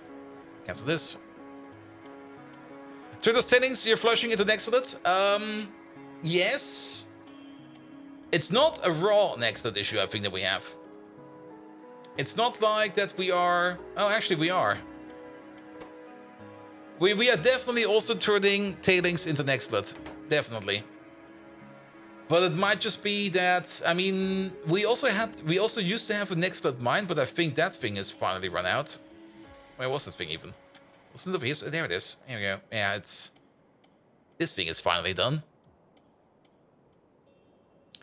Ash output for filters, Mark II. Yep. Soon. Yeah, we need to make a new Nexilite mine. This thing over here is finally done. And we'll find Nexilite pretty much everywhere. If we're probably gonna do it. Yeah, 61 million. Okay, that might be a bit too far away. Here you go, niobium. There's some 11 million. That's tin. It's niobium, quartz, zinc, right? Nexilite, 90 million. I actually kind of want to see Nexilite. Sadly, the Nexilite reserves we can't use anymore because they got removed. But what's our biggest Nexilite ground deposit that we have going around? 6 million. Nah, that's too low. 47, 33. I, of course, also want a bit of a dense field. I mean, these fields are kind of big, but they're also not really that dense. 19 million. I like this one over there. This is a very dense field. Actually, now to think about it, we might just go for these two, because we already have all the infrastructure over here. Still 20k, it seems, over there, but we already have the entire infrastructure available over here. We just need to route some belts around, and then move the miners over there, and then we're done. And technically, this would also still be in range, but yeah. That's going to be a quick and easy setup. There's also, I think, better Nexilite diggers available to us. Oh, where are they even? Are they in here? There we go. The Cat is available. Bigger, tougher GMO mining creature that can gather Nexilite ore. They are able to mine twice as much with the same amount of food. Oh, that sounds pretty good. They're made out of potatoes. potato DNA, bear DNA, good DNA sample, animal samples, biosamples, cDNA. That's pretty easy to set up. Some VCATs. Sure. Potato beers. All right. Two things we can do. Now, the potato beer is probably going to take a while. We're going to do the potato beer the next time around. Let's put the ash processing... Oh, wait a minute. Ooh. Hi. Hello there. Where did you come from? Are you still hooked up? I'm pretty sure that this thing over here is no longer hooked up. We could use this one. We already have something over here that we want to use. You could choose the turret for the miners. I don't think we've got that one unlocked yet. I mean, I do know there is a turret available for them. We could get some shinies. Where are they even?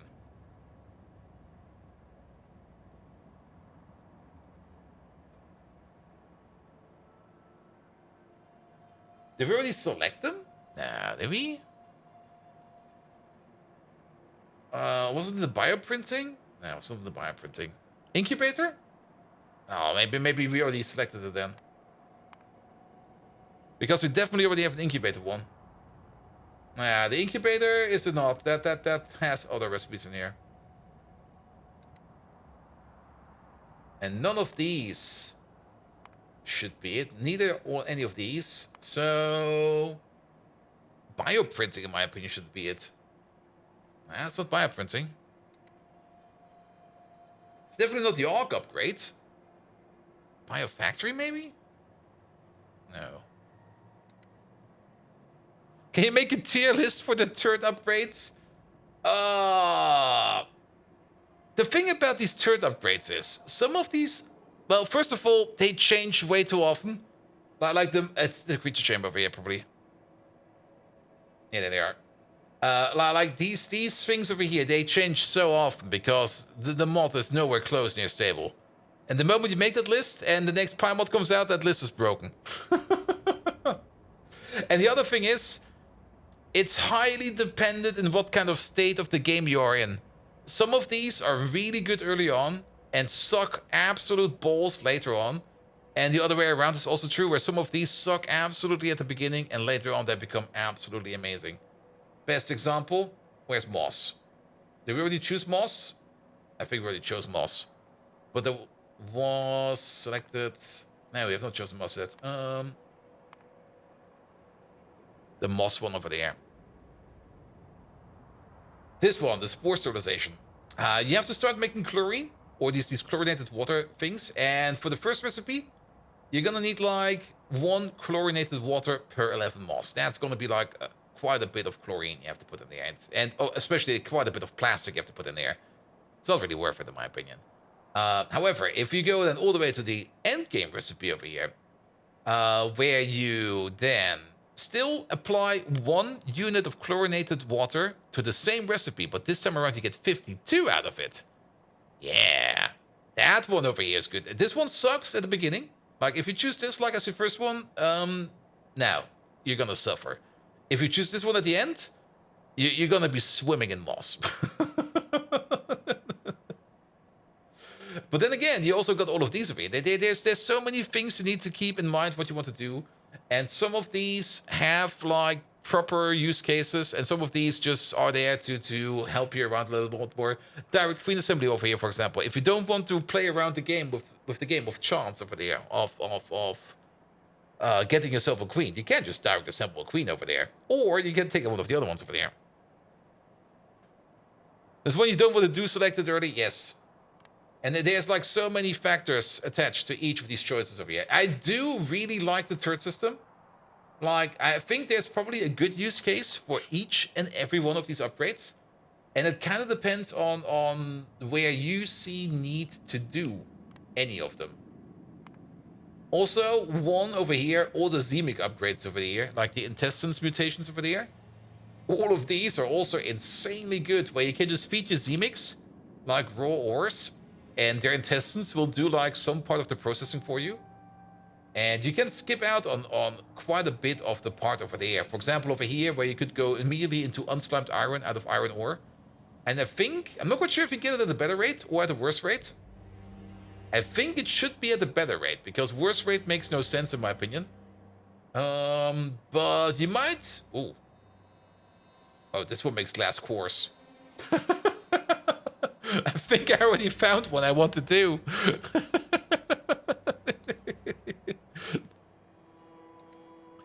Here we go. Here we go. Mike, have you ever heard of this weird and stupid game called Path of Exile? I started playing it on Friday. I'm level 80.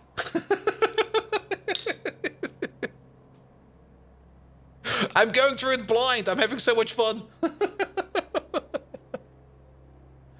You don't do hard drugs? Damn. I thought for sure you played it once. And that's why there was no stream yesterday. I was tired. For obvious reasons. Alright.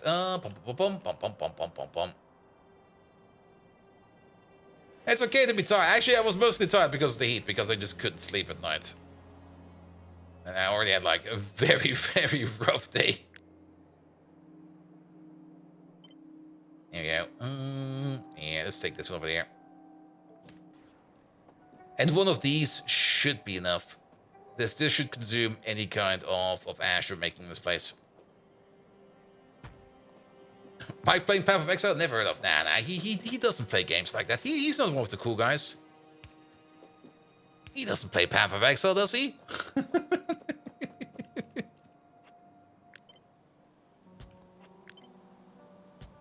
Here you go. Yeah. Push this apart a little bit more so we have a little bit more space. There we go. Alright. So, each one of these is going to be making 20 ash per second. Lovely. Each one of these is going to be consuming ash at a rate of at least 50 per second. It's 10 per second for the base recipe. Crafting speed is going to be fine. 50, yeah. 50, 100, 200. There's going to be a lot of ash going around. Then, not only that, we're also going to get ash from this place over there. But for over here, we're only going to be consuming the ash you're producing as part of consuming fuel. How are you still missing fuel? Because you exist. And it's going to be like 2.5, 5, 10, 20 pieces of ash over there and 20 pieces of ash per second over there. So that is also fine. And then, actually, that's great. You're making 20 per pop.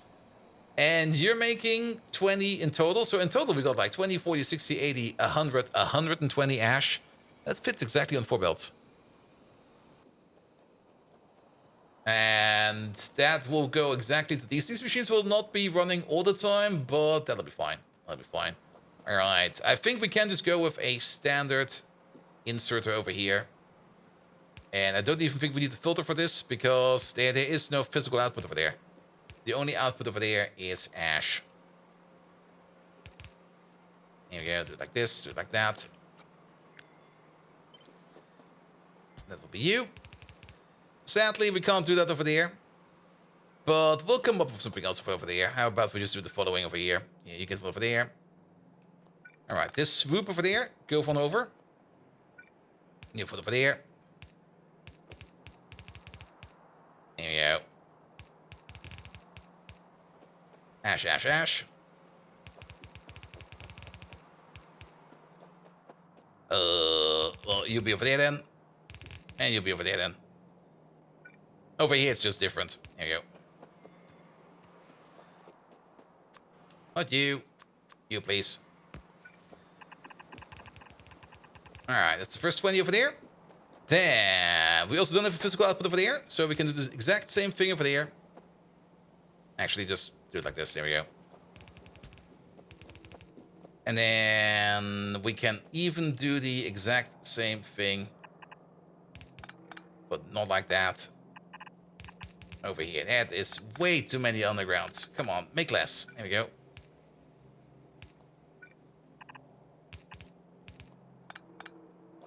There we go. And good things you're smart, you didn't get dropped in playing Pi with your friends. Now we're playing a modpack with all the overalls. Not better.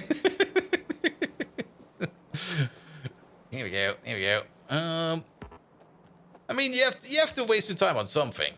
And keep in mind, every minute you're playing any kind of convoluted Factorio style game, it doesn't even need to be Factorio, is one moment you're not spending in doing drugs. So you're already committing to a healthier lifestyle. Just play more Factorio. The more Factorio you play, the less hard drugs you will do. That's the true Factorio way.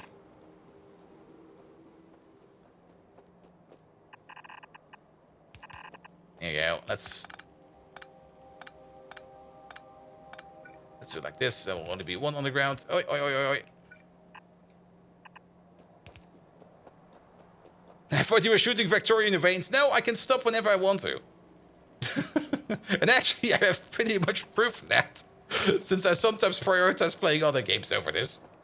All right. So, what we need to do over there is going to be the following.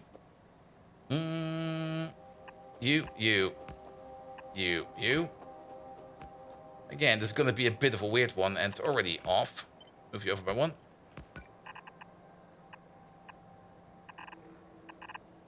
There we go.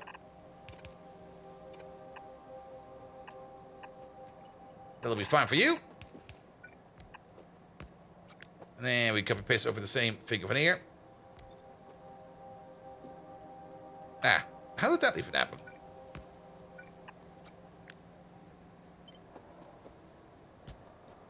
Yes, you drink Blake fluid. I can stop whenever you want. That's why you drink Blake fluid. Also, don't forget to drink the blinker fluid. The blinker fluid will allow you to indicate when you're turning around. Just be careful with the backup fluid, because if you drink up too much backup fluid, then you might start beeping when you reverse.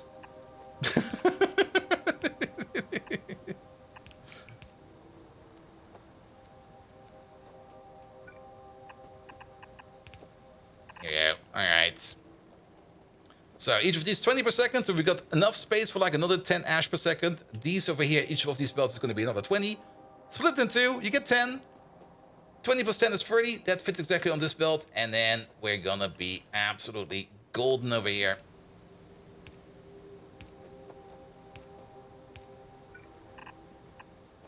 You over there.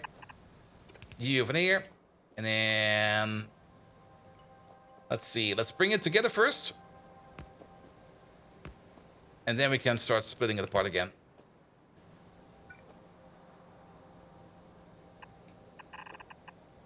You over there. Do we already split it apart right away? I mean, it should not be making that much ash, right? I mean, nah, this is getting consumed almost instantaneously. Good. We can already go over here with the zoot output. You over there. You'll be zoot. If we can find zoot in here somewhere. Zoot, zoot, zoot, zoot, zoot, zoot, zoot. There it is. Someone who's got good at Microsoft Office doesn't succeed if they want to excel. Ooh. Oof. Oof. Here we go.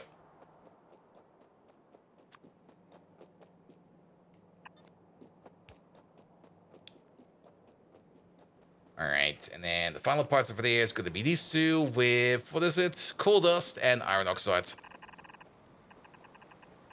There we go, and that will be all the way down over here. Good. You're going to have you and you. Have a bird over there. This is going to be iron oxide. Come on. It's also annoying when your inventory is like completely empty. And coal dust is over here.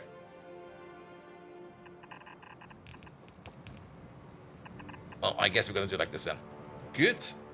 Pick up these. Pick up those. Final part over there. Done. Alright, that will be the ash processing. Now, of course, we're still kind of waiting on the Xylanol. The Xylanol is waiting on the Nextlet. The Nextlet is waiting on, well, everything else. Nextlet definitely needs to get an upgrade. We definitely also need to put in some more of the Nextlet diggers. We're gonna make some feed cats next time around. There we go. You're signaled well. Yes, you are. You need to be set to 16,000, else The train's going to be too early, and very much important, you're not Rachel, you're going to be Zoot 28 provider. There we go. Perfect. All right. All right. All right. How we do for molten iron over there? Not as much as we want to yet. Main reason we're still waiting over here to make some more xylanol.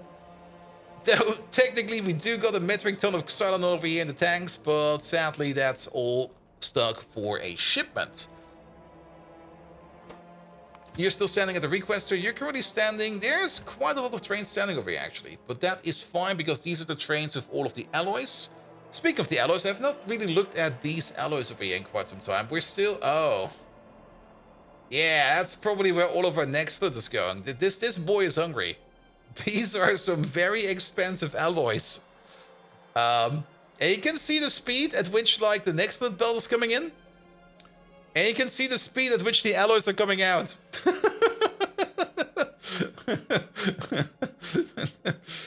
They're very hungry. They're very, very, very hungry. Extremely hungry, even. Good, good, good, good, good. Alright, the belt is now a little bit less hungry. So it's not as bad as I thought it would be. But nevertheless, this thing over there is not nearly half full yet, but at least we got some of this L over there. What about the silver? Silver over here is pretty fine. I think for the silver, we currently have the issue that we're not making any silver anymore because we are kind of backed up on lead. Because we're backed up on lead, we're not making any silver, which is a bit of a weird thing to be in. There needs to be a fix over here as well. Because technically we should be able to unblock this whole process over there to make more silver. But then again, I think we are already unblocked over here. Because I also don't see any lead dust over here, and the lead dust over there is immediately being turned into silver. But which silver are we doing over here? Because we got molten silver over here, and that's the one we want.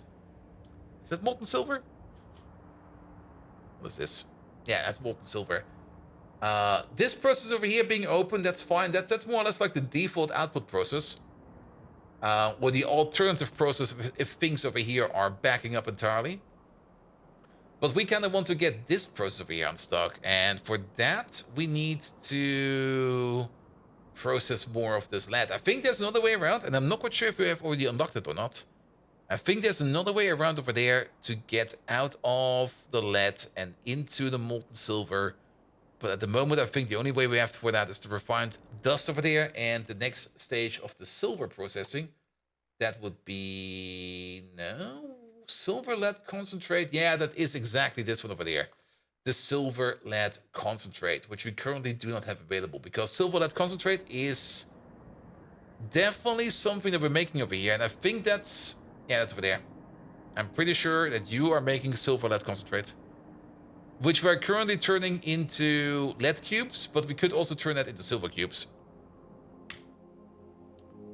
Alright, alright, alright. But it's midnight. We kind of just did do the things I kind of wanted to do over the weekend. Not all of them today. I do hope I will be putting some more time into this soon. I'm already saying this, already knowing that I will probably just like go for like 1 or 2 runs in Path for Exile after this. And then it will probably be like 4 AM and go like, what the fuck happened over here again? But nevertheless, we made some progress. And let's make sure that this machine over here will be working even better. The Nextlet is definitely something we need to do, because Nextlet is definitely also something we're gonna need in our processors or in our blue chips. Speaking of processors, did we already make some cooling chips over here? We got the solder over here, so that is available. But we're still missing whatever you are bringing, and you are still missing the stainless steel. That was the whole reason why we were working on molten iron and molten steel today. Good, good, good, good. You don't know why, but it feels like 2 AM, just past 12 PM. Yeah. Yeah. I feel you on that one.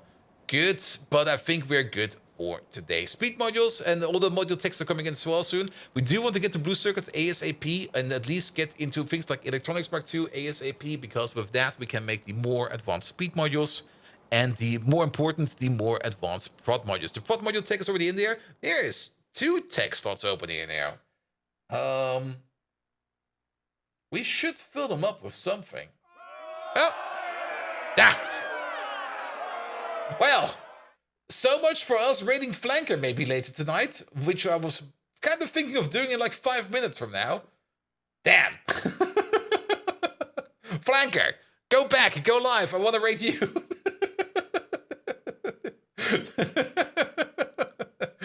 You can't just come over here and raid me, man. Come on. There we go. There we go. He's doing something silly like feeding his wife. Oh, man. I mean, I do get it. Like, if you don't... Megatron. What happens if I don't feed my wife? Megatron knows. I mean, if you want any kind of relationship advice, just ask Megatron. He always comes up with the best answers ever. Like, he will always speak true. He will always be like, yeah, here. It's easy, man. Just don't think about it too much. Just do this. Do this. You obsolete, malfunctioning food processor. How could you not attend to your own wife's basic needs? Failing in your responsibilities as a spouse will have repercussions of historical proportions. Akin to that time, the Autobots forgot to shield their Energon reserves. Oh, man, when you married, you agreed to look out for each other. That's a bond as vital as the one between a Decepticon and his weaponry. Feeding your wife is not just a function, it's an act of love. Take it from a Decepticon who's been around since the start of the Cybertronian age. Boy, I feel old recalling that. Remember to uphold your duties like a seasoned warrior would his battle cries. Now go forth and feed your spouse. Alright, there you have it. If you want to feed your spouse, just do it warrior style. So, Flanker, put on your military gear, get your G36 out, go to the kitchen, lock and load, and make a sandwich.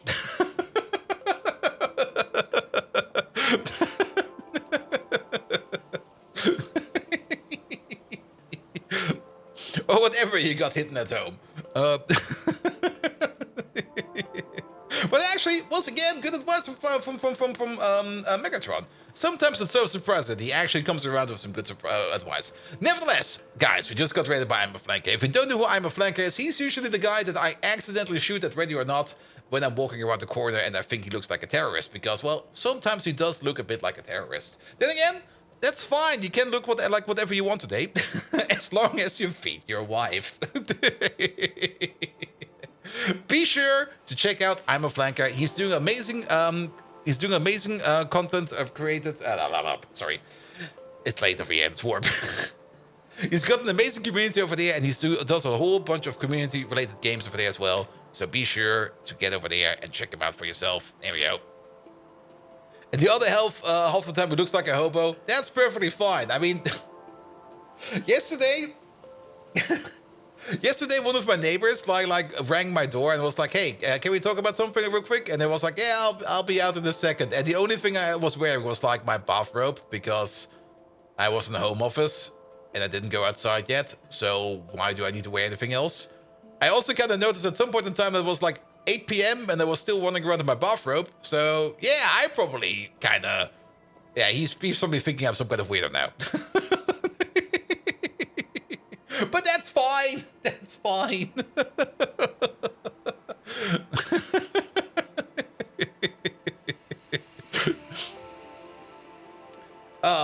Perfect. Yeah, you're at home. That's perfectly reasonable. I'm pretty sure as well. I mean, if you ring at somebody's door, ask them to talk about them, you're gonna have to expect whatever to open up the door. And me just standing there, it was closed, so I was not doing the mighty wizard pose, so that's fine. But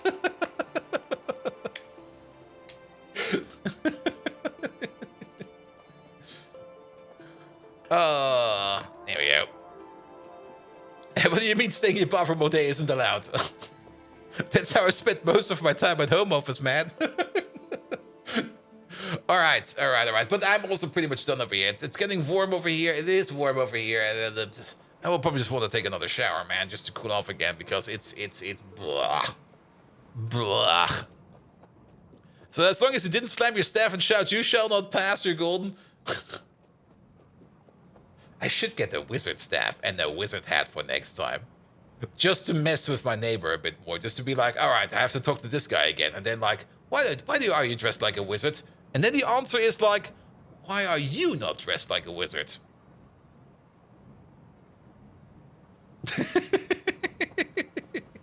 Or as a hobbit. A hobbit would also be okay. Alright. Perfect. You cast soccer full of nickels. Nah. I'm more in the Randy Marsh school of magic.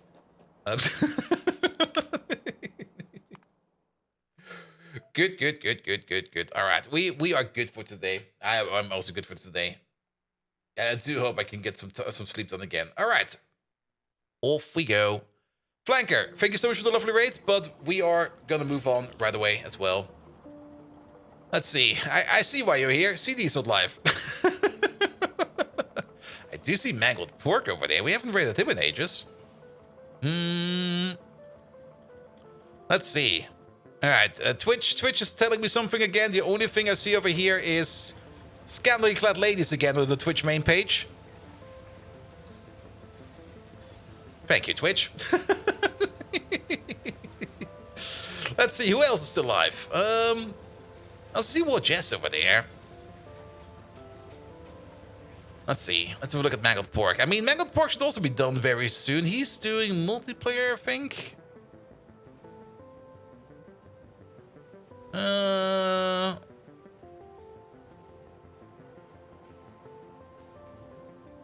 think his stream is stuck. Nothing is moving. Is he there? If that, but I got He's one there. right now, and it ain't. Oh god, 160p. Nah. Maybe not. I'm not quite sure yet. I'm not quite sure who to rate. What about Warjazz? Warjazz is also usually stopping at the same time as I am. But it's been a while since we've been over there. Yeah, let's go with the Warjazz. Should be fine over there as well.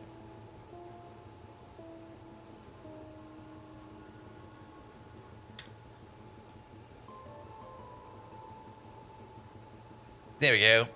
That is the correct Warjazz over there. Good. Thank you so much for the Flanker. Thank you so much for your lovely raid.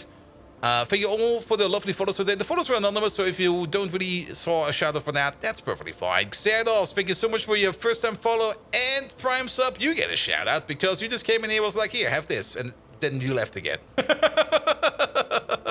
Grumana, thank you for the resub. And I think that, wow, that Mr. Washington was also in there. Good. We're going off to Warjazz. Warjazz is doing some... What is she doing? She's doing some Rimworld. Of course she is, because she's always playing Rimworld. Nevertheless, thank you so much for today. I'm not quite sure if I will be streaming tomorrow. I did kind of say that I might be putting out or moving the Monday stream to Wednesday. It depends on how tomorrow goes. Good. Shout out to Megatron. Absolutely. Shout out to wearing your bathrobe all day. Perfect. Nevertheless, worst case scenario, back on Thursday with more Factorio Pyanodons and Friday with more Greg Tech New Horizons. And without further ado, I wish you all an amazing evening and until next time. See you around!